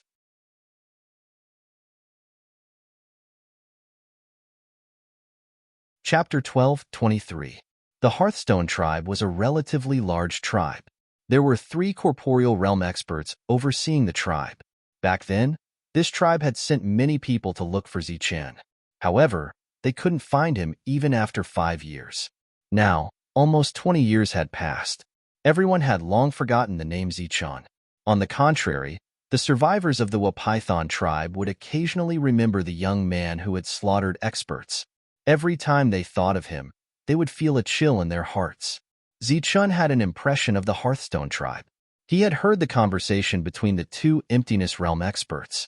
They were from the Hearthstone tribe. He had been in the Hearthstone tribe for more than 10 days. During these 10 days, he sat on the back of the Black Eagle almost every day and observed the terrain and distribution of the Hearthstone tribe. He was here to make a deal. However, he had to know the enemy as well as himself. As a tribe with 3 corporeal realm experts, the Hearthstone tribe was naturally very large. It had more than 10,000 people. The more people there were, the more resources there were. 300 li south of the tribe, there was a large fruit orchard. Its area was more than 3 times the size of the original Wapython tribe. There were many Emptiness Realm experts guarding the area. There were also Earth Prime experts cultivating in the orchard. Apart from that, there was a small fruit forest 100 li south. There were about 100 fruit trees in the forest. However, the fruit trees were clearly taller and more mystical. This was the Emptiness Realm fruit tree. The fruits it produced were called Emptiness Realm fruit. Its effect was similar to that of an Emptiness Realm precept fragment. An ordinary fruit was equivalent to 100 precept fragments. A perfect fruit was equivalent to 1,000 precept fragments. This fruit tree was a unique product of the Zhanwu continent. Apart from the Emptiness Realm fruit tree, there was also the most precious Reality Realm fruit tree. The fruits it produced were equivalent to a precept fragment of reality. Of course, this fruit tree was even more precious. Only a few cities had it. In the Zhanwu continent, apart from powerful beasts, there were also various mystical plants. For example, the Void Tree. It was something that all Earth realms would covet. Apart from that, there were also many other mystical plants. He was clearly here to make a deal and to see the other party's strength. However, Zichun was extremely interested in the other party's precept tree and Emptiness Realm tree. His purpose was obviously not pure. The 3 Emptiness Realm experts rarely appeared. Everything was managed by the Emptiness Realm experts. After hiding for a month, Zichun saw an Emptiness Realm expert leaving on a flying boat. Zichun felt that his opportunity had come when there were still 2 Reality Realm experts. Half a day later, Zichun appeared 50 kilometers away from the Hearthstone tribe. Who is it? As soon as he appeared, someone noticed Zichun. I'm a businessman. I mean you no harm.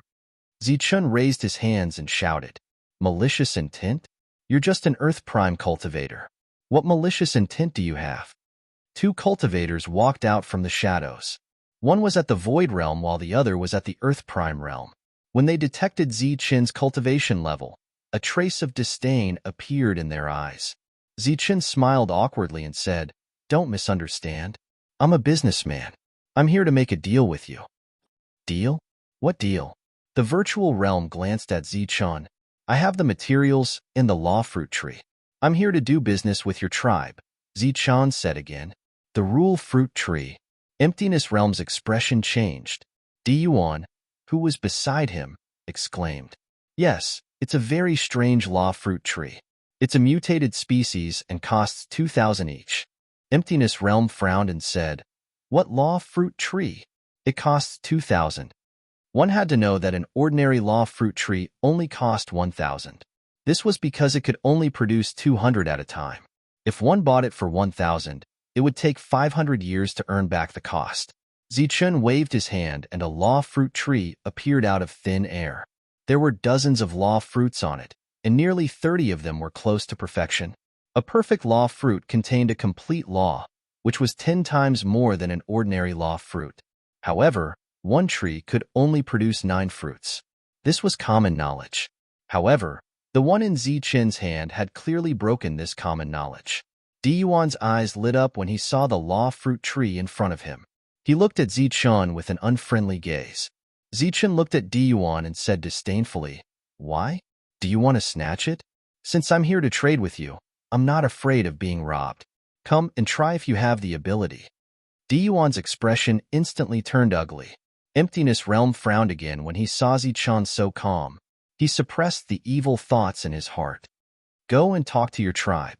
I have a lot of law fruit trees. Find someone who's important," Zichen said coldly to Diyuan. Zichen's attitude was tough. This made the two of them even more afraid to touch him. After looking at each other, Diyuan went back while Emptiness Realm stayed here. After Diyuan left, Emptiness Realm said, "Since it's a trade, why don't we go to the tribe?" Zichen said indifferently, "No, it's safer here." Emptiness Realm obviously didn't understand the meaning of Zichen's words. Not long after, 3 figures appeared on the horizon. It was Diyuan and 2 Emptiness Realm experts. The 2 Emptiness Realm experts saw the law fruit tree from afar. After seeing the fruits on the tree, their expressions immediately changed. The 2 of them came forward. One of them asked, "Are you the one who wants to trade with us?" Zichen glanced at the other party. He immediately looked unhappy and said, "Do your words have any effect?" The Emptiness Realm expert also looked unhappy and said, "Of course they do." Zichen said indifferently, "Well, I still have 1,000 of these mutated law fruit trees. If each one is worth 2,000, that's a total of 2 million law fragments. Can you make the decision?" The Emptiness Realm expert was obviously stunned. The other person was also shocked by this number. Seeing the two's expressions, Zichen's disdain grew stronger. "You two are only at the middle stage of the Emptiness Realm. How dare you make a deal of 2 million law fragments? Go back and find your manager. It's best if you can find a Reality Realm expert. As for you two, TSK." Facing Zichen's disdainful expression, the two were furious. However, as Zichen said, they were only small leaders in the tribe. They could make the decision for 1,000 law fragments, but they didn't have the authority to make a deal of 2 million law fragments. The two obviously couldn't see through Zichen's indifferent and arrogant attitude. They also didn't dare to provoke him. They could only glare at the Earth Prime fiercely and then go back unwillingly. 2 million law fragments was a big deal. The two could only go back and find the chief of the tribe. Chief Matthew was an old man who had been in the Hearthstone tribe for many years. He had finally climbed to the position of chief. In the absence of the 3 chiefs, he was in charge of everything. After hearing his subordinate's report, Matthew's face immediately showed a hint of surprise. He asked, "What? A mutated law fruit tree?" "Yes, I saw it with my own eyes. There were more than 30 near-perfect law fragments on each tree." Matthew's eyes flashed. He asked, "How many did he have? How many people did he send?" He said that he had 1,000 of them. He asked for 2,000 law fragments per tree. That's a total of 2 million law fragments. However, he only sent one person, and he's an Earth Prime. Matthew was completely shocked. How can there be only one person with 1,000 of them? And he's only an Earth Prime. This is impossible. Although he's only one person, his attitude is very firm, the subordinate said. Matthew nodded and said, "All right, let's go take a look." The two brought Matthew outside to see Zichen. Sure enough, he saw the mysterious law fruit tree from afar. After seeing that the fruit tree was not fake, he looked at Zichen. Using his spiritual sense, he found that this person was indeed an Earth Prime. Moreover, he had just broken through to the late stage of Earth Prime. His spiritual sense didn't find anything strange, but Matthew didn't let his guard down. From far away, he laughed and said, "I think this little friend wants to do business with us. What are you all doing here? Since we have a noble guest, why don't you bring him to the tribe and treat him well?" Zichen glanced at Matthew, waved his hand and said, "No, it's better to do it here. After all, the business is big. It's safer here." Matthew smiled and nodded. but he was thinking about the meaning of these words in his heart. At the same time, he subconsciously glanced around. Finding nothing unusual, Matthew said, "It's said that you have 1,000 of these things. I wonder if you can let this old man take a look." Zichun said lightly, "Of course you can take a look, but I'm afraid it's impossible to see 1,000 of them at once. However, I'll let you see a few dozen of them." With that said, Zichun waved his hand, and many law fruit trees appeared around him. Some of the law fruit trees were full of law fruits, while others were empty. "Little friend, what's the meaning of these?" Seeing the empty law fruit trees, Matthew asked puzzledly. Zichun explained, "I'm taking them out because I want to tell you that not every one of the law fruit trees on my body bears fruit, because there are a lot of them. I've refined them all to improve my realm, but I can tell you that they are all of the same species." Zichun's words naturally couldn't convince Matthew. Immediately after, he waved his hand and dozens of law fruit trees appeared, some with law fruits and some without. Seeing nearly 100 law fruit trees, more than half of which were of a variant variety, they also believed Zichun's words. But for a while, Matthew didn't express his opinion. Zichun glanced at Matthew and said, "I have 1,000 of these things on me. Each one is priced at 2,000, so the total is 2 million. If you can't eat it all, then you can have as many as you want. I'll tell you in advance that when you buy them, I'll pick the law fruits on them." Matthew stared at Zichun and asked, "You really have 1,000 of them?" Zichun said indifferently, "How can I lie?" After saying that, Zichun waved his sleeve and put away the 100 law fruit trees. When everyone saw the law fruit trees disappear, they suddenly felt empty in their hearts. It was as if they had lost their treasures, and their mood became strange. Matthew hesitated, while Zichun looked very calm. In the end, Matthew gritted his teeth and said, "You wait. I'll go back and ask the patriarch. If possible, we'll buy all the law fruit trees." As soon as Zichun heard this, his indifferent expression changed and he said, "Well, you go back and ask. It's best if you buy them all at once, so I don't have to run from tribe to tribe."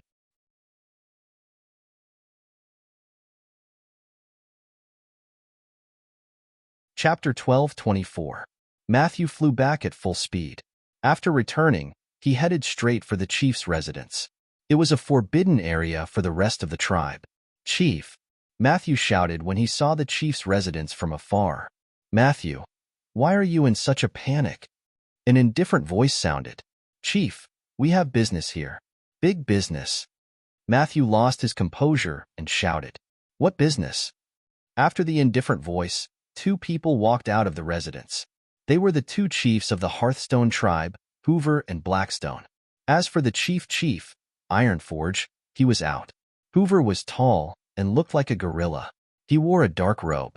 As for Blackstone, he was thin and had dark skin. He also wore a robe. Matthew saluted the two patriarchs and then explained the details of the transaction. When the two patriarchs heard this, they immediately frowned. Obviously, the two of them also felt that this matter was not so simple. Hoover looked at Blackstone and asked, "What do you think?" Blackstone shook his head and said, "How can they let an Earth Prime do a deal for 2 million? I think the other party has suppressed their realm, so Matthew can't sense it." Matthew nodded and said, "Patriarch is right. I think so too, but," Hoover said, "but maybe the other party really is an Earth Prime, and the things on him are not his, but someone else's. His attitude is arrogant, but he doesn't dare to enter the tribe. This means that he is afraid. Or maybe the people protecting him are afraid." Blackstone nodded and said, "That makes sense. Maybe he is just a chess piece, and there is someone else in the dark. But this person doesn't dare to enter our tribe, so he shouldn't be very strong. He is afraid that we will join hands." Hoover said, "Maybe he is afraid that our tribe has restrictions or something like that. But since he is here, he shouldn't be too strong. Of course, he shouldn't be too weak either." Blackstone said, "He is at most mid-corporeal realm. Late corporeal realm is impossible, and domain realm is even more impossible."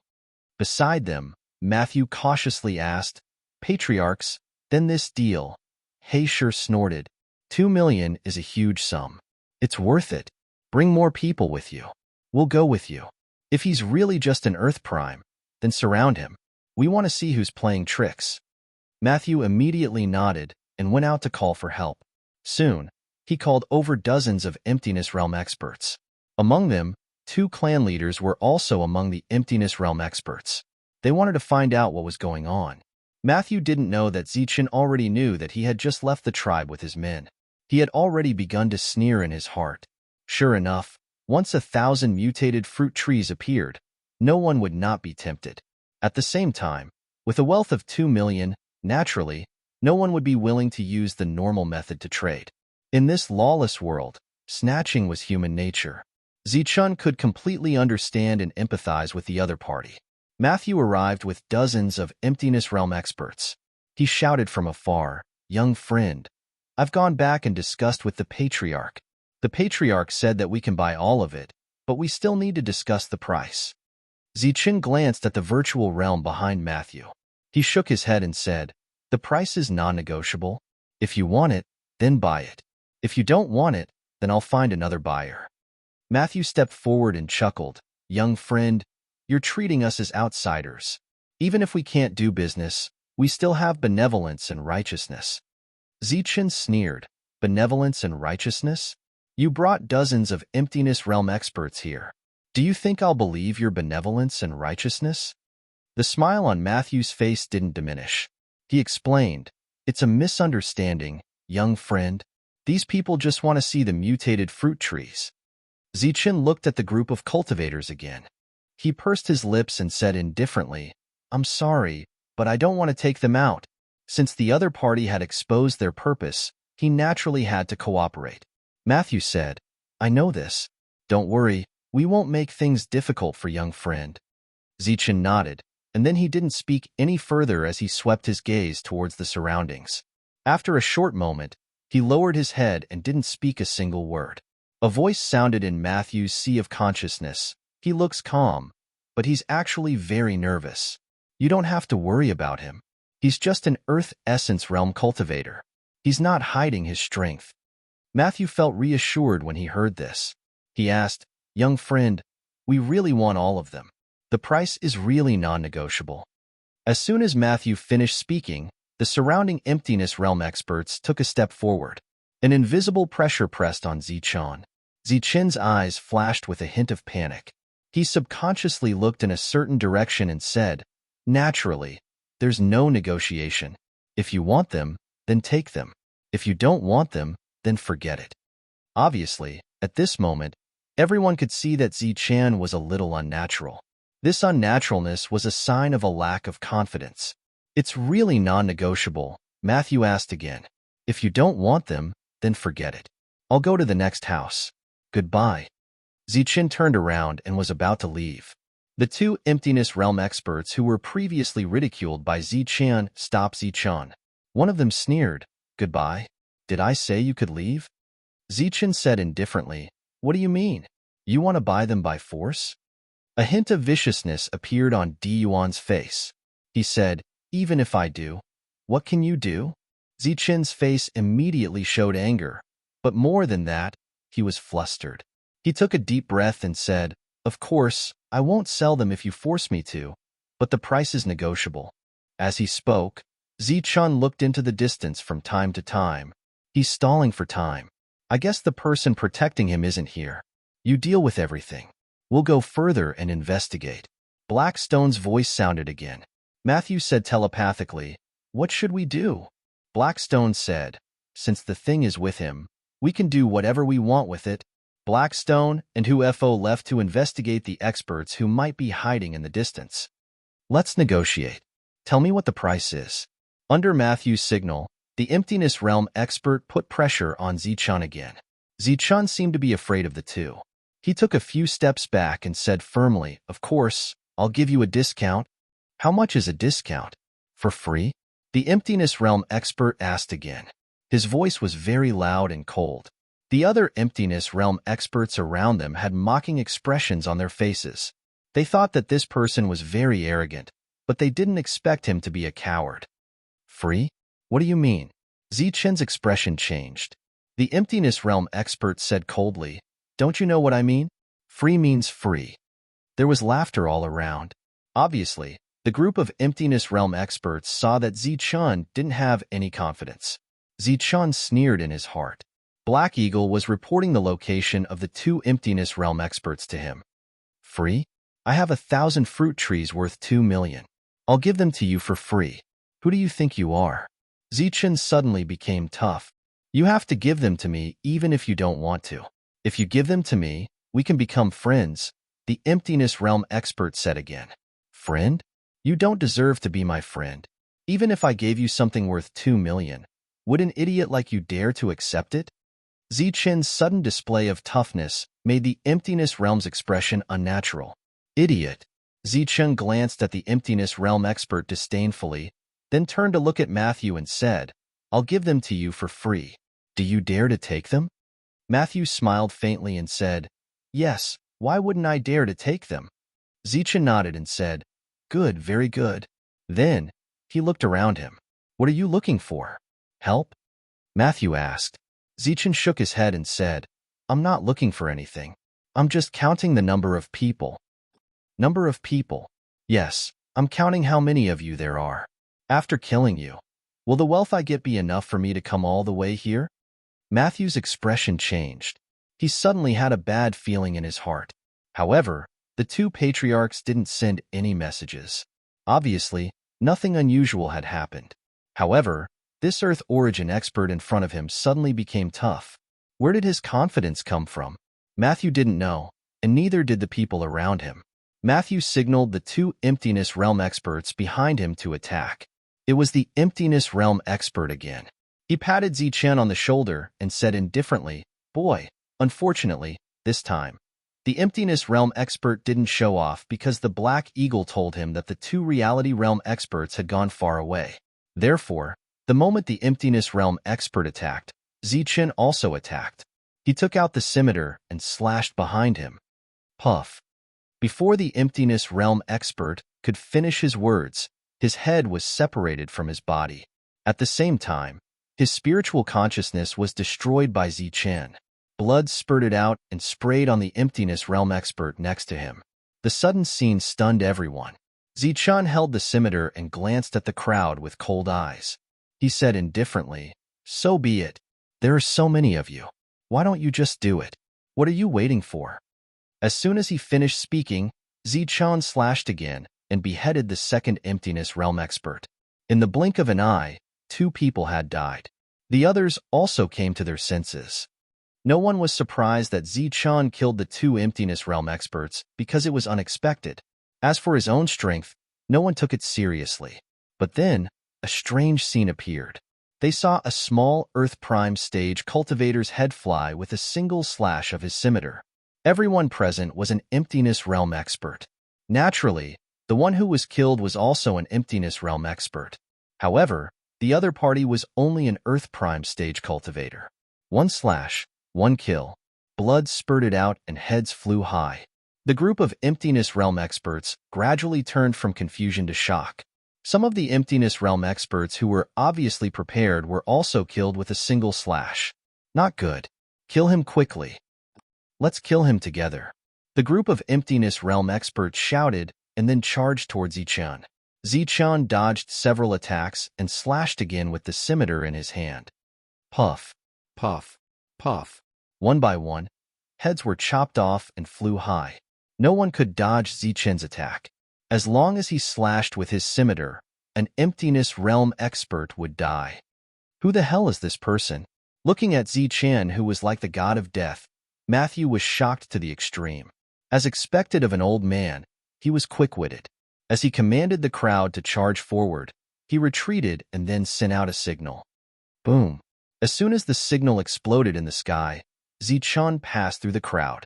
Several heads flew high. Zichen arrived in front of Matthew. You. Matthew was shocked. He opened his mouth as if he wanted to beg for mercy.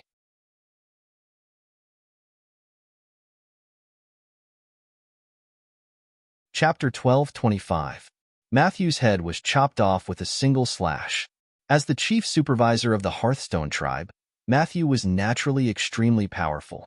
He was the 4th strongest expert in the tribe, second only to the 3 tribe chiefs. He was also the strongest emptiness realm expert in the tribe.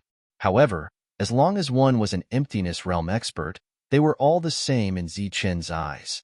Whether it was an emptiness realm early, emptiness realm late, or emptiness realm peak emptiness realm expert, they were all killed with a single slash from Zichen. After Matthew's head was chopped off with a single slash, the expressions of the remaining survivors became incomparably horrified. At this moment, they were finally frightened and began to flee. They were not fleeing randomly. Instead, they were fleeing towards the location of their tribe. In their hearts, that was the safest place. That was because there were nearly 10,000 experts there. Coincidentally, Zichen was also heading there. Zichen advanced, killing one with a single slash. Wherever he passed, emptiness realm experts would fall. Behind Zichen, fire dragons appeared one after another. These fire dragons flew towards the corpses and brought them back into the cauldron. In the sky, the black eagle had already become an inconspicuous black dot. However, its vision was as terrifying as its speed. When it saw the massacre below, its expression was also greatly shocked. Roar. Because it was very far away, it could only use its voice to remind Zichen that the two realms were on their way back. Zichen knew that time was of the essence. Therefore, the lightning wings appeared on his back and he charged towards the Hearthstone tribe. What followed next was naturally a massacre. At first, those who did not believe that a mere Earth Prime expert could have such means were convinced the moment Zichen charged in with a slash of his blade. Roars, screams, wails, all kinds of sounds rang out after Zichen arrived. However, Zichen did not say a word. He simply swung his blade and slashed. Just like how there were no rules in this world, Zichen was already very understanding of the actions of these people who wanted to forcefully seize his tree of laws. He was understanding of the other party. Therefore, at this moment, his massacre seemed very normal. It was very natural, and he had a clear conscience. Kill. Currently, Zichen only had this word in his eyes and only one thought in his mind, which was to kill. Hence, he walked past them. His blade flashed, and heads flew into the sky one after another, carrying all sorts of frozen expressions. Headless corpses spurted out blood and fell to the ground. However, before the corpses fell, the fire dragon behind him swept them up and disappeared. In the entire tribe, only screams could be heard, and the sound of a scimitar cutting through necks could be heard. Only a rain of blood could be seen, but no corpses could be seen. Charge over and kill him. Go all out. Kill. Of course, there were still people in the tribe who were not afraid of death. They were all leaders. They gathered their emptiness realm experts at the fastest speed and then launched wave after wave of powerful attacks at Zichen. 9 lightning deaths.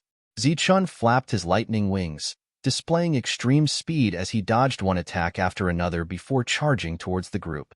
The 9 fleeting thunderbolts were even faster than the Black Hawk at close range. At this moment, it was even more effective. The group of emptiness realm experts screamed in fear and retreated one after another. Zichen was very strong, but as long as they did not let him get close, their lives would not be in danger. Swoosh! Before they could get far, an emptiness realm expert appeared and enveloped them.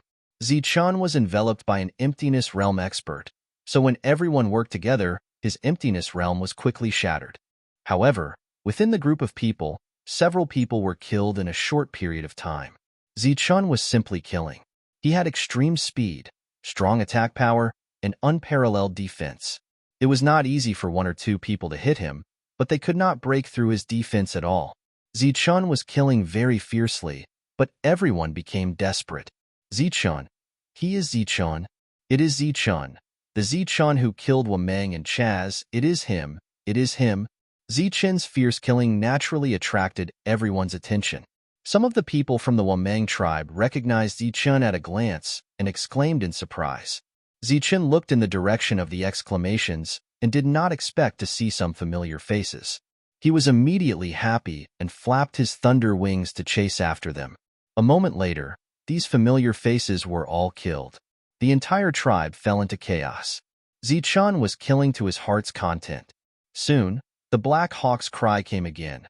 but this time to tell Zichun that the reality realm experts had arrived. Zichun was not willing to give up. He killed 2 more people and then began to retreat. Brat, stop. Stop right there. Zichun had retreated very quickly, but the 2 reality realm experts were not slow either. Although they did not see any corpses, they saw a lot of blood along the way. Now that they saw the chaotic tribe, they naturally understood what had happened and were immediately shocked and angry. Stay, Haysher shouted coldly. He opened his reality realm and enveloped Zichun. Huefo also opened his reality realm and stared coldly at Zichun. The heavenly thunder wings flapped rapidly. Zichun instantly increased his speed to the limit. Everywhere he passed, he left behind many afterimages. Among the afterimages were many doppelgangers. The 2 reality realms merged and Zichun's doppelgangers disappeared. His true body appeared from the void and then fled again. However, his true realm was only at the Earth realm. Therefore, the extreme speed of the 9 flashes of lightning was naturally unmatched by anyone at the same level. However, it was still somewhat lacking in front of the 2 reality realm experts. After discovering that Zichun was fleeing, the 2 of them chased after him and got closer and closer to Zichun. Black Eagle. Zichun, who was running for his life, shouted. An eagle's cry came from the sky. Immediately after, a black dot appeared. The black dot swooped down rapidly and turned into a huge black hawk. Zichun immediately jumped onto the black hawk's back and hugged its neck. The black hawk began to flap its wings.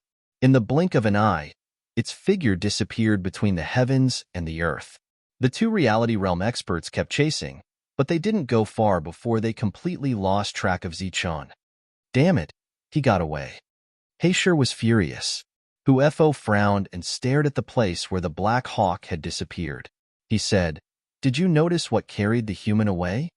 It should be a monster beast." "No, it should be a flying war beast," Haysher said unhappily. It was obvious that they had been played by this human this time. It was indeed a war beast, but it was definitely not an ordinary one. "It should be a storm eagle," Huefo said. Haysher's expression changed when he heard this. He lost his composure and said, "What? A storm eagle? How is that possible? A storm eagle's speed is top-notch and it's wild and untamed. How could a human tame it?" Huefo shook his head and said, "I'm not sure. I'm just guessing. Perhaps its bloodline hasn't awakened yet." Haysher's expression was somewhat bitter. He said, "If it really is a storm eagle, then even if its bloodline hasn't awakened, it's still not something we can catch up to. Let's not chase anymore. Let's go back and check our losses first. This kid isn't weak, but he's also quite bold." The 2 knew that they couldn't catch up, so they had no choice but to return. After returning, the 2 sent someone to find Matthew. However, when they heard that Matthew had died, their expressions became extremely gloomy. "Go and count how many people died," Haysher said with a gloomy face. On the way back, the 2 heard some discussions. Their already gloomy faces became even gloomier. "Zichun, it's actually him. This guy disappeared for more than 10 years. Not only is he not dead, but he's also targeting us." After knowing that the person who had come was Zichun, the 2 of them were furious, but at the same time, they felt very surprised. They knew about the deaths of Wamang and Chaz. After all, both of them were in the corporeal realm and had caused quite a commotion in the nearby tribes. After that, they deliberately went to the Wamang tribe, but there was nothing there. Zichun had trees of law on him. Clearly, they were all from the Wamang tribe. However, they didn't expect that they were all mutated species. Soon, the death count was calculated. 138 emptiness realm experts died, and 13 earth essence experts died. Zichun killed people one by one. In a short period of time, he had killed more than 100 people. This number was actually not small. Soon, roars could be heard from the place where the patriarch lived. About an hour later, groups of emptiness realm experts left the tribe and chased after Zichun. After personally witnessing Zichun's battle strength, these pursuers were extremely terrified. Moreover, they were secretly praying that they wouldn't encounter Zichun. Naturally, they wouldn't encounter Zichun. That was because Zichun was above them, watching them leave. Zichun didn't go far. Instead, he had the Black Eagle turn back halfway. He had taken a fancy to the Hearthstone tribe's trees of law. He and the Black Eagle stayed in the clouds, quietly waiting for the sky to darken. Late at night, the tribe fell into silence. Zichun descended from the sky and arrived outside the Garden of Law. After that, he walked towards the Garden of Law. Just like the Wameng tribe, this place was divided by restrictions. Zichun took out a token. After finding a suitable Garden of Law, he strode in. After entering, Zichun saw a square array formed by 50 fruit of law. Without saying anything, he took out the purple gold gourd and began to collect these fruit of law. Because he was a thief this time, he needed to keep a low profile. Therefore, Zichun could only collect them one by one. His movements were very light, and his movements were very small. After collecting all the fruit of law, Zichun began to look for other restriction tokens. However, he killed a limited number of Earth Essence Realm experts, so he only found 2 tokens. That night, Zichun only collected 100 fruit of law. At the same time, before leaving, he set up an array in the garden to confuse the people outside. After that, Zichun stayed in the sky and used the Black Eagle to monitor the garden below. After monitoring for 3 days, an Earth Essence Realm expert finally walked out of the restriction. Zichun signaled the Black Eagle to continue monitoring. This person should have been in seclusion for a long time. He didn't know about the massacre 3 days ago. After coming out, he went back to his residence to rest. At night, Zichun, who had changed his appearance, quietly sneaked into the Earth Essence Realm expert's room. Then, an emptiness realm appeared in the room. The Earth Essence Realm expert's figure appeared in the emptiness realm. Who is it? Sensing the changes in his surroundings, the Earth Essence Realm expert's expression changed. After that, he saw a young man appear in this space. Who are you? What do you want? The Earth Essence Realm expert asked. Zichun took a step forward and disappeared in front of the Earth Essence Realm expert as if he had teleported. In the next moment, he appeared beside the Earth Essence Realm expert. Before the Earth Essence Realm expert could resist, Zichun pressed his head with one hand. After using his perfect spiritual sense to suppress the Earth Essence Realm expert, Zichun began to search his soul.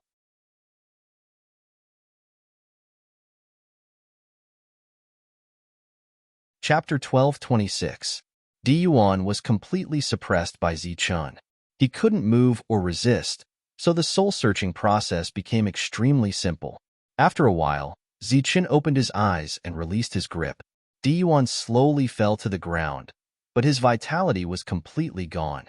Shioda, the owner of the Law Garden's medallion, Zichun's eyes flashed with a cold light. After dealing with Diyuan's corpse, Zichun left his residence and headed straight for Shioda's residence. Shioda was in charge of the Law Garden, and his position was second only to the deceased Matthew. Now that Matthew had died, Shioda, as one of the oldest elders in the Hearthstone tribe, was one of the most promising candidates to take over the position of housekeeper. While the chief and the other tribesmen were furious, people like Shioda were secretly delighted. This was because their chance to be promoted had arrived. This was an opportunity that only came once in thousands, or even tens of thousands of years. Lord Shioda. Suddenly, a voice came from outside, interrupting Shioda's fantasy. Who is it? Shioda raised his eyebrows when he heard someone come in the middle of the night. He was clearly dissatisfied. Lord, I'm here to deliver the Law Garden's medallion. The voice came from outside again. Deliver it now. Shioda was even more dissatisfied. He had already determined that this was a stubborn person with no future. However, when he thought about how he was about to become the chief steward, he had to be patient. Thus, the dissatisfaction on his face disappeared, and he said gently, "Come in." Zichun, who had changed his appearance, walked in. Seeing this familiar yet unfamiliar face, Shioda nodded. The tribe had more than 10,000 people, and Diyuan had no rights, so he naturally didn't remember this person. Zichun searched his memories and naturally remembered this person. This person was Shioda, but he still wanted to confirm. Lord Shioda? Shioda smiled gently, then extended his hand and said, "Give me the medallion." Shioda didn't receive a medallion, but a blade. It was a scimitar. Shioda had seen it in the morning, and it had killed many people. The gentle expression on his face instantly changed, but before he could cry out in alarm, the scimitar lit up and a fatal blade light flashed. Pooh! The blade light streaked past, and a head fell. An emptiness realm enveloped the area, and everything that happened in the surroundings didn't spread. Zichun took the spirit ring as fast as he could. After the spirit ring recognized him as its owner, he scanned the spirit ring with his spiritual sense and found many orchard tokens. After disposing of the corpse, he walked out of the room and headed for the orchard. It was still the middle of the night, and the entire tribe was very quiet. The experts hiding in the dark did not pay any attention to Zichun after seeing him. Zichun took the token and walked into a garden. The law fruit trees in the forest were full of fruits and exuded the light of laws. Looking at these law fruit trees, Zichun only spoke a single word: collect. Pieces of rule fragments were thrown around the restriction, forming an array formation. Zichun then opened his void realm and took out the purple gold gourd. With extremely rough movements, he forcibly collected these rule fruit trees. Rumble. The earth was trembling and the tree of laws was swaying, creating a huge commotion. However, all sound was isolated. Everything was produced in the void boundary. No matter how loud the sound was, the other party would not be able to sense it. Under the cover of the illusory light, the law fruit trees rose from the ground and flew towards the mouth of the gourd. Many years had passed. The purple gold gourd had accompanied Zichun for a long time, but it was still very powerful. The mutation of many law fruits was all because of the purple gold gourd. After collecting 50 law fruit trees, Zichun removed the void realm and collected the original rule fragments. Then, he used primeval stones to set up a simple illusory array formation and stepped out. Then, he entered the second orchard. After that, he entered the third, fourth, and fifth orchard.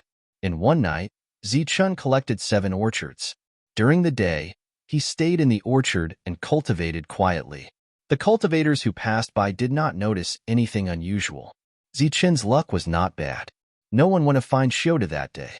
The people of the Hearthstone tribe were still angrily looking for Zichun. Little did they know that Zichun had not left. Instead, he was still in their house. The next day, night fell. Zichun walked out of the orchard and continued what he had not finished last night. That night, because he had made sufficient preparations, Zichun collected 10 orchards and 500 law fruit trees. Time passed day by day. It had been more than a month since Zichun broke in and killed people. The nearby Jiasi tribe somehow learned of this matter and sent people to inquire about the details. However, because almost all of the people involved were dead, no one knew the specific reason. Soon, this matter reached the ears of the patriarch, Heishur. Jiasi tribe, humph. Heishur snorted and said, "Tell the people in the tribe, whoever dares to talk nonsense outside, kill without mercy." His subordinate nodded and left. There were 2 reasons why Heishur did not tell the Jiasi tribe. The first was that such a big tribe did not even leave behind an Earth Prime expert. Moreover, many of their people were killed. It was really shameful. The second reason was that he wanted to let the people of the Jiasi tribe suffer a big loss. In this world, if they suddenly saw the rich Zichun, anyone would want to kill him and steal his wealth. Moreover, he also believed that Zichun would definitely go to the Jiasi tribe. The people of the Jiasi tribe came to inquire, which made Heishur a little angry. However, what made him even more angry was Shoda's escape. A few days after Zichun killed people, when he asked someone to call Shoda, he found that Shoda was nowhere to be found. Shoda did not die that day. However, he had disappeared without a trace. There were no traces of fighting in the room. Everyone naturally thought that Shoda had run away. As for the orchards under Shoda's jurisdiction, everyone went to investigate and found that they were intact. Therefore, no one cared about it. Because they had been busy chasing Zichun, the people of the tribe did not immediately refine a new token. What was worth mentioning was that an extremely strange thing happened in these orchards of laws. In the last half a month, no one came out from the orchards of laws. This was surprising but also understandable, because Zichun's last massacre had put too much pressure on everyone. At this moment, everyone was holding a breath in their hearts and wanted to break through. In fact, The reason why no one came out was that there was no cultivator in the entire orchard, not a single fruit tree or fruit. Half a month ago, Zichen quietly killed all the cultivators and took away all the fruit trees. In the next half a month, Zichen did not leave. Instead, he stayed in the sky above another orchard with the black eagle, investigating the movements around the void boundary fruit trees. There was no doubt that this was the real source of wealth. However, there were also the most experts guarding this place. Of course, there were no corporeal experts. For half a month, Zichen was either lurking or going deep. He was always investigating the situation here and the distribution of cultivators in the dark. The void boundary fruit trees were very valuable. There were also many experts guarding around. Zichen needed an opportunity, and this opportunity came 6 days later. During the day, the sky became very gloomy. At night, the rain poured down, and the sound of pattering could be heard. The moon was dark, the rainy night, and the night of killing. Zichen hid in the void and quietly approached the Emptiness Realm expert's orchard. Soon, he arrived in front of the first Emptiness Realm expert who was hiding in the dark. Puffed. This time, the scimitar did not shine, but it was still sharp enough to cut off the head of an Emptiness Realm expert. The sound of the downpour drowned out the sound of the heads falling to the ground. Zichen took the corpse and walked toward the second Emptiness Realm expert. The heavy rain wet his robe and blurred his eyes. Zichen walked forward slowly and did not make any sound. Puffed. The second Emptiness Realm expert's head fell. Before the body fell, it was taken away by Zichen. Puffed, puffed, puffed. In the blink of an eye, Zichen killed another 3 people. He did not attract any attention. However, as Zichen killed people, the hidden Emptiness Realm experts in the surroundings gradually sensed that something was wrong. With a sweep of their spiritual senses, someone discovered Zichen. "What are you doing?" Zichen changed his appearance. He was on the same side, so the other party did not suspect anything. Zichen slowly walked toward the other party. The other party's expression became more and more serious. When Zichen took out the scimitar, the other party's expression changed drastically. The blade flashed, and the head fell. Zichen wiped the rain on his face. His calm eyes suddenly emitted a cold light, because the attack just now was enough to alert the people around. Swoosh! His clothes, which were wet by the rain, suddenly shook. Drops of water splashed in all directions. Zichen's figure disappeared on the spot. Rows of water lines began to splash in a straight line. From the water lines, one could see Zichen's movement trajectory. However, he was too fast. Before the water lines reached him, he had already arrived in front of the second Emptiness Realm expert. In his hand, the blade flashed again. Someone broke in. "Be careful." Cries of alarm could be heard clearly from the curtain of rain. Through the curtain of rain, one could see many glowing bodies. Those were the Emptiness Realm experts mobilizing the power in their bodies. Instead of sending a signal, he directly attacked. This was an excellent thing for Zichen. Puffed, puffed. As the scimitar slashed, heads flew and their bodies were exposed. Zichen no longer had time to care about those corpses. Instead, he went straight for the Emptiness Realm fruit tree. That was his ultimate goal. As he moved forward, all the Emptiness Realm experts in his way were killed. When he approached the Emptiness Realm fruit tree, Zichen took out the Dragon Soul Spear. Roar! A cheerful dragon roar sounded. The Dragon Soul rushed out of the spear with destructive power and rushed toward the restriction on the fruit tree. Boom! A loud sound was heard, and the entire restriction began to shake. However, the restriction outside the fruit tree was very strong. Zichen could not break it with a single attack. But then, Zichen held the scimitar in one hand and suddenly jumped up. Then, he swooped toward the restriction. The scimitar in his hand emitted a dazzling light and stabbed fiercely into the restriction. The entire restriction began to tremble violently because of this. As the surging power was injected, the restriction began to distort violently. A small crack appeared and then spread in all directions. In the end, the crack spread to the entire restriction like a spider web.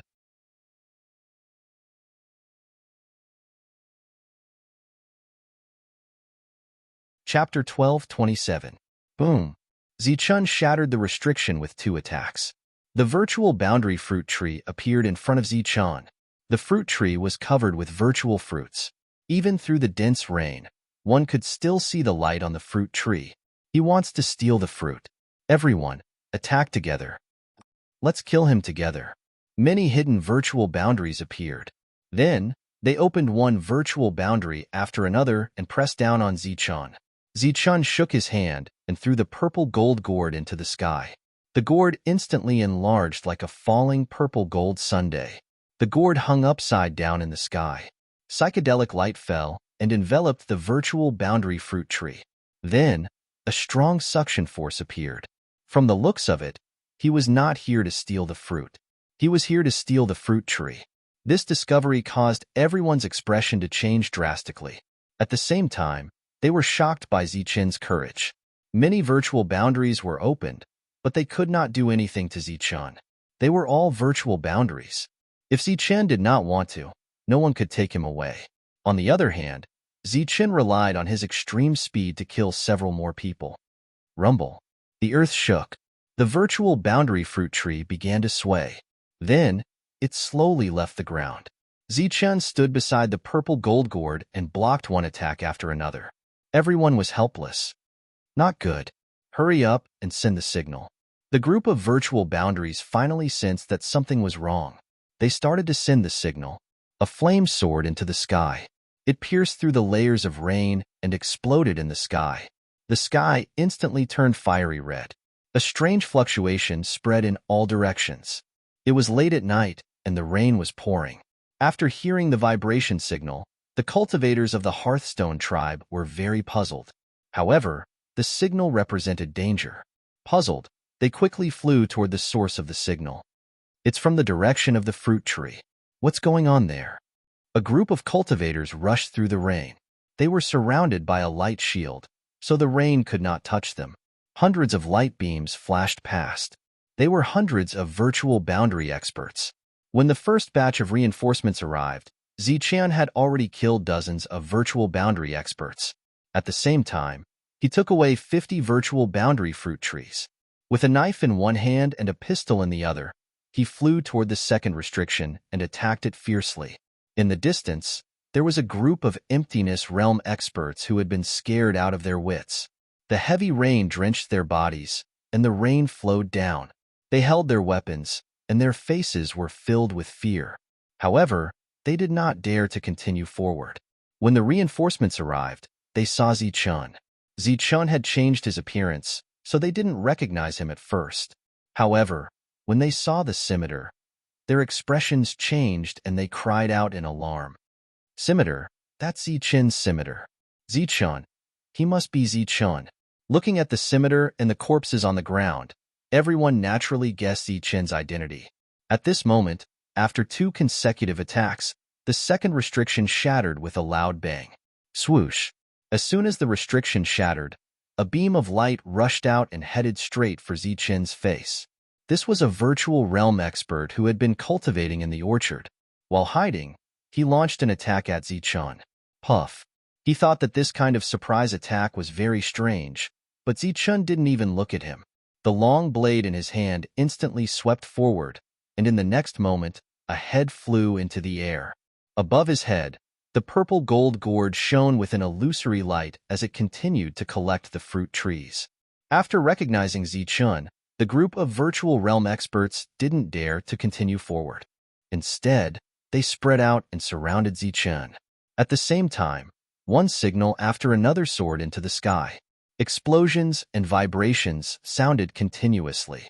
This signal was extremely urgent. It was obvious that something big had happened.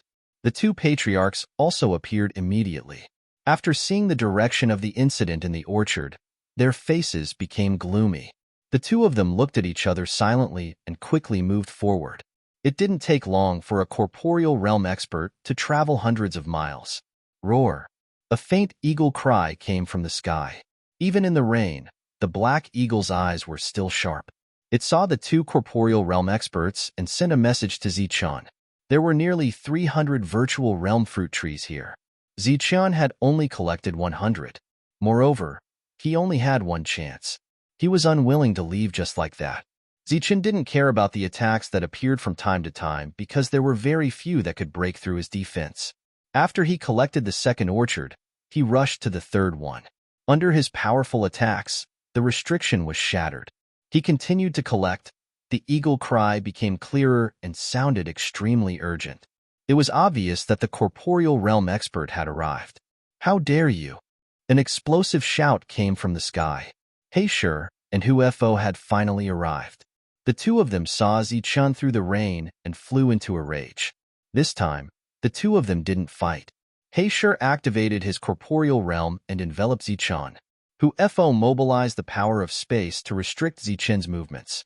The two of them stopped fighting and began to work together to kill Zichen. Swoosh! Swoosh! Zichen waved the scimitar in his hand. The scimitar flashed and the rule breaker appeared, cutting through the power of space one after another. Then, he flapped his thunder wings and dodged to the side at extreme speed, avoiding the devouring of the corporeal realm. Rumble.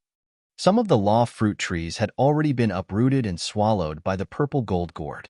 With a greedy heart, Zichen would never leave just like that. Die.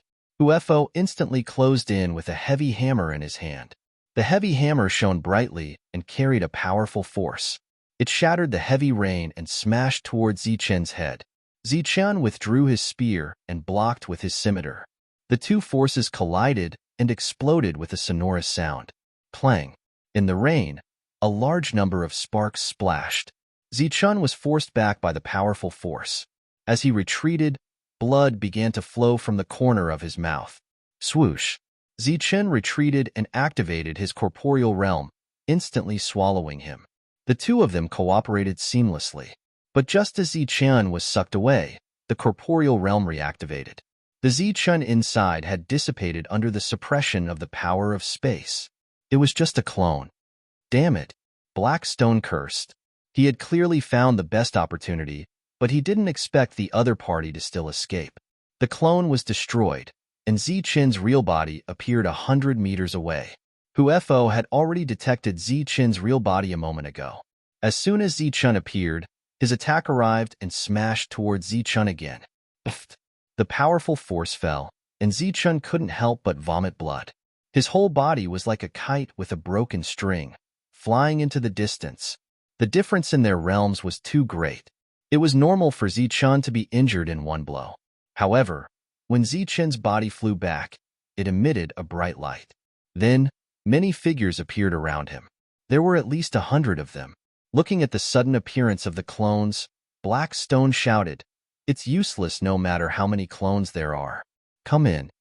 As soon as he finished speaking, the corporeal realm opened again. Only one of the 100 figures escaped, and the rest were all sucked in. Blackstone didn't believe that there was no real body among so many figures. However, reality proved that there wasn't a single one. He didn't understand Zichen's clones. He had combined the golden body of Buddha, the Demon Clan's clones, and the Slayer Clan's clones. After evolving them with perfect spiritual senses, he had come up with a cloning technique that was most suitable for Zichen.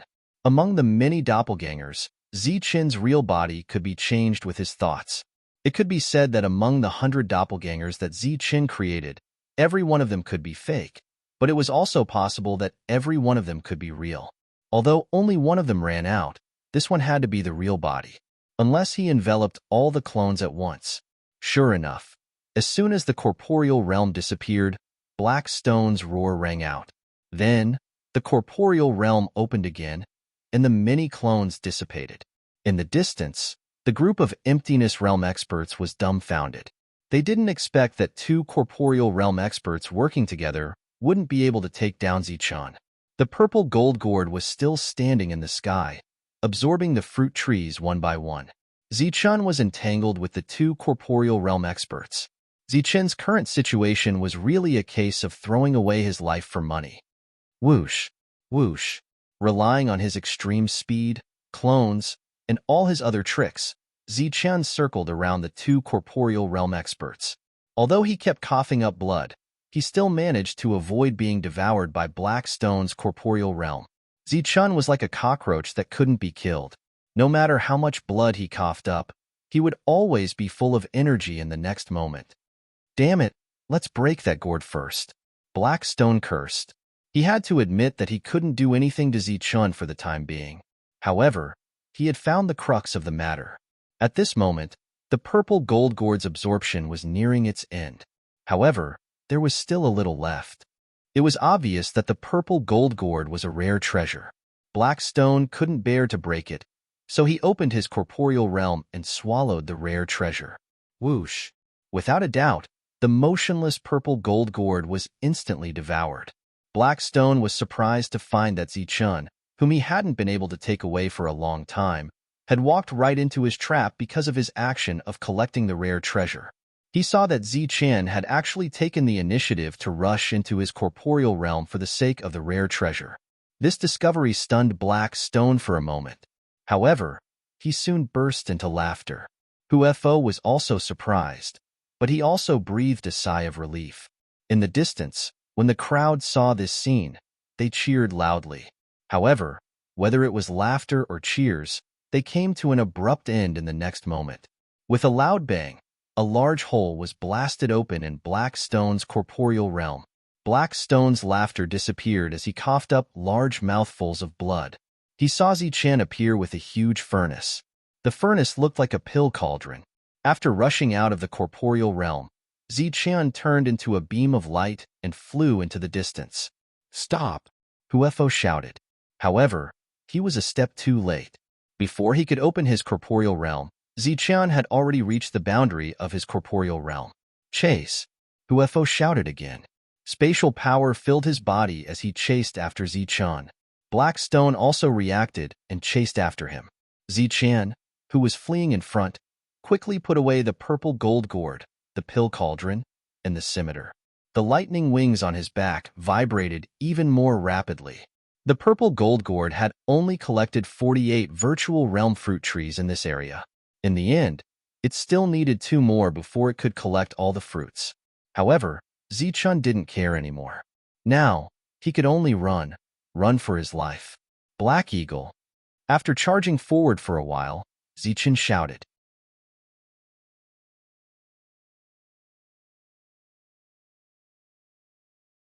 Chapter 12:28. With the help of the Storm Eagle, it was no doubt impossible for the 2 corporeal realm experts to catch up to Zichun. The 2 of them were very unwilling, but they could only accept the fact that Zichun had escaped. That damned bastard. The next time I see him, I will definitely kill him. The downpour gradually lessened. The 2 of them flew back and saw that half of the virtual boundary fruit trees were gone. The 2 of them felt extremely pained. More than 100 virtual boundary fruit trees were gone. They were worth millions. Such a loss would cause anyone to feel pained. On the ground, the deep pits left behind by the virtual boundary fruit trees were so eye-catching and dazzling. Huefo smiled bitterly and said, "This time, Big Brother went to Zhangtown and left us to look after the place. Now, hundreds of virtual boundary experts have died and half of the virtual boundary fruit trees have been lost. I really don't know how to explain this to Big Brother." Heisher also shook his head. He was about to say something when he suddenly remembered something. His expression changed and he exclaimed, "Not good. What's wrong?" Huefo looked at Heisher in confusion. The fruit tree of law, the fruit tree of law. Shioda might not have run away. He might have been killed.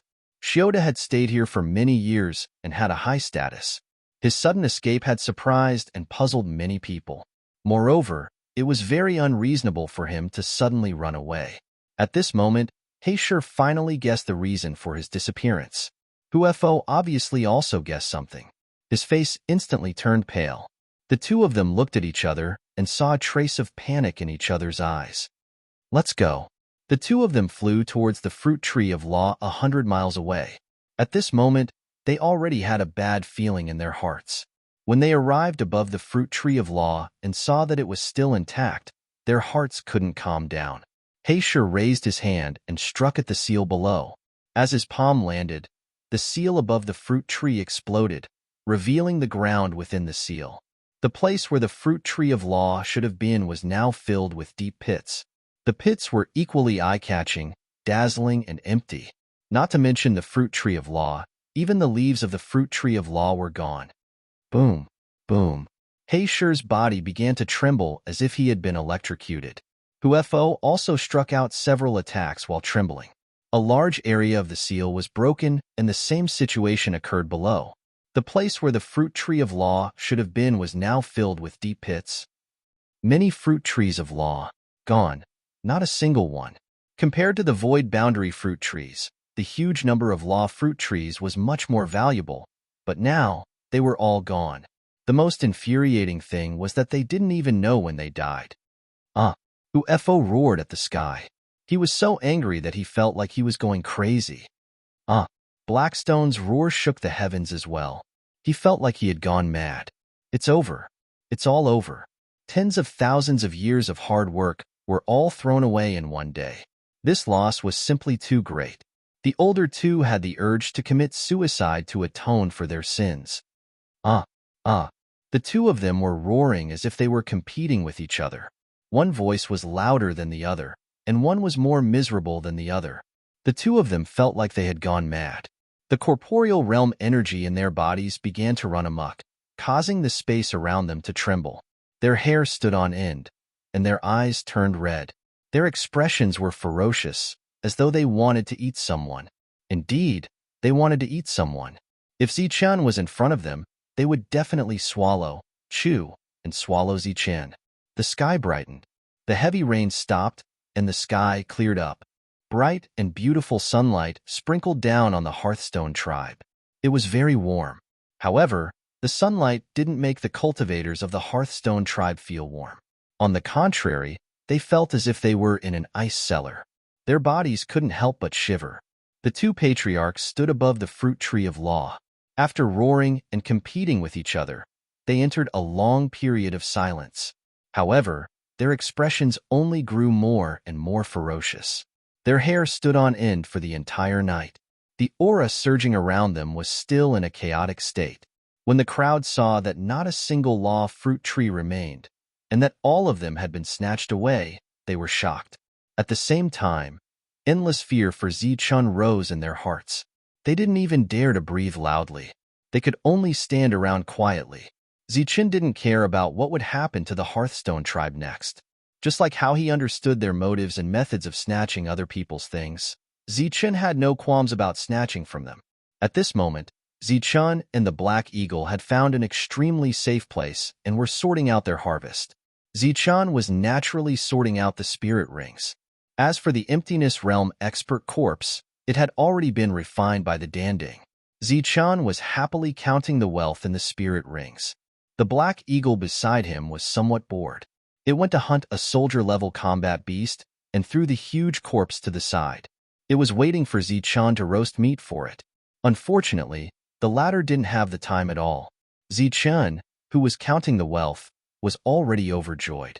How could he have the time to eat? However, when he saw that the Black Eagle was really bored, Zichen flipped his hand and a law fruit of the Emptiness Realm appeared. He threw it to the Black Eagle and said, "Here, eat it and play with it." Eating the law fruit of the Emptiness Realm for fun? In this region, perhaps only Zichen would be so rich and overbearing. However, the Black Eagle was also in the Emptiness Realm. Therefore, this thing was very useful to it. The Black Eagle unceremoniously swallowed it and then began refining it.